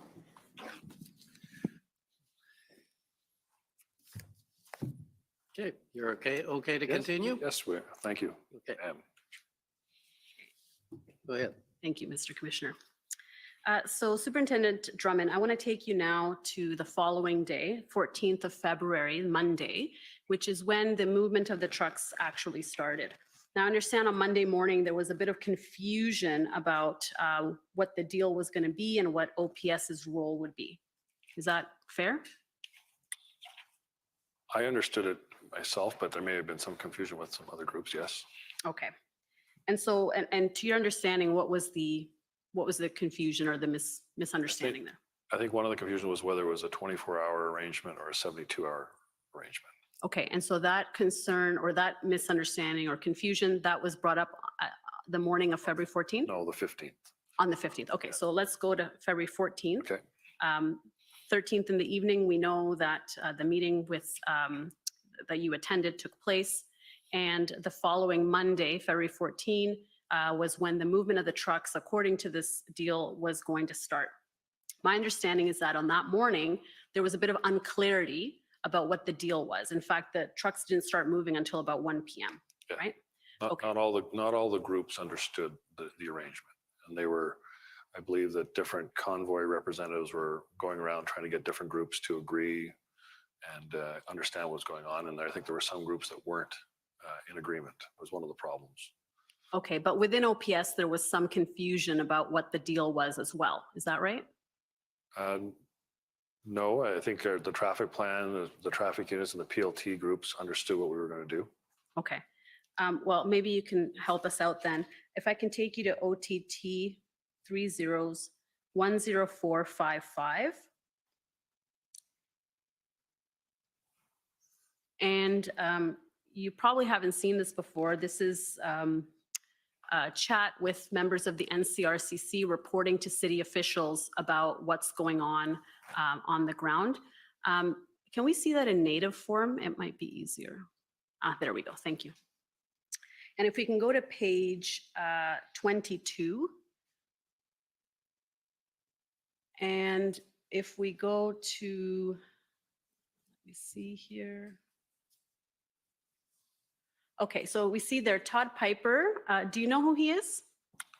I'm familiar with the name. I can't put a face to him right now. Okay, but he was. He worked for the city. He worked for the city and he was on NCRCC. Correct. Right?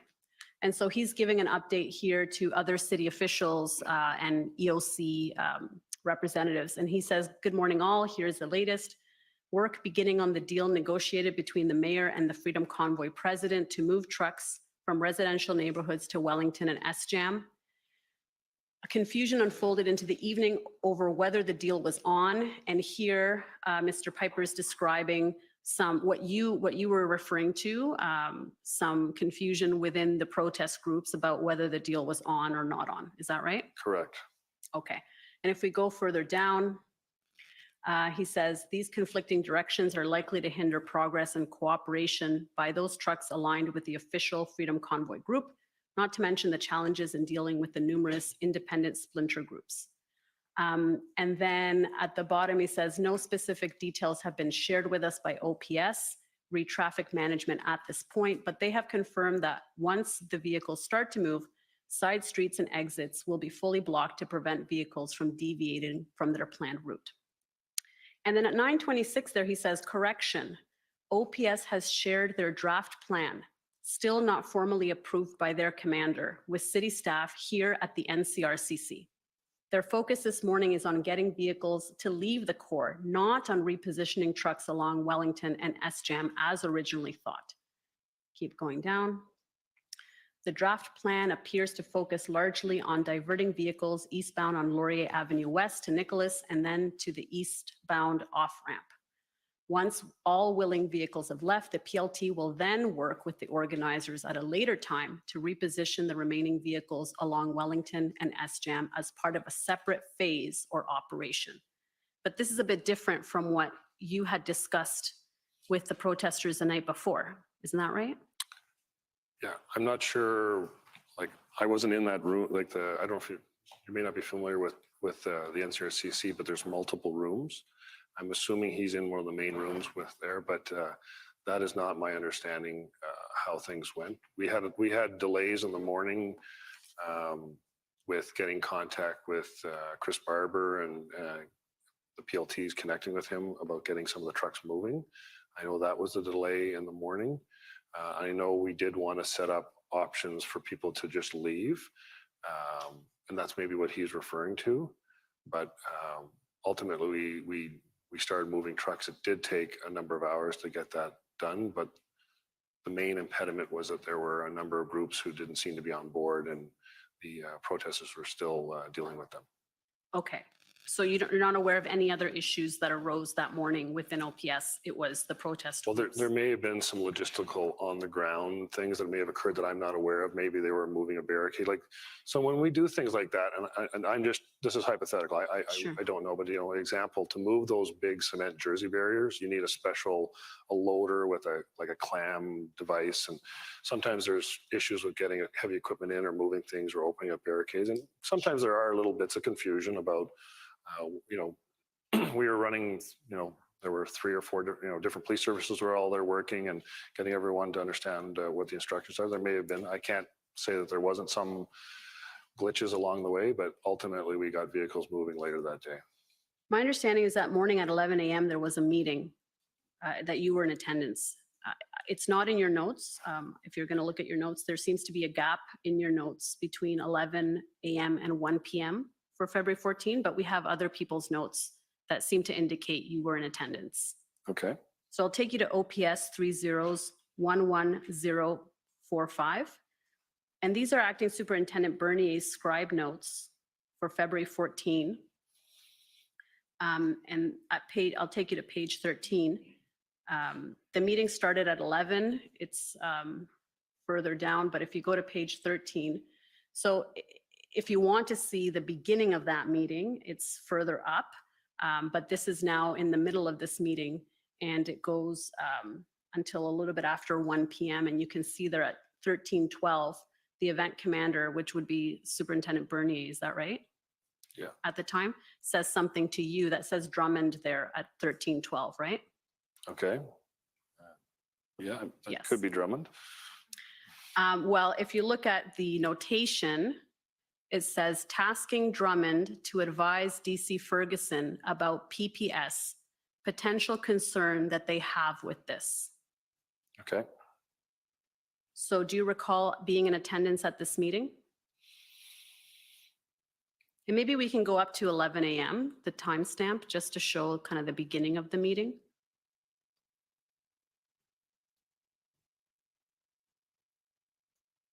Seems like it was a long meeting, a lot happened there. Okay, yeah, so if we go up a little bit more, so there's an end of meeting at 10:25, and then there is a meeting starting at 10:50, and it kind of goes on from there. It looks like Giselle Walker is there, the event commander, if we go down. And then more people are seen there in that meeting. You can go down, please. Does this refresh your memory about this meeting at around 11 a.m. on February 14?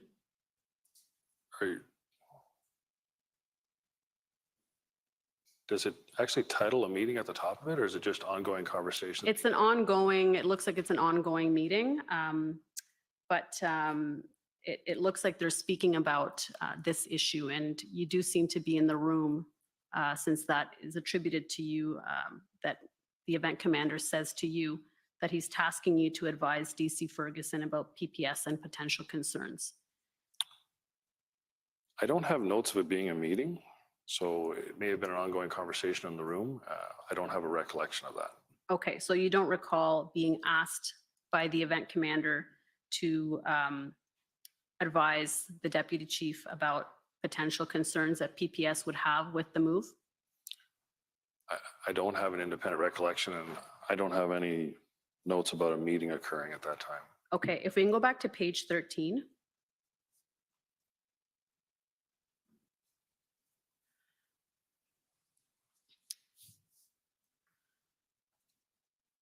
So it looks like they're making arrangements there. And if you go down to 1327, right there, it says, it looks like you're saying to the event commander, Prime Minister is considering an emergency act. You see that? Okay, yes, I see that. Okay, so this was something that would have been discussed with this group?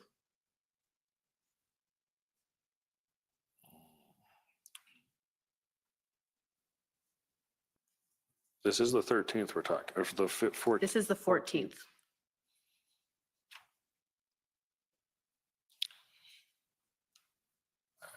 If you don't recall. No, and I think you've seen a pattern with my notes about meetings, so I'm not sure that this is a meeting. I'm wondering if this is just being captured with the scribe and Rob Bernier. Well, there's certainly discussions that seem to be happening, correct? Correct. Okay. And, you know, if you Yeah, have a chance. I know the Emergency Act was coming out, yes. Yes. And so do you recall having this discussion with the event commander on the 14th about the Emergency Act potentially being invoked? I don't remember if it was the 15th that it actually gets invoked, correct? The next day? The 14th. The 15th it gets invoked though? I believe it was the 14th. 14th, okay, so it got invoked that day? Yes. Okay.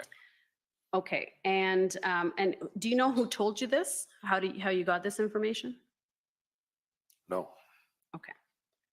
And so did that indicate that there was likely some significant POU action that would be commencing shortly thereafter? Is that what you understood from this? From the Emergency Act being invoked? Yes. No, but there was POU planning going on, but I don't know that one followed the other. Okay. So I'll take you back to your notes, OPS 30s14455. And we'll go to page 55. And by this time, this is 3:40 p.m. The movement of trucks has started. Your notes indicate it started at around 1 p.m. Correct. So this is a few hours in. So if we go to page 55, yeah, update meeting with integrated command team at NCRCC. And you say 26 trucks moved to Wellington from O'Connor. And then you write issues on Bank Street with group not wanting to move. Traffic/PLT on Kent tried to move to Wellington. And then you say no movement of trucks offsite rather, or to Embrun. Correct. So what are you indicating here? That there were trucks that weren't moving. There were groups that weren't moving there. There was a group on Bank Street that didn't want to move. And the PLT had then since moved over to, they had sort of started going east to west, working the side streets, and they basically left Bank Street and then we're trying to work over on Kent to try to move trucks to Wellington. And we hadn't seen any vehicles leave to go off-site as originally agreed upon between the city and the protesters. So is it your understanding that no trucks left the city, not relocated, but just outright left? Yes. So there would be vehicles like from a weekend to a Monday, there'd be a bit of you'd see an ebb and flow. We saw there'd be more vehicles come into the city on a weekend than there were on the weekday. So there would be the natural Monday of vehicles leaving, but we didn't see a marked departure of vehicles leaving the residential streets as we had hoped from the arrangement between the city and the protesters. Okay. And if we go further down, looking for POU options on areas outside Wellington. Why not on Wellington? We just moved vehicles there. We would felt that we would have to give them notice that we were going to be doing POU options. Okay, so there were POU options being considered at that time. Yes, there always were POU options being considered. Okay, and so now you're saying that the POU options are going to be restricted to areas outside of Wellington, right? For the time being, yeah, at that point. Right, and that was because, as you say, you had just relocated them. Yes, So you couldn't then just take them out. No, that would be bad faith. But I had made it clear to them that going to Wellington was not a long-term. So how long could they stay there without POU action? I couldn't give them a timeline. Like, we would give them notice, and ultimately later that week, we did give them notice. Okay. But certainly on the 14th, you didn't feel, or the call that you had, or this meeting, it wasn't felt that at that time, a POU action could take place on Wellington. We didn't have enough resources to do that at that point. Okay. And if we go to the next page, 56, at 5 p.m. there, exec demo update. So here's another update. And we know from other people's notes that Chief Slowly was in attendance, Deputy Chief Bell was in attendance, Acting Deputy Chief Ferguson was in attendance, Superintendent Bernier, Inspector Lucas, I believe Superintendent Patterson was also in attendance, based on the chief's notes of this meeting. Does that sound about right to you? That sounds correct, yes. Okay. Now, if we go to the middle of that page, it says, plan enforcement for vehicles south of Wellington. Correct. So again, this is, there was concern then that having put these trucks onto Wellington, POU action could not take place at that time, right? Yes, we weren't going to do POU action after we just moved the trucks there. Did you see this, or did anybody in the meeting express any view that this was tying OPS's hands with respect to the options that they had now? Well, yes, it could be conceived that way, but you can only do one piece at a time. Like, the idea that we would start on Wellington first was unlikely. We would work our way to Wellington. Okay. And I think that's ultimately what you're going to see later in the week. So when did trucks stop being relocated onto Wellington? We know it started at 1 p.m. on the 14th. When did it end? Later that evening, I think we'd stopped moving vehicles by the time it got dark. Okay, so once it got dark, and that was it, and that never resumed, is that right? The next morning, there were some issues about the city contacting me about whether we were going to move more vehicles. The PLT traffic units thought it was only a 24-hour move. We had some more discussion about that, but ultimately there wasn't really much room left on Wellington. Okay. And that topic had been brought up on Monday night, that we were running out of room on Wellington anyways. Okay, and I'll take you to the chief's notes of this meeting, OPS 30-14566. And we'll go to page 9.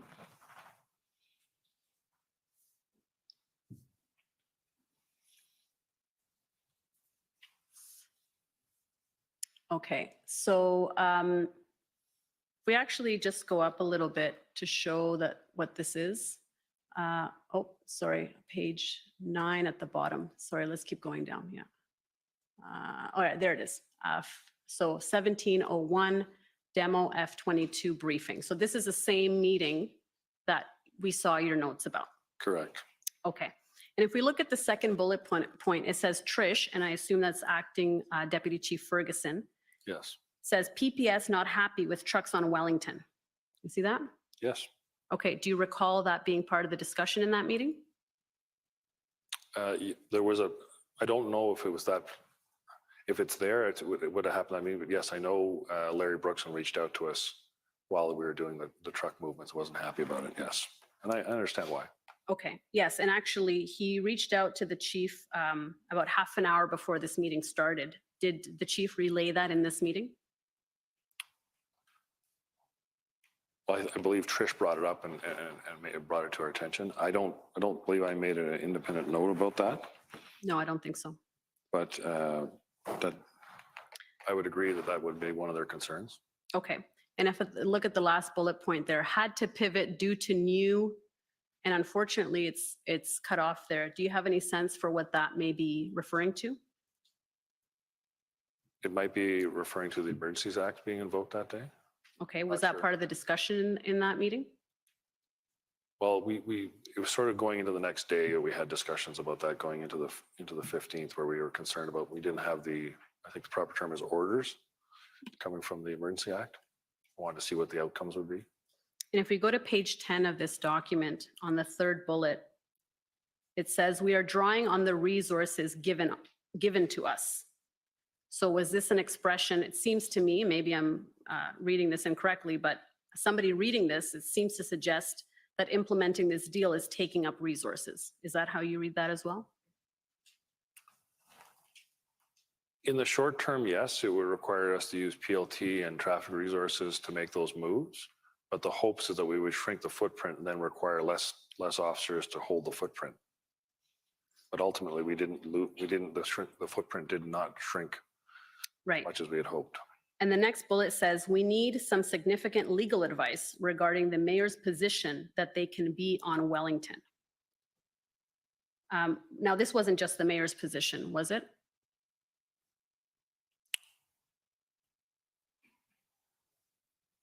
That's how it's written. Right. But you would agree with me that OPS seemed to support this plan and certainly gave a lot of resources to make that happen, right? We helped creating the traffic plan and facilitating moving the vehicles. And in this meeting, why was it felt that legal advice was needed? What was the issue?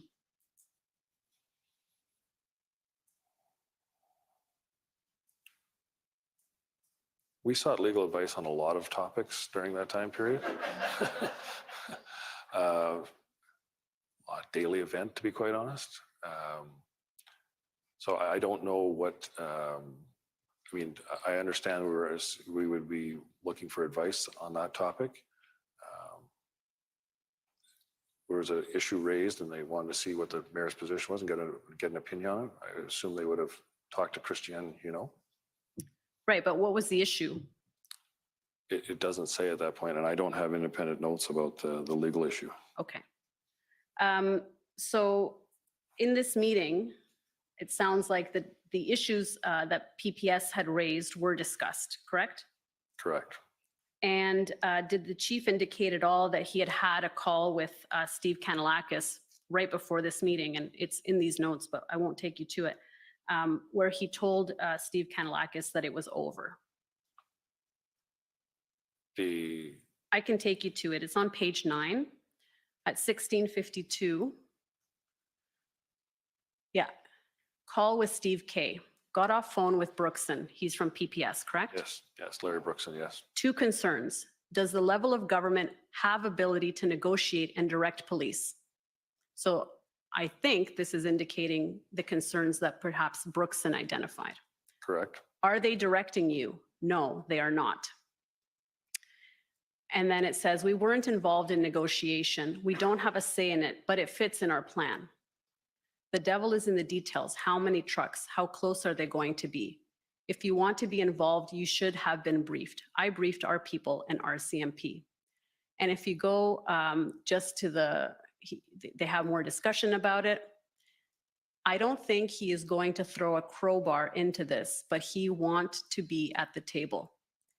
He gets it that it is done. I think he means that the arrangement between the city and the protesters was done already. That's how I read that as well. Yes, that's how I would read that. Okay, and was that discussed at the meeting that you had later on, that 1701 demo brief?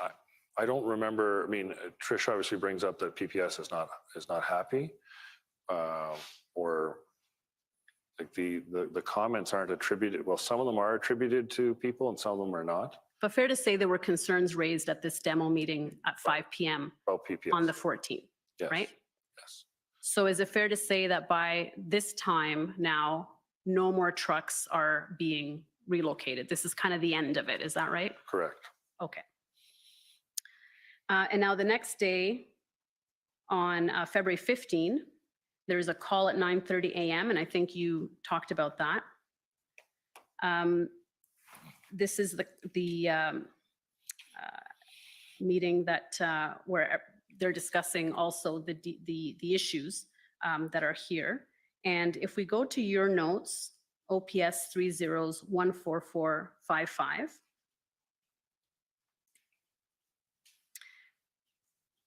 And we go to the 12 p.m. mark. There's a meeting on 9:30. Then there's another meeting at noon with the integrated command table. Correct. And it's page 59. Okay, let's keep going down. Let's keep going to 12. There it is. Meeting with integrated command table. And it lists people that are there, representatives from the RCMP, OPP, and OPS, correct? Correct. And some of the members of the integrated command table, the integrated planning group rather, Inspector Springer is there too, right? Correct. Dave Radu is an RCMP officer.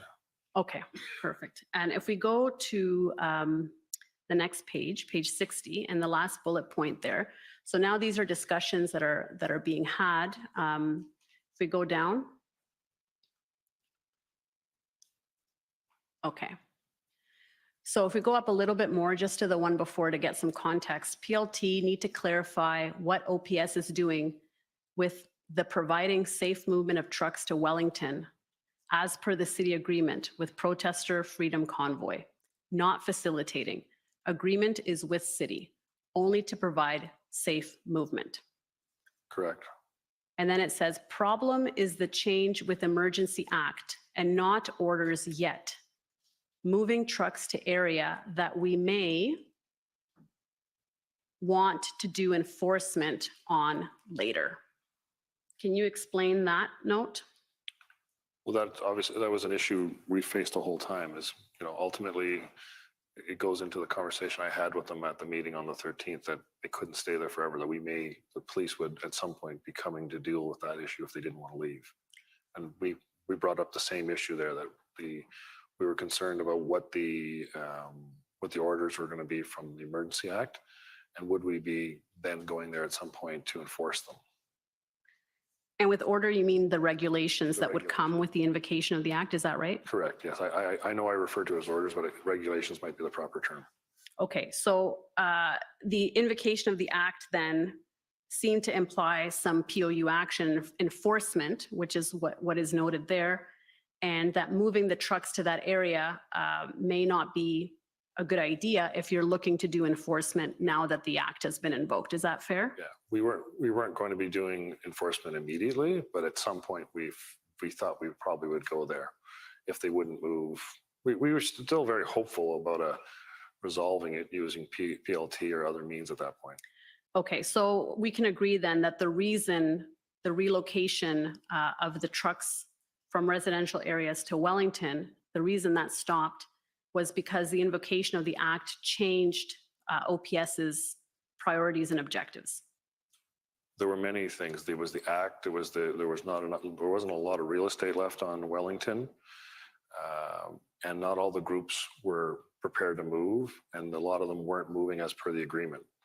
Right, but there was room on Wellington. It was not full at that time. Wasn't full, but we were going to run out of room sooner or later. Like whether there was room for 5 more trucks or 10 more trucks, it didn't really change the outcome. There wasn't enough room for all those vehicles. Okay. Now, your witness statement indicates that Wellington was full in your witness statement. So I'm just trying to marry that with your evidence right now.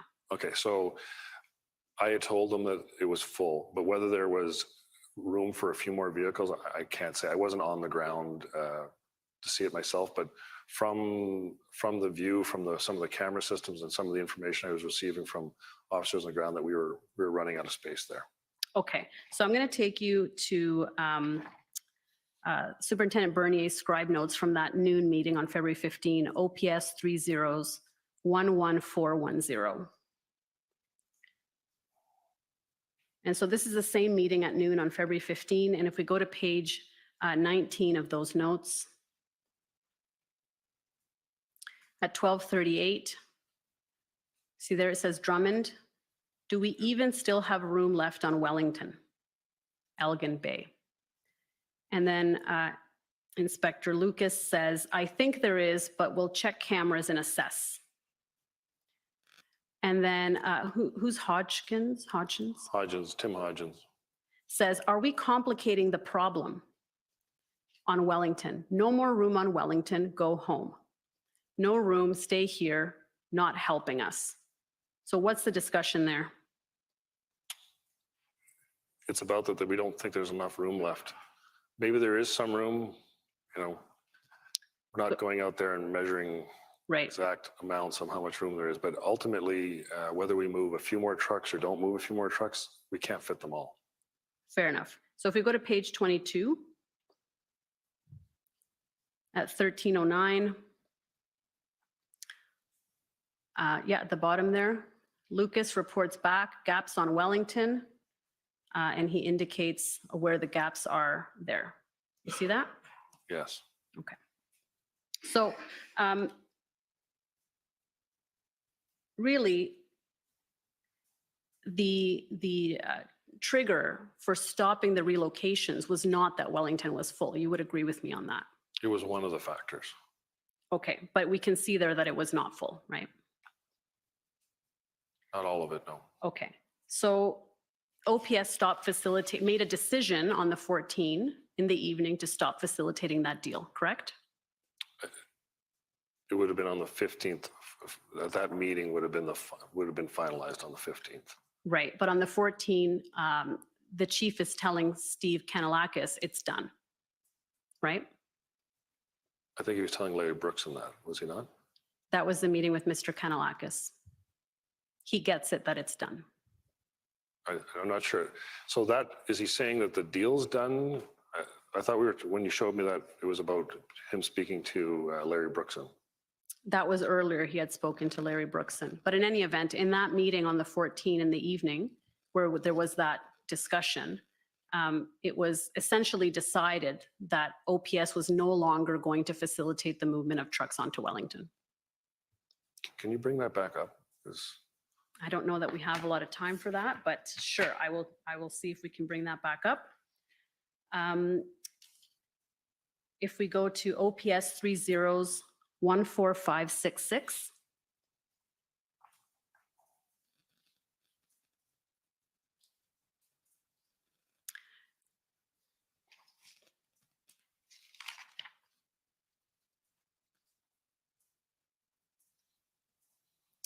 So if we go to page 9.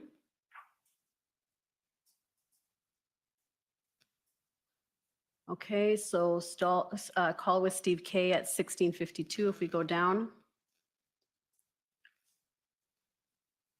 So this seems to be a discussion with Steve K, and the chief is relaying a discussion he had with Larry Brookson, but he's also speaking to Steve K.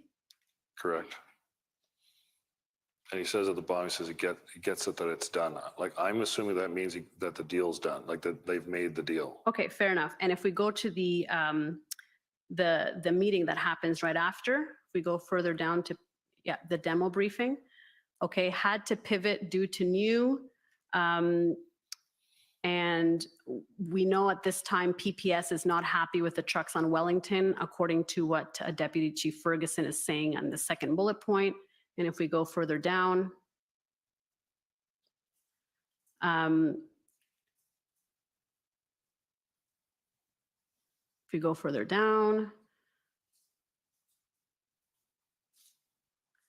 okay, let's go further down.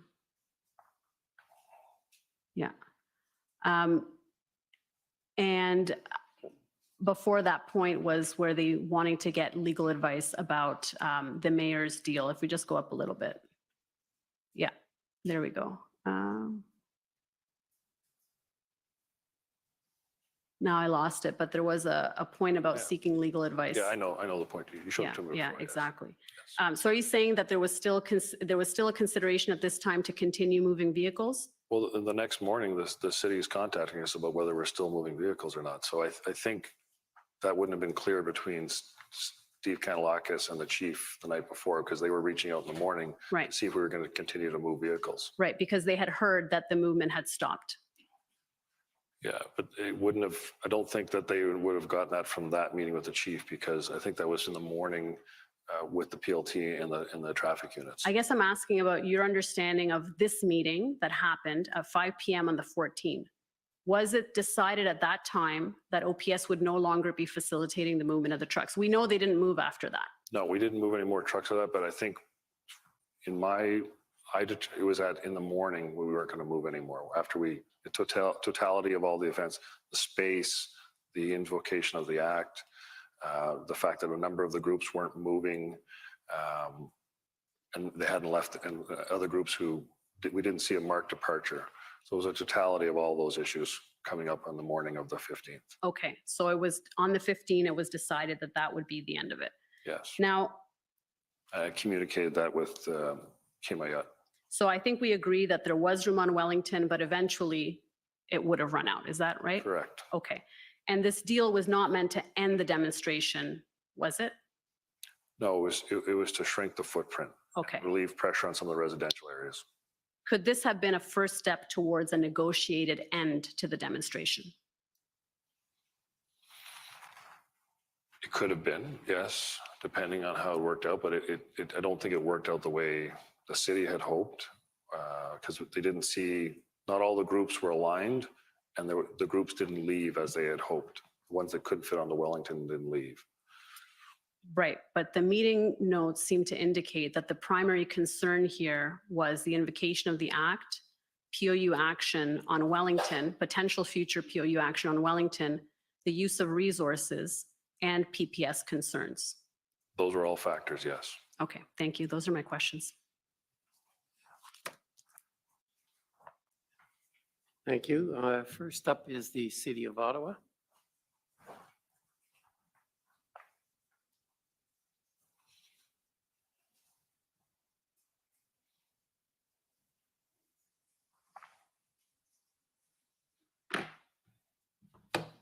Good afternoon, Superintendent. My name is, there we go, a little taller than Ms. Rodriguez. My name is Anne Tardif and I represent the City of Ottawa. So you were tasked on February 7th with overseeing PLT and POU, correct? Correct. And at the time, event commander was Superintendent Patterson, right? Correct. And February 7th, that's the date after the events that this commission has heard a fair bit about at Coventry involving PLT, correct? Correct. And just to close the loop on that, I'm going to ask Mr. Clerk to bring up OPS 408055. I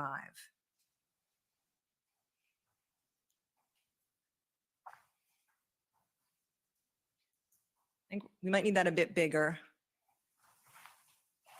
And then can we scroll down, please, Mr. Clerk, all the way to the bottom? Perfect, right there. This is an email from Peter McKenna. I apologize, I don't know his rank. Peter's a staff sergeant. Staff Sergeant McKenna to Inspector Lucas dated February 6th, right? Correct. And here, Staff Sergeant McKenna is explaining what occurred at Coventry, right? Correct. And in the second paragraph from the bottom, he says, oh, not second, it was the second. Third paragraph from the bottom, he says, PLT have made incredible headway, but they now feel absolutely betrayed. Work needs to be done to reassure them and explain what happened. These members are chosen as they have a high level of emotional intelligence that goes along with a very determined work ethic, and goes on to say what pride they take in their work. Staff Sergeant McKenna continues, what has happened is an incredible blow to them and the program's future. And provides more details. He even refers to an individual explaining that they're ashamed to wear this uniform right now. Now, this was the day before you took over responsibility, but I take it you were aware of this. I was aware of it the next day, yes. Right. And so it's fair to say that by February 8th, while PLT may have been communicating with the protesters, certainly there had been a breakdown in trust. At that location, yes. And we've heard some evidence that it may have affected other locations. Is that fair? It may have. Right. Now, you've explained that PLT was working with the group or discussing with the group at the Rideau-Sussex intersection to move from that intersection onto Wellington, correct? Correct. And we can take this down, Mr. Clerk, thank you. And it's my understanding that the goal was to move 38 trucks from the Rideau-Sussex intersection to Wellington, correct? That's how many trucks were there. We had hopes that some would leave. Okay. Some of them might not all want to go up move on the road. Let me put it differently. We're dealing with 38 trucks at that intersection. Is that fair? Fair. Okay. Now, I just want to get the sequence here with the request for approval and the involvement of PPS. So I'm going to turn up your notes, and that's OPS 14455. I apologize. OPS 14455.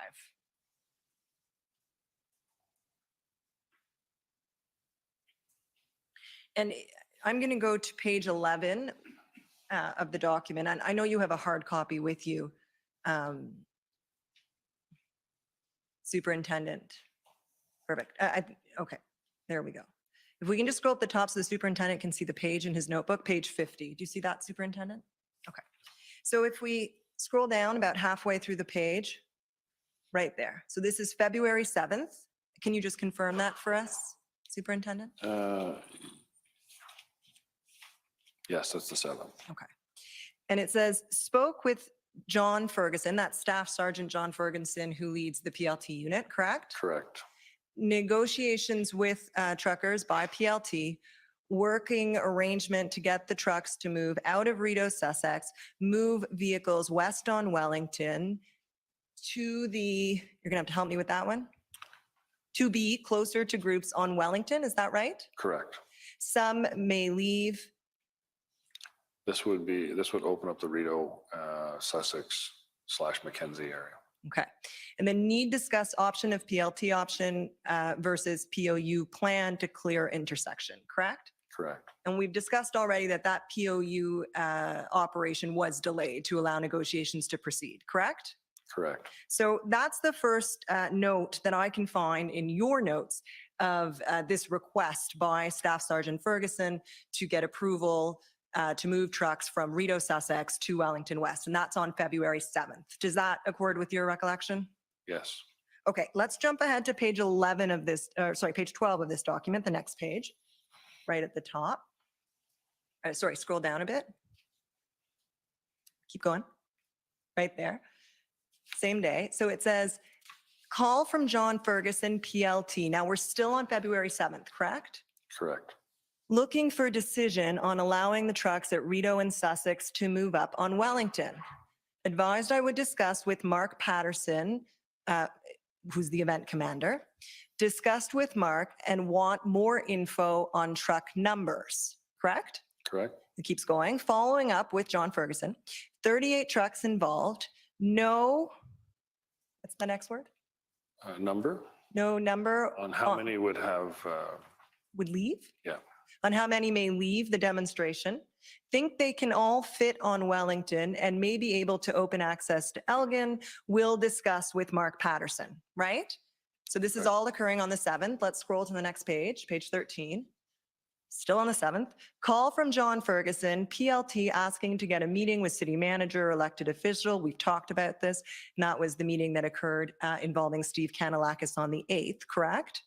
Correct. And if you scroll down, thank you, Mr. Clerk, keep going. So, little higher. Stop right there. Thank you. It says, on the PLT request, are you with me, Superintendent? Do you see that? Yes. On the PLT request to move trucks from Rideau, Sussex to Wellington, need to notify and discuss with PPS for impacts on Senate. Do you see that? Yes. So that's all occurring on February 7th, correct? Correct. Now, I can't put the document to you now because I did not seek leave, but I can tell you that on Tuesday, which it was yesterday, Inspector Lucas testified that PPS agreed, albeit begrudgingly, he said, to the additional trucks moving on to Wellington, provided certain conditions were met. So that approval was obtained, according to Inspector Lucas, from PPS on February 8th. Okay, were you aware of that at the time? I don't remember that at that point, but I obviously have notes about that. I don't remember the feedback from Russ Lucas, but it sounds right. Okay, I couldn't find that in your notes, just so you're aware. And the reason that's relevant is I'm going to jump ahead to page 31 of your notes. And if you see, it's page 70 of your notebook. And I'm just going to ask you to confirm that that's February 10th. I believe it's 5 pages earlier for you to confirm the date, Superintendent.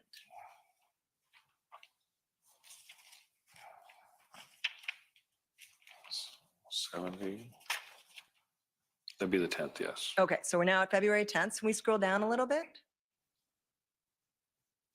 Right, and there it is, oh, right there.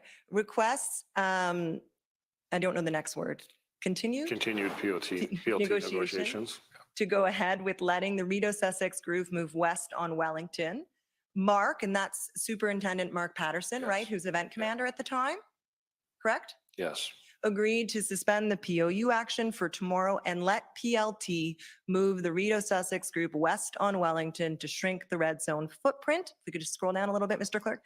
Spoken with John Ferguson, head of OPS PLT, authorized PLT to move the Rideau Sussex protester west on Wellington to shrink footprint to get the intersection open up, approved. So on February 10th, then you got the approval from Event Commander Superintendent Patterson to allow the trucks at Rideau Sussex, up to 38 of them, to move on Wellington West, correct? Correct. And it's reasonable to assume, and indeed we heard from Inspector Lucas, that PPS agreed to that beforehand, correct? Correct. Okay. And last question. I don't want to get back into the reasons. You've given evidence about the reasons why the movement of trucks stops. The only question I have for you in that respect is this one. When you finally told the city, and I believe it was Mr. Ayotte, who's the general manager of Emergency and Protective Services, when you finally told him that the movement of trucks was stopping and you explained why, he understood. I believe so. Yeah. And there was no pushback from him at that point. No. Thank you very much. Those are my questions. Thank you. Next are the convoy organizers.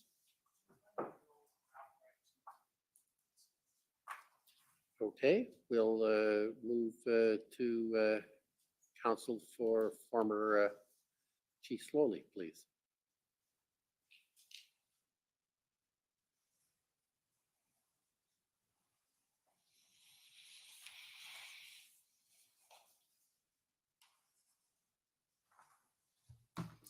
Good evening. Hi. I'm Rebecca Jones and I'm counsel to former Chief Slowly. Nice to meet you. Nice to meet you too. I'm going to start off, my interest with my few minutes with you this evening is just to deal with a few issues particular to my client. So I want to confirm some of the evidence that we heard this morning from Superintendent Bernier and confirm your agreement with that evidence. Okay. Superintendent Bernier testified that Chief Slowly had a role to play in managing the Freedom Convoy. And you agree with that? Correct. He did. And he has ultimate oversight over the police. He does. And his role with respect to the convoy would be seen as a strategic role. Correct. And we heard from Superintendent Bernier and from Acting Chief Bell that there are not perfectly clear lines between strategic, operational, and tactical decisions. Correct. Is that fair? Oh, that's fair. Okay. And we also heard from Superintendent Bernier that these issues are dealt with through dialogue. Correct. Okay. And that he did have dialogue with Chief Slowly about these borders and they would come to an understanding. I would say yes. Okay. It would depend on each topic. Okay. Well, his evidence was when he was acting as the event commander, he would have these discussions. He would tell the chief what he was thinking and that he had the operation under control and the chief would accept that. Okay. I wasn't privy to those meetings, but. Okay. No reason to disagree with that. No. Okay. Rideau and Sussex, I'm going to touch on just very briefly. My friend for the city of Ottawa did a very good job clarifying the timeline. My only interest is with respect to some evidence in your statement about approval for moving vehicles onto Wellington. Correct. Okay. And the approval you were not sure whether you had on February 8th would have been the approval of the event commander, Superintendent Patterson, correct? Correct. But there were periods where he was getting direction from the chief there as well. Okay, so, and when you give that evidence, you never spoke to the chief about that, right? No, but Superintendent Patterson made it clear that the direction was coming from the chief. Okay, and so if we wanted to have information about any discussion Superintendent Patterson had with Chief Slowly about Rideau and Sussex, we'd have to ask Superintendent Patterson. Correct. Okay, so you can't assist us with any information about when any such discussions occurred, the details of these discussions, whether any direction was given. You can't assist with anything. No, I can only tell you what was relayed to me by Superintendent Patterson. Okay. Now, I'm going to touch on the mayor's deal. And I think it will be of most assistance if we can pull up your interview summary, which is WTS 50, please. Page 6.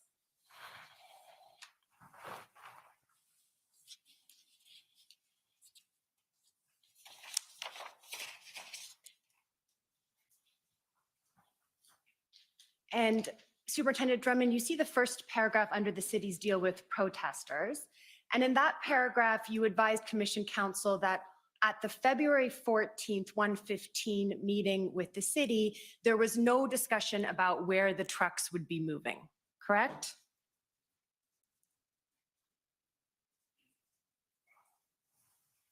At that meeting, no.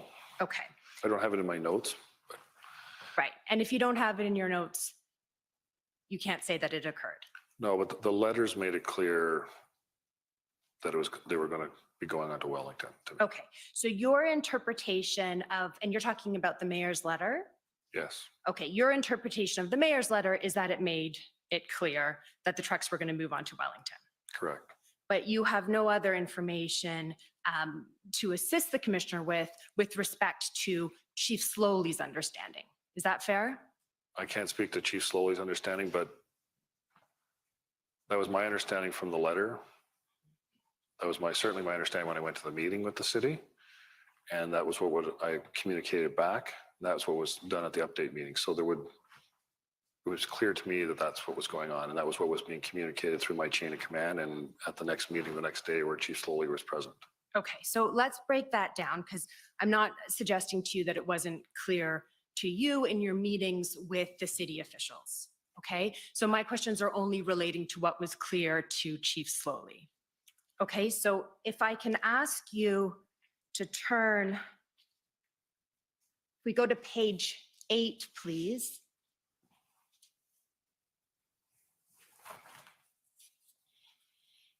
And we see the paragraph beginning, the deal was to move the trucks to Wellington. And we have your belief that Chief Slowly would have known this as it was clear from the mayor's letter. And it was discussed with, as you said, Acting Superintendent Bernier and Deputy Chief Ferguson, correct? Correct. So it wasn't a discussion you had with the chief directly. No, but we had those discussions.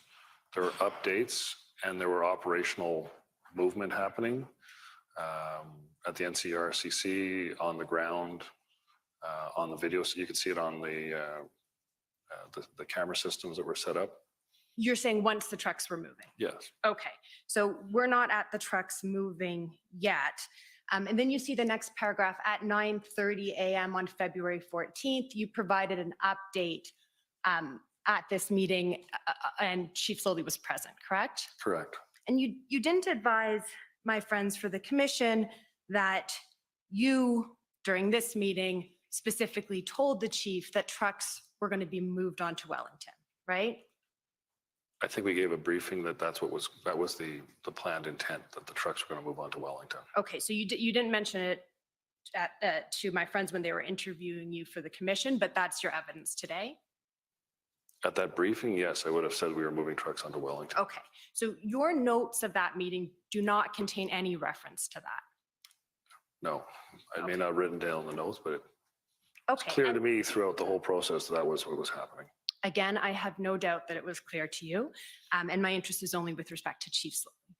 And it's Fair fair that your memory rather, of the details of these meetings, you're relying in large part on your notes. Correct. Okay, and when my friend took you to things about the Emergencies Act and all of those sorts of things, you couldn't remember them without reference to your own notes, correct? Some of it, yes. I'm going to ask you now to turn to page 9.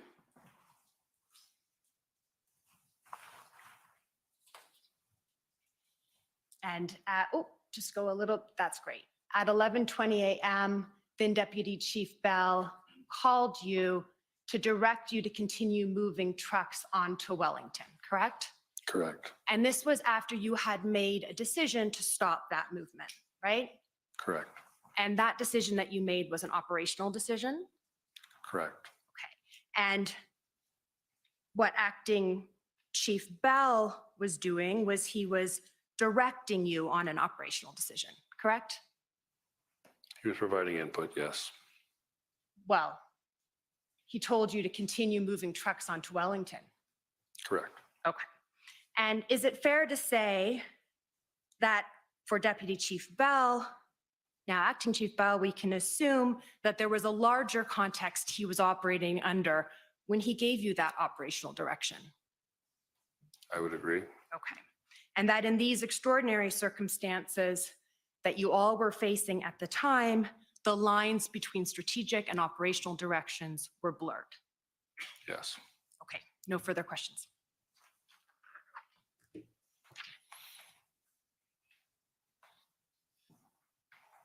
Are the convoy organizers organized yet?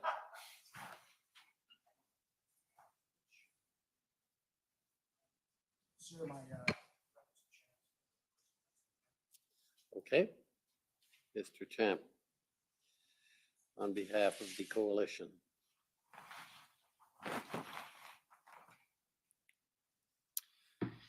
Thank you, Commissioner. It's Paul Champ for the Ottawa Coalition of Residents and Businesses. Superintendent Drummond, I can't recall if we've crossed paths. or Yes, not. we have. Yes, we have. Apologize. That's all good. Too many OPS files. Few questions, Superintendent. First of all, Tom Marazzo, did you know him prior to the convoy demonstration? No, I did not.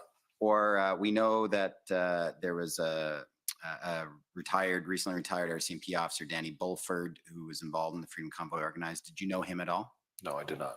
And did you know of any retired police officers who were participating in the protests? No. There was a concern at times, was it not, Superintendent, that some police information or police operational information was being leaked to protesters? Isn't that so? Yes, we had some concerns. And there was non-retired members that were. Pardon me? There were members that were not retired. Right. Yeah, there's a concern that there's some active members or current members might be sharing information with the protesters. Yes. Fortunately, though, there was no operational compromise, we don't think, or is that right? Yeah, true. There was some concern that possibly an operational plan around the potential plan to clear Rideau Sussex might have been leaked. Is that right? There was concerns about information flowing out of the organization. Yes.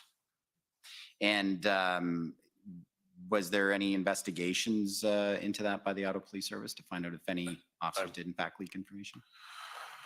I believe there was. There was one member that I was aware of, and we shut down his access to his corporate accounts. But I don't know what came of that investigation. It just at the time, as a precaution, we shut down. He wasn't currently working. He was on leave of absence. Right. At the time, you were worried about the operation, what you're trying to do, discipline issues could deal with later. You guys were facing challenges on every level at that time. Yes, we were. Just a couple questions about the negotiations and the mayor's deal. Oh, wait, hold on a sec here. No, you know what? I'm not going to ask any questions on that. Just want to ask you some questions about the conditions on the ground in downtown Ottawa at that time, Superintendent. One thing we had heard about a fuel truck had parked in the Rideau Centre parking lot. You would agree with me, Superintendent, that would be very dangerous? Yes. And we also have heard evidence and seen images of big hay bales piled around downtown and also open fires and so forth. Those were dangerous, was it not? Yes. Many propane tanks, large numbers of propane tanks up together, as well as large numbers of jerry cans. That was very dangerous. Yes. And in addition to the hay bales and the propane tanks and the open fires and the jerry cans, in the evenings, there were fireworks going off very close to and binging off of apartment buildings. You were aware of that? Yes. And that was very dangerous. Yes. Yes, it was. And Superintendent, the convoy protesters were free to do all of this downtown, in downtown Ottawa, because at the time, Ottawa Police Service did not have capacity for enforcement. Is that fair? In the beginning, certainly we had a resource problem for sure. Absolutely. Well, but those kinds of activities were going on right until the final operation, correct? There was some efforts around the jerry cans. There were efforts on all fronts. I mean, I went out on the street on foot and was involved in some enforcement, particularly with a fireworks situation. But they were difficult scenarios because there were large crowds and there were officer safety issues when we did some of that enforcement work. And you would agree with me, Superintendent, we are all very fortunate here in Ottawa that no one was seriously harmed or even killed, including the protesters themselves, because of these dangerous activities. Yes, there could have been injuries. Serious injuries with all that flammable material. Yes. And so the fact that the Ottawa Police couldn't prevent much of that activity, the convoy protesters were free to engage in those activities that created that risk. We tried to take efforts to curb those things, and we did do enforcement where possible, but it wasn't perfect. Wow, Superintendent, I mean, there wasn't any serious effort to enforce to stop that. And not to be critical of the police, my understanding from previous evidence is that when Ottawa Police would try to take that kind of enforcement action downtown, they'd end up sometimes being swarmed by the protesters. They would be outnumbered very quickly. Yes. And it'd become a matter of officer safety. I would agree with that. So again, there wasn't really any serious efforts to be able to stop those kinds of dangerous activities in downtown Ottawa. We tried to do enforcement in a lot of areas, and it was met with mixed results. There was no serious progress on those issues. Ottawa was basically unsafe throughout the entirety of that process, or pardon me, protest. I don't know if I'd go that far. We certainly did take a stance, and we had once we got more POU units on the ground in the evening on the QRT teams, we did try to do enforcement and try to stop some of those things. But we weren't successful on all fronts. I agree with you. And with the protesters generally being free to do this, at some point they could have been injured themselves and become victims of their own freedom. Would you agree with me? They could have been injured, yes. Thank you very much, Superintendent.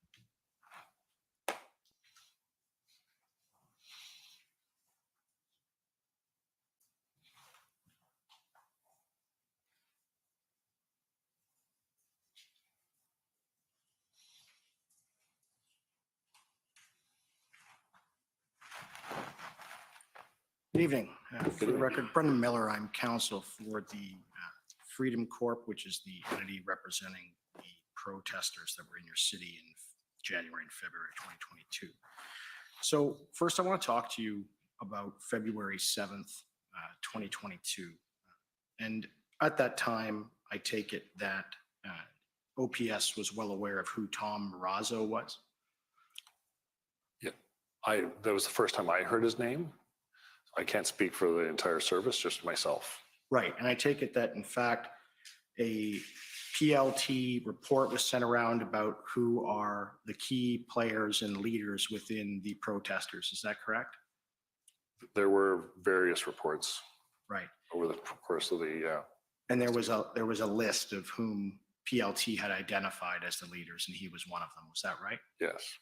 And in fact, in that list, it said that Tom Marazzo had somewhat control over 322 trucks. Do you remember that? The Freedom Convoy Group is how I would remember that. Would you agree it was about 322 trucks? That was one of them, that came up on a document, yes. Right. All right. So on February 7th, you have your PLT team engaging with Tom Marazzo, is that right? Correct. Right. And you aware, and Tom Marazzo made this clear, that on February 7th, you'd lost confidence in your liaison officers in trying to deal with this? I was not aware of that. All right. Did your police liaison officers ever report to you that on February 7th, Tom Marazzo specifically requested of both OPS and OPP that an inspector level officer be made available for the negotiation to move the trucks because he wasn't getting anywhere with rank and file? No. We had made arrangements for him to meet with a city official as he had requested. I don't know about the other comments that you've made. All right. So the PLT officers that were working under you never reported that to you? No. All right. Now I want to talk to you about February 8th. Now, there was discussions, that was when the first discussions with respect to removing the concrete barriers, et cetera, and moving the trucks took place. It was the first attempt to clear Rodeo and Sussex. Do you remember that? At Rideau and Sussex, yes. Yeah. And all of the concrete barriers, both in the residential area as well as on Wellington, they were all still in place at that time? Yes. Right. Well, I'll be honest with you, I can't confirm that. We may have moved some. I wasn't keeping track of every Jersey barrier in the core. Right. And Tom had essentially met, or Mr. Marazzo had met with these individuals from the city and from OPS to negotiate moving the trucks onto Wellington. But I understand it from your notes, et cetera, you knew at that time that wasn't going to happen. So there was some confusion, I believe, about whether they were leaving or moving. Right. And at no time did you have authorization from the city, not the OPS, on February 8th, 2022 to move the barriers, did you? No. Well, we hadn't requested that yet. Okay. So wouldn't it have made sense in trying to deal with this, to discuss with the city prior to meeting with Mr. Marazzo, that you're going to move these barriers to get these trucks out of the residential area and we're going to go into this negotiation with a plan? Wouldn't that made more sense? Well, once we'd reached, if we had reached some sort of agreement, we had city crews available to us 24/7. That wasn't difficult to move a barrier. Right. So, and you're aware that Wellington is well within the city of Ottawa's jurisdiction. It doesn't belong to Parliament. Correct. Right. So at any time on February 8th, 2022, there was nothing stopping OPS in the city from moving the barriers, letting the trucks leave the residential area and letting them go onto Wellington, was there? You're referring to Rideau and Sussex, which Correct. That's not necessarily a residential area. That's a commercial area there. Right. So you agree that there was nothing stopping you or the city or OPS from allowing that to happen on February 8th, 2022? It could have been done, but we didn't reach an agreement and the group there didn't want to move. I understand that may be the evidence. Where did you didn't ever hear from anyone from that group? You didn't speak to them and they didn't say to you that they didn't want to move, did they? I had dealings up at that street. I'd been up to Rideau and Sussex during the course of the events. Right. And did they just go and tell you, someone approached you, you're saying, and said, no, we're not moving? They made it clear on a number of occasions they weren't too happy. But you knew from your PLT work that Tom Marazzo had apparent control of 322 trucks. And that was on February 7th. That's in your own document. Correct. And so if you move the barriers and the deal went through as discussed on February 8th, right, it could have been done. I think there were some issues about whether they were leaving or moving. And I had spoke to Superintendent Patterson earlier, and we didn't have approval to do that. Approval? To move west. Okay, and whose approval did you need? The event commander, Superintendent Patterson. Superintendent Patterson. So you're saying that Superintendent Patterson didn't permit the February 8th, 2022 deal?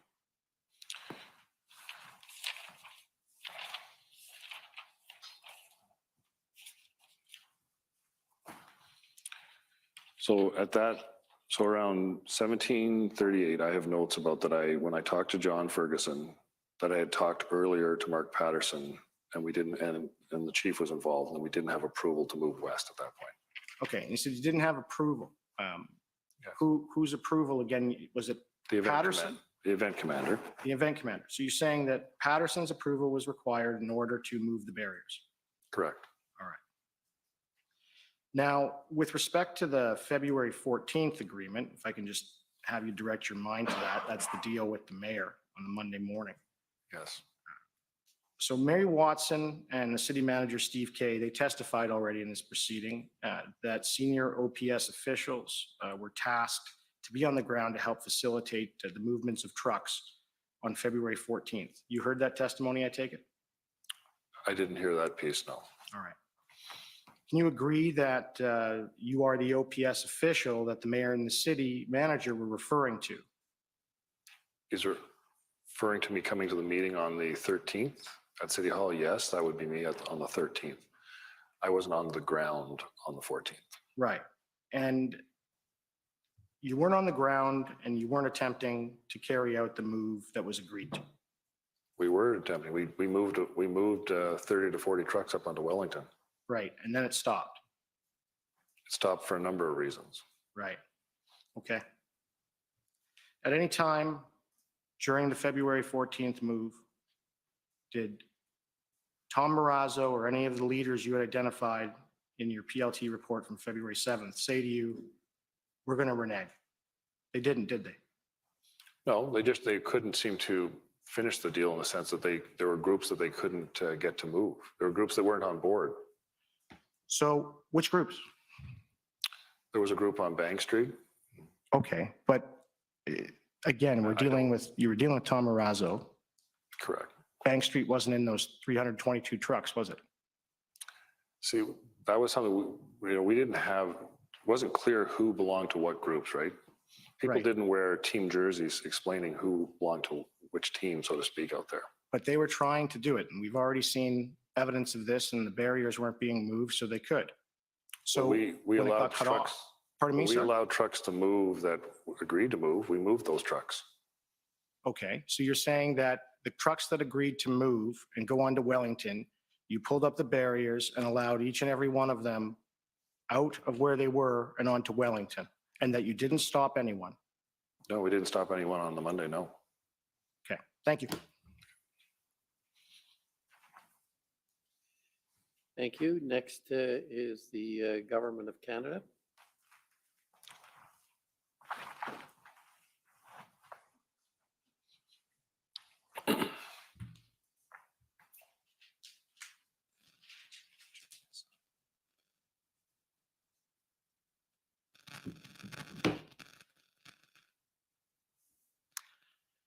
Good afternoon, Superintendent Drummond, Commissioner.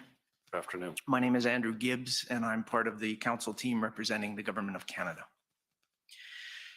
You've already answered many of the questions that I had prepared for you today, so I'll focus in my examination on just a couple of areas. I'll use my time for that.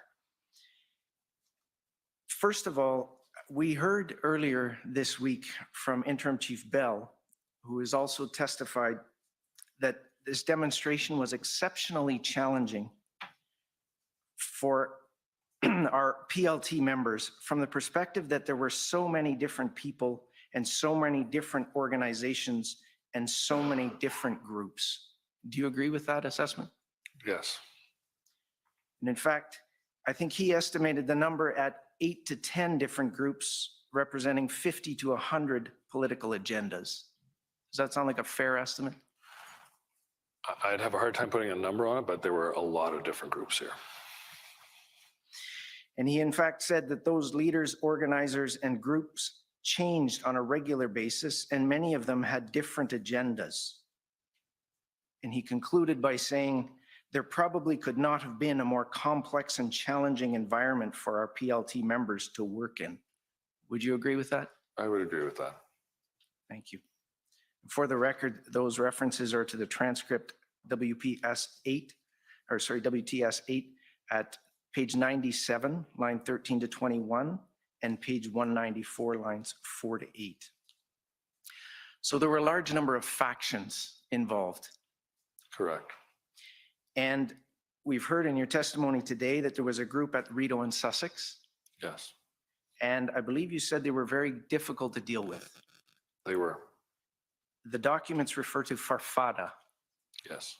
Are you familiar with Farfada? I wasn't up until then. That was the group that was there. I don't have a lot of detail about their background or their beliefs or goals. Are they subject of attention of the police force for criminal activity? During the events on the Actions On days, yes. When we were dealing with them on the 18th, yes. Thank you. There was a group known as the East Convoy. Is that correct? Are you referring to the group that was out of Coventry Road? No, there was another group at Coventry Road, and I believe they were led by Mike Clark. Yes, that's the name that was provided to me as well. And that's also referred to, the Coventry Road is also referred to as RCTG. Jetform Park, yes. And Jetform Park.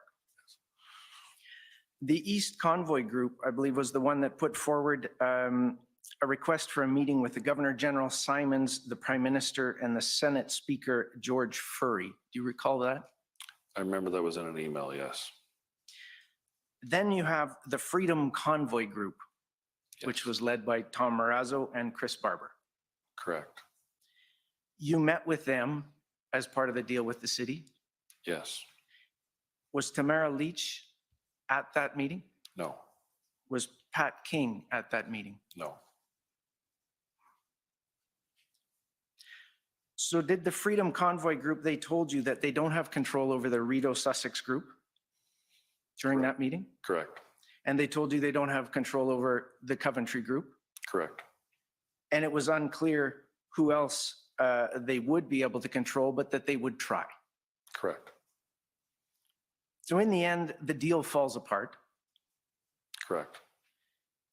And there are references in the documents to Ms. Leach on Twitter, apparently stepping away or trying to clarify that you're not leaving, they're just moving to Wellington. I'm not familiar with her tweets, to be honest. Okay, that's fair. Were you aware that there was a separate video posted by another organizer suggesting that this agreement was a lie, the letters were a lie, and that it was fake? Again, I'm not familiar with that, but that doesn't surprise me that that would have occurred. Okay, if we can turn to document OPP 403427. And this is an OPP operational intelligence report. And it's dated February 14th. Are you familiar with these reports? I have seen some of them, yes. Okay. If you turn to page 3, it states that the organizer blacked out, posted a video on the 13th of February 2022. The following is a summary. The letter is spreading around that trucks will move is a lie. Blacked out advised the truckers that no one leaves. It is part of the counter protest shit. It is all a lie. Do not leave Ottawa. Do not leave the residential areas. Do not back out. You are good to go. Stand your ground. And it continues. Do you see that information? I do. So would you agree with me then that this video being posted by an organizer suggests that there was no coalescence or agreement amongst the list of organizers that my friend Mr. Miller mentioned to you a few moments ago? I would agree that there was some dissension amongst the groups. Dissension amongst the groups. And so in fact, thank you, Mr. Clerk.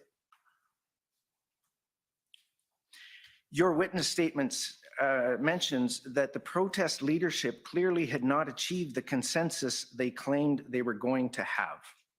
Correct. So in fact, there was no core group of organizers. PLT was just doing what it could with whoever would talk to them. We tried to identify the larger groups when possible. That didn't always pan out as we had hoped. So you There was definitely some fracture. The groups were very fractured and had different views on things. And is it fair to say that part of the challenge in moving all of the trucks was that everybody wanted to go downtown onto Wellington? Yes. And A lot we'd of- heard there were potentially 322 trucks from one of the organizers? Yes.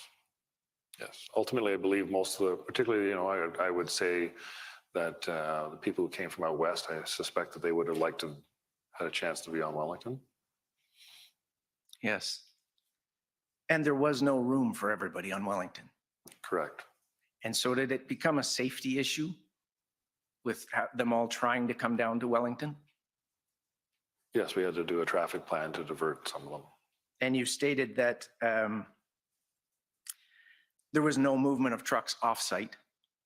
We didn't see a noticeable move. Some may have moved. Like the problem is we don't have a system in place where we're like marking a truck and saying, this is truck 105, this is 110, things like that. So vehicles come and go, and it's hard for us to keep track of every vehicle. And there was a group on Bank Street who refused to move. Correct. And that was a new group that developed that day. Yes. I believe they were already there. They weren't new that day. They just didn't move. They weren't identified to you perhaps as an organizer or as someone with influence A who separate could prevent people from leaving. Yes. Thank you. So is it fair to say, and you'd mentioned earlier that this was a very challenging protest to manage, and that I believe you said there were weekend surges, Yes. so the groups were fluid, Very fluid. and there were various camps just outside of Ottawa Yes. where people would go and then come back? Yes. And you didn't really have a line of sight of what was happening in all of those camps? We had some information. There were different, OPP were keeping an eye on some of the ones that are outside the city of Ottawa, Arnprior, the one in the East End. Okay. They were sharing intelligence on that. And so the situation was fluid, Yes, it was volatile, it was at times, yes. and it was unpredictable. Yes, And you'd mentioned that there were some current serving police officers that were in and supportive of the protesters. yes, unfortunately. All right. I'd like to turn then to some of the, another issue on the nature of the protest. And so again, turning to Interim Chief Bell, he testified that over the weekend of February 11, 12, 13, so this is going into the third weekend now in Ottawa, Yes, he had extreme concerns for the safety of our members, for the safety of our community based on volatility and escalation of violence, indirect confrontational interactions with our members. The situation at this point was becoming exceptionally more volatile, and you could see it escalate almost on an hour-by-hour basis. Would you agree with that? yes, it was volatile. Thank you. Now, just a couple of quick documents. It'll have to be very quick because your time is up, so. Okay, thank you. I would like to just refer you in particular to ask you if, were you aware of the elements, that there were elements of right-wing extremism involved in this protest? Yes, I read that in the Hendon reports. And in fact, you were sent a report that had been prepared by the Institute for Strategic Dialogue.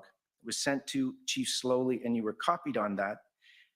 And the report was called An Online Environmental Scan of Right-Wing Extremism. And in particular, they had done a draft intelligence report on the convoy in Canada, in Ottawa. Is that correct? I know the document you're referring to, yes. So for the record, that's OPS 000 or 409428 and OPS 409429. And in particular, I would just ask you about the last page of that report.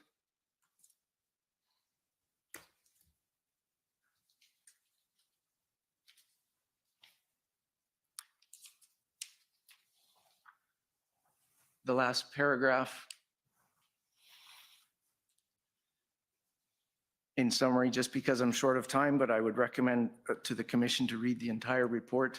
There are comments and posts online stating that organizing and planning for a proposed DC convoy, that's Washington, DC, is beginning to cement, taking into account the events in Ottawa, the anger and hostility driving much of the campaign, the protest movement's acceptance and support of conspiracies and misinformation, and implicit and explicit links to extremist groups, which are identified in the report or in the draft Intel report.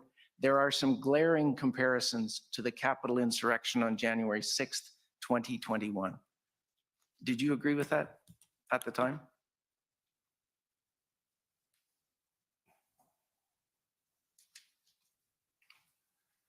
This is, I mean, I see the comments that are made there. This is a private company. It's not a recognized intelligence group that we would have dealt with back then. I know that company had sent information to us. I think they were looking for us to get involved in their product. Were you concerned of the similarities? Well, I mean, you know, there were people who made comments between us and what had happened in the U.S. state capitol. You know, there were similarities to what occurred. I mean, we didn't have the same storming of the hill type that the Americans had. We had, you know, vehicles camped out on roadways. So there were differences. We didn't have the same level of violence and mischief that had occurred down in Washington. And we know that now. We know that now. Exactly. We know that now. It was a risk that was on your mind at the time. Yes. Thank you. Those are my questions. Okay, thank you. Next is the OPP. Okay, and JCCF.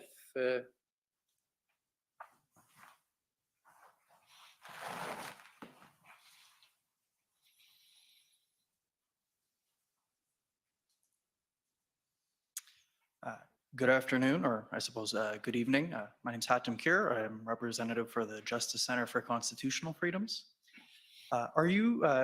Did you have the opportunity to hear Superintendent Morris's evidence given to this commission? I saw parts of it. I watched some of the video. I was away last week. Are you aware that Superintendent Morris indicated that he had no indication that there was a national security threat posed by the protest? I don't recall that, no. Was that I didn't see all of his evidence. Do you have any reason to doubt the intelligence that Superintendent Morris had received? No, I don't. And just to confirm, you were just showed an intelligence report from a private company. Are you aware of any of the potential information that went into forming that report?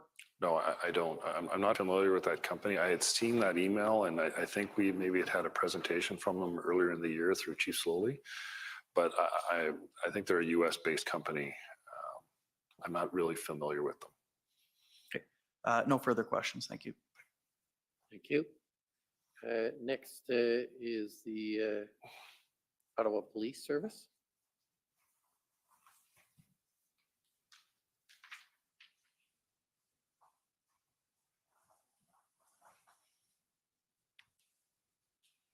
Good evening, Superintendent. For the record, my name is Jessica Barrow, and I'm counsel for the Ottawa Police Service.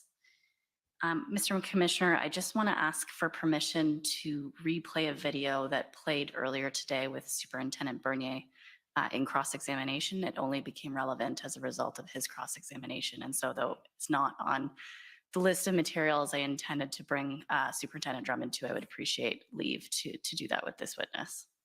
In the circumstances, I don't see a problem unless any council points anything out. So seeing none, sure, go ahead. Thank you. The number for that is HRF 1560.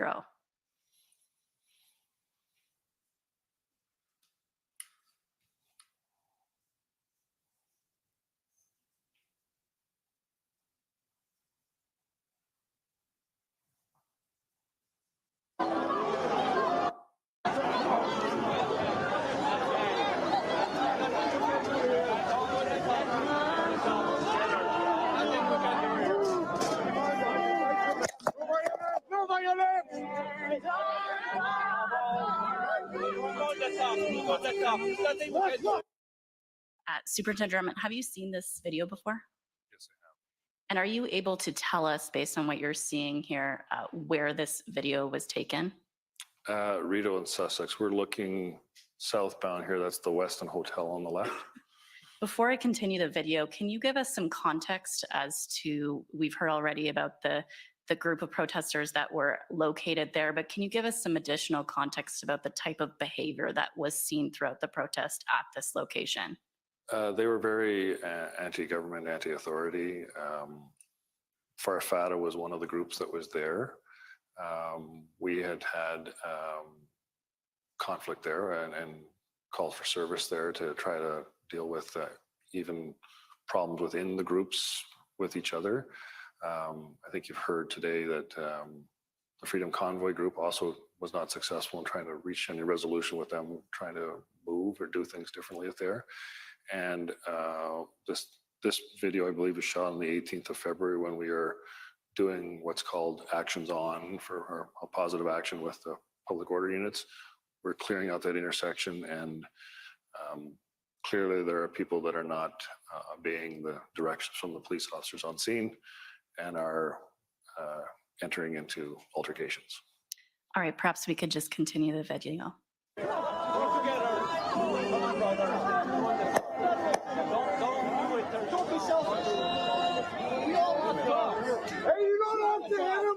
Thank you.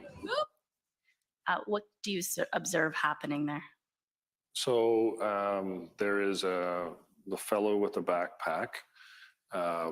You can see that in the beginning, the public order officers, the ones that have the yellow on, are trying to get that person to keep moving on, and he's hanging on to I think it's a parking sign, but he's hanging on to a sign there. Ultimately, he's being combative and not listening to direction. And remember, behind you see the officers that are not in yellow. They're darker clothing. They are what we would refer to as less lethal officers. They have weapons with them that would fire like a rubber bullet or gas if required. And they are behind the line that you see in yellow. And I believe one or two of them become involved with that individual. You can't see enough because but obviously they're on the ground. I researched this incident, and I know that what happens is the person on the ground places a kind of a hold on the officer's leg and won't let go. And the officer believes that his leg is going to be broken. He delivers strikes with the tip of the R1 gun to get him to release. Were any reports filed in relation to this incident? Yes, the subject was arrested. There was an injured on duty report filed for the officer. He had medical treatment after that with EMS. And that the subject was processed for charges. You said that the officer received medical attention Well, he was seen by paramedics in relation to this incident. in relation to this incident, yes. Okay, those are my questions. Thanks very much, Superintendent. Thank you. Any re-examination?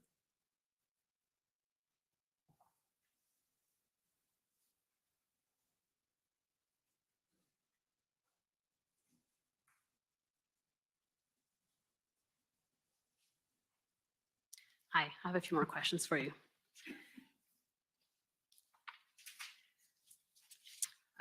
Now, in relation to what you were asked by counsel for former Chief Slowly, you indicated that your reason for believing that Chief Slowly knew that the deal was to move trucks onto Wellington and that the move actually happened was the letters exchanged between the mayor and Tamerley. Do you recall that? Correct, yes. Okay. So I just want to take you to OPS 30-14566. And again, these are Chief Slowly's notes from February 14. We looked at them earlier. And if I can take you to page 8. We go down.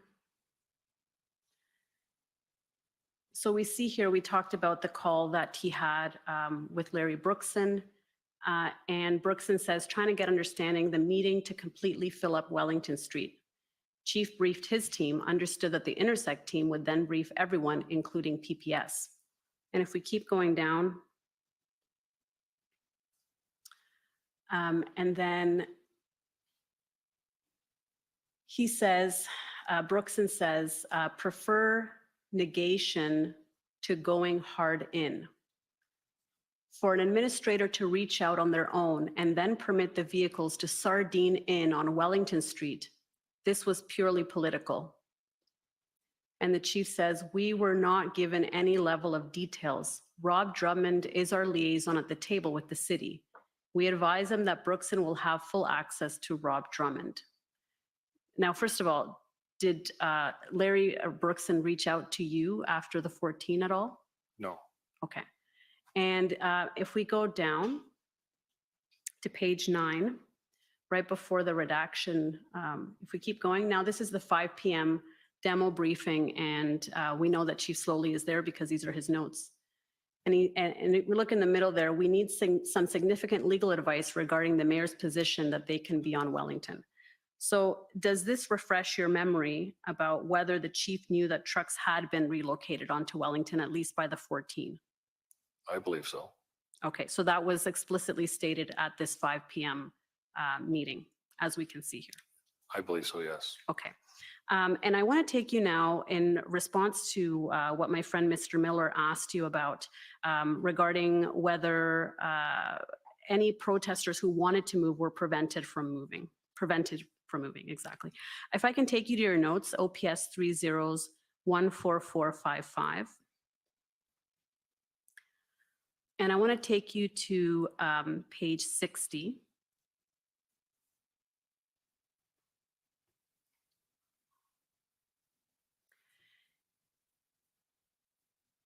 And so this is the meeting where the issues are being discussed on the 15th. It's the noon meeting on February 15 with all of the people that we had indicated. And if we go actually to page 62, and then we're going to go back to page 60. So at 13:29, after the meeting, you say, I called Trish Ferguson and notified her of the integrated command table's position on the truck movement to Wellington and the reason why to stop. And you have 4 kind of bullet points there. PLT position, advice from Dave Springer, PPS issues and concerns. And then lastly, emergency act, no orders yet, but is concern may contravene. See that? Yes. Okay, so you will agree with me that it doesn't say in any of those 4 points that the reason to stop is Wellington is full, correct? Correct. And it doesn't say there that the reason to stop is because protesters no longer want to move, right? Correct. We had discussed this before, though. Like, I realize it's not in those bullet points, but yes, I agree it's not on the bullet points. Right. Well, that's not a notation that you made in any of your notes, right? There's no notation in your notes that protest groups are no longer moving. There's not one more truck that wants to move, right? Correct. Okay. I want to take you now to OPS 30s14455.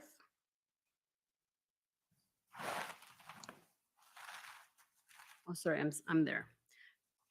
Sorry, I want to take you to, I wanted to take you to John Ferguson's notes, and I thought that's where we were. You'd said you wanted to go to page 60, but I don't know. Yes, well, he's acknowledged. I don't think I need to go back, but I do want to go to John Ferguson's notes, and I just need to make sure I have the reference here for that meeting.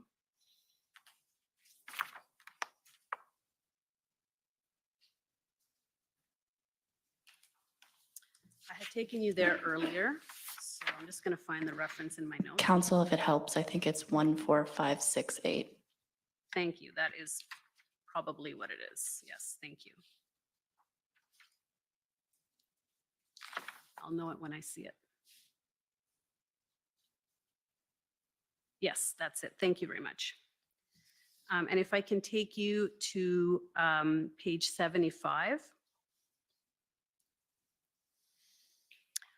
At the bottom of the page, right before the 1330, right, it says room for additional trucks on Wellington Street, security concerns expressed by PPS/Supreme Court.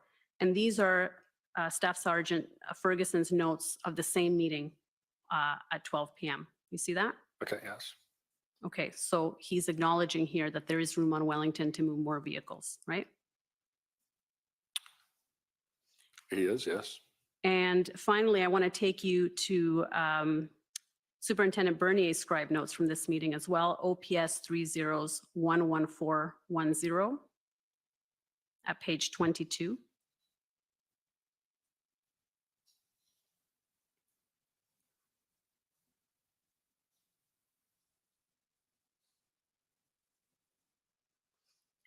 At 13:05, the event commander, Superintendent Bernier, says, deal was, I think that may be bartered before the PM declared Emergency Measure Act. And see, there's an arrow, will no longer support agreement.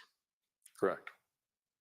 And so you agree with me that in none of these meetings, and certainly not in this meeting at 12 noon, because I've read everybody's notes that was at this meeting, it was not indicated that protesters were no longer moving vehicles, correct?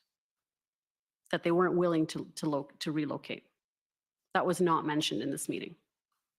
So are you referring to the groups that didn't want to move or the ones that did want to move? I'm not sure I understand the That the issue was that you could not find any more trucks to move. That was not the issue here, right? There likely were other trucks that were willing to move. There was room on Wellington, but it was OPS's decision to stop implementing the deal, as it indicates here, will no longer support agreement. Deal was bartered before the PM declared the Emergency Measure Act, as it says Yes, there, that was correct? yes, that was one of the factors. I have those listed in my notes too. Okay, thank you. Those are my questions. Okay. So that ends your testimony. You'll be pleased to hear. Thank you very much for coming and no problem. For your evidence and for staying so late. I know it's I'm not used to it. It's okay. convenient. I imagine you are. Okay, so we're going to adjourn until tomorrow morning at 9:30.